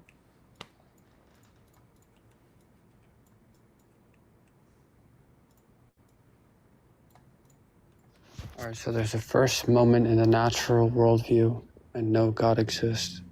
So your problem would be that there's a moment, a first moment in a natural worldview. Or worldview, I don't even know what that means. Natural world. There's a natural world in the first moment. Then that in some way you can world, describe. Natural world, not a worldview. Okay, so there's a first moment natural world, no God. Your problem would just be that, like I've already said, in an infinite chain, or I guess a chain of dependent things, or I mean, all these, this thing that we're talking about to begin with, the thing that has a first moment is dependent. It's not necessary, right? Oh, yeah, fine. It's not necessary. So what? Okay, if it's not necessary, then that means that it doesn't necessarily exist. Therefore, that's fine. Had a beginning. Therefore, it had a beginning. There's a beginning insofar as that it's the first moment. Does it necessarily exist? Yes or no? No, I already said this. No. Okay, so if it's not necessary, okay, does that mean that it began? It begins insofar as it's in the first moment. There's a beginning insofar as that there's a first moment where there's a natural world. So the first moment. Okay, right. We have so we have a first moment in the natural world. Okay, so does this first moment imply the first moment of time? Yes or no? That is the first moment of time. There's synonymous phrases here. Okay, so we have the first moment of time here. Okay. Oh my God, you said this. You've repeated it 4 times. So what I'm trying to say is that we have a first moment in time and we have no God. But I keep telling you the same thing over and over. I don't understand. We're not understanding it. I'm telling you that time began. So it's and you already admitted that it's not necessary. So that means that it began. Like, what are we doing here? It begins insofar as that it's in the first moment. Did it begin to exist? Did the moment begin to exist? If begins to exist means that it's in the first moment and there's no prior moment, right? Then sure, it's in the first moment. Oh, okay. So how does it begin if there's no prior moment? That Because means it's the first eternal. one. It's the first one. It's the first one. It's the first order. It's the beginning. What's the beginning of the natural numbers, Matthew? So is there, okay, so when you say there's a prior moment, does that mean like logically prior? Like, what are we talking about? There are no prior moments if it's the first Do you moment. know what logical priority is? I asked you what that meant years ago. Well, I mean, okay, Look, if well, there's a logical... first moment, then by definition, there's not an earlier moment. Logical, temporal, fucking metaphysical, it doesn't matter. I don't know what even know what's meant by prior here if it's not temporal. So I guess let me just explain it. So logical priority means that one thing is like the foundation or explanation for another, but not necessarily in a temporal sense. There's no before and after in time. There's just dependence and explanation. That's fine. If there's a first moment, then by definition, there's nothing before it. Right. So there's no explanatory states before the first moment. Yeah. So what I'm saying is when X is logically prior to Y. No, I heard you. I heard you. So the answer is It no, means there's Y nothing depends on logically X for its prior. existence. Right. There's nothing logically prior to it. There's nothing explanatory of the first moment. Logical priority does not require time. You know what priority is? So temporal, do you know what temporal priority is? It's about time. Logical priority is about explanation. Okay, yeah, so if you're asking me, Danny, is there an explanatory state before the first moment? No. Before, yeah. When you use the word before, then I guess, yeah. Take out the word before and then say it again. Is the first moment explained? Is the first moment explained? Is that what you're asking? No. Yes, it is. I'm telling you, the no. Big Bang. Second no, law. it may not be no, I didn't say Big Bang. I said, we went over this. Remember I distinguished between natural world and universe? It could be that the first moment in time has the natural world, and then in the second or third moment, let's say, there was an expansion, or the universe The first moment in time. The first moment is in time. Or is it the first moment of time? I don't make a distinction there. Would it be the first moment of time or the first moment in time? If I don't make a distinction, then it's both. It's synonymous phrases. Yes, it's both. Okay, first moment of time. Okay. So, what are we even talking about currently?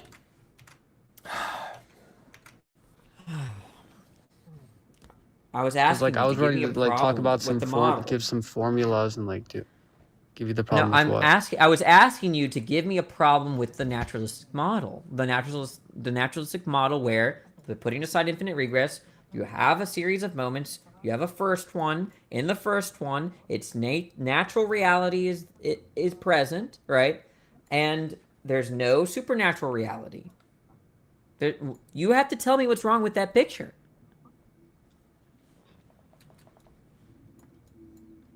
So we just have a world without a god. Yep. With natural reality. It's not like there's nothing. There's natural reality. Okay, so the problem is that we have a reality that is dependent on something in order for it to exist. It doesn't exist necessarily. So like I said, there are no issues with thinking that there's nothing in reality that's necessary. I don't think that anything in reality is necessary. I think that I don't accept that. Well, that's questionable. It is contentious, but that's my view. Some atheists want to say will be fine to say that the initial state. One second. No. Some atheists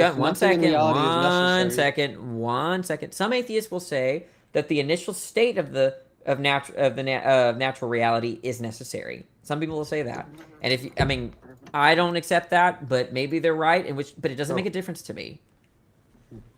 Do you affirm or deny that the universe may be necessary? I don't think it's necessary. Okay, good combo, Matthew. Oh man, okay. Matthew, make sure you're sober next time you come back. That's a poor showing, man. My goodness. He usually does better? No. No, Oh. he doesn't do better, but he's not like laughing and being No, a he did that on fool. my show on Friday. Oh, he Really? did. So Yeah. Oh, usually he's like on my show. It He's might usually just be like social awkwardness. He's usually not slow and monotone on mine. He's just argumentative and combative. He might be on drugs today, so. That's what I'm thinking. Yeah. Oh well, friends, we're gonna read some super chats. We got 5 minutes left in the show, and then we're gonna close it out. Matthew was our last guest there. Thanks for being here. We really appreciate y'all. Design, thank you for the super chat. Says, I wonder why they don't cite the objective law of facing the doors while an elevator is clear proof for the elevator god. Actually, I'm curious, Danny. Are you like a moral realist or no? No. Okay. It's short answer.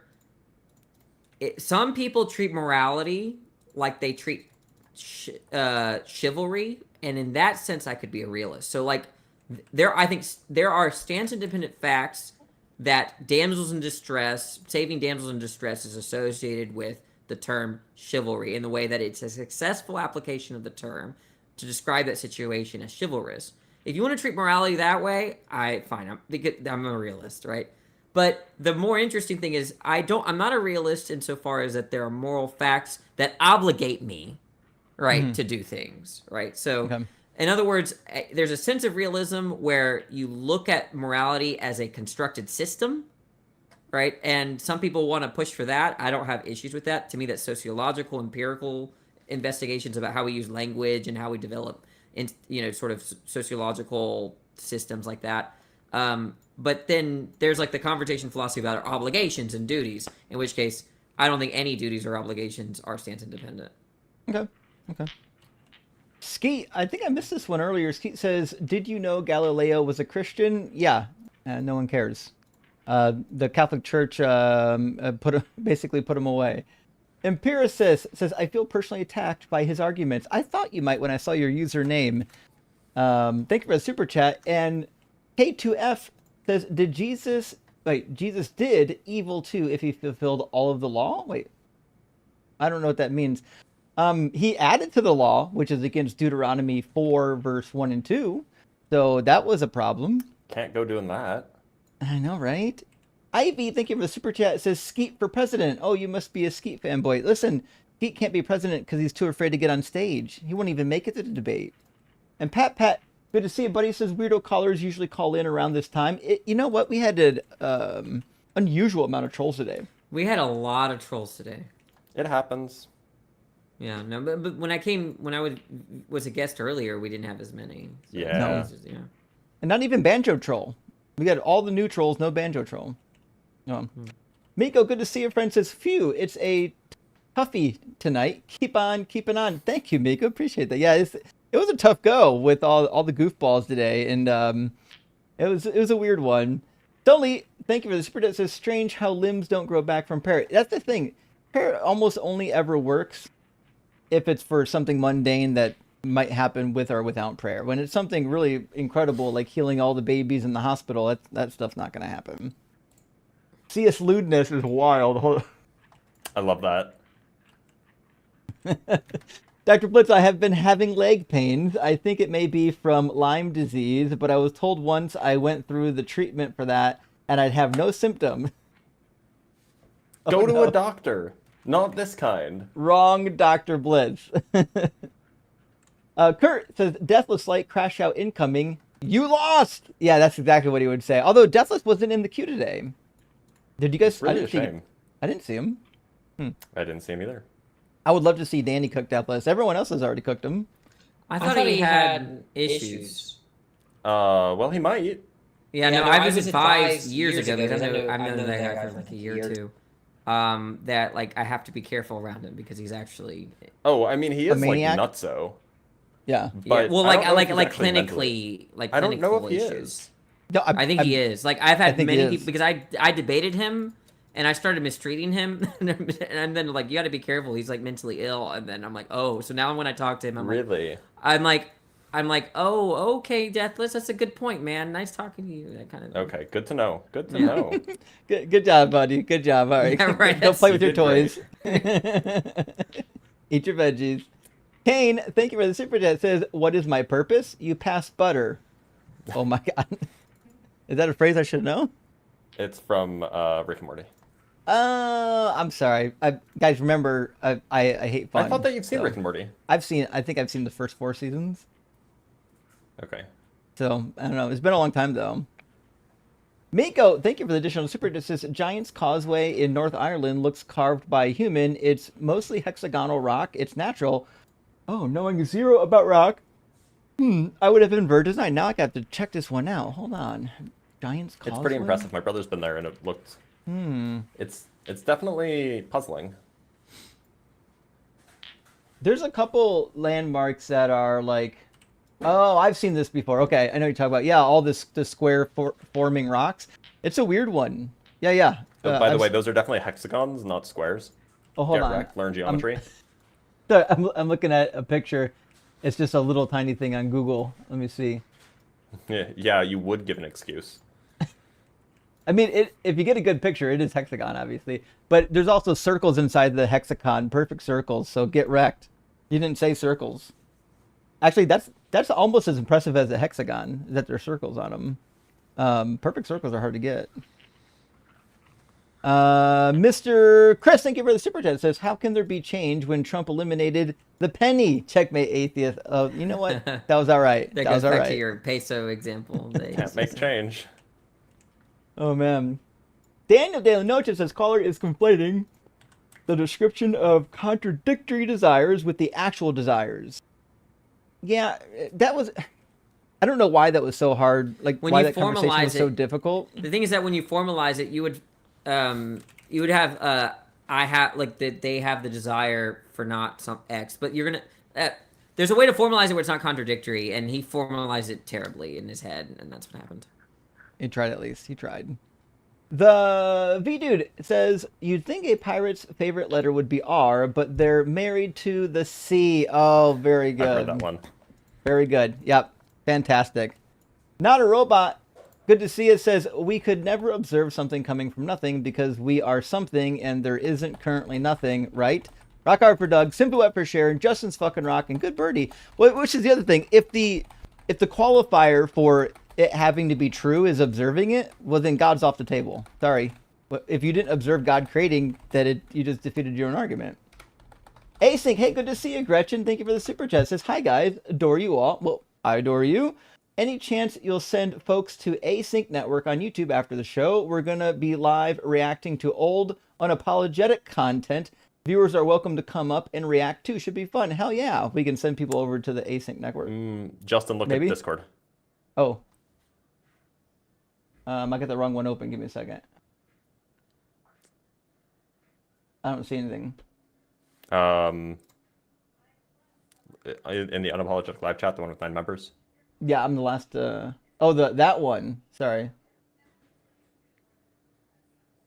Oh, okay.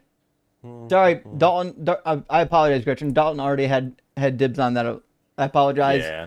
I spoke too soon. There was a deal made that I wasn't aware of. Vintage, thank you for the super chat. Says, Blitz, have you looked into the Obama prism? Yes. I had the miraculous vision. Well, it was all timey-wimey and stuff. Oh, well, that'll do it. And Cyber Deconstruction, great to see you. It says, make sure you read the Prince Albert version of the Bible. Only way we know Jesus was pierced and hung. I'll have to let you know when I find that one. I think it's stored with the book of Ezekiel, or the book of Hezekiah. Kurt says, 1, 2, 3, 4 was death. Wait. No. It wasn't Deathless Light. There's no way. That can't be. Deathless Light would be him. like raging and laughing like maniacally. And he would have been like, you fucking lost. Yeah, exactly. How does it feel to lose? How does it feel to get crushed? Simeon Urchin, thank you for the super chat. Says Justin has probably been recommended this before, but he should absolutely watch Good Omens. Neil Gaiman is meh, but it plays with Christian myth really well. That's true. The Good Omens is good. Unfortunately, it came out after Good Omens came out that Neil Gaiman actually like harassed women, and I think more, but I don't remember. Oh shit. Oh, So okay. That's super unfortunate. Well, I guess I'm not gonna be watching that one. Thanks for that it's still recommendation, good. though. You could still watch it. Just put it in context. Sure. Yeah. I wonder what happened to him. Did he get like prosecuted? I don't remember. You'd have to Google it. Okay. Well, friends, thank you so much for being here. Hey, listen, there's a bunch of people that are live right now. Let's send everybody over. Where's Dalton? Is Dalton live? Is he good? He's Dalton about said he was going to go live? live right after when we're done. So Dalton, if you're watching, start your live now, so then we can send people over. Yeah. Let's see. Yeah, I see he's not live right now. Although he's got a new profile pic. He's getting live as we speak. Look at that. All right, friends. If you don't know Dalton's channel, it's about to start in 10 seconds. Channel looks about like this. He's going to be on TikTok and on YouTube. If you don't have to switch platforms, just look up the Bible guy. You're going to really like the show. And friends, it's starting, so we'll leave you. Thank you very much for being here. Thank you for all the shares and support.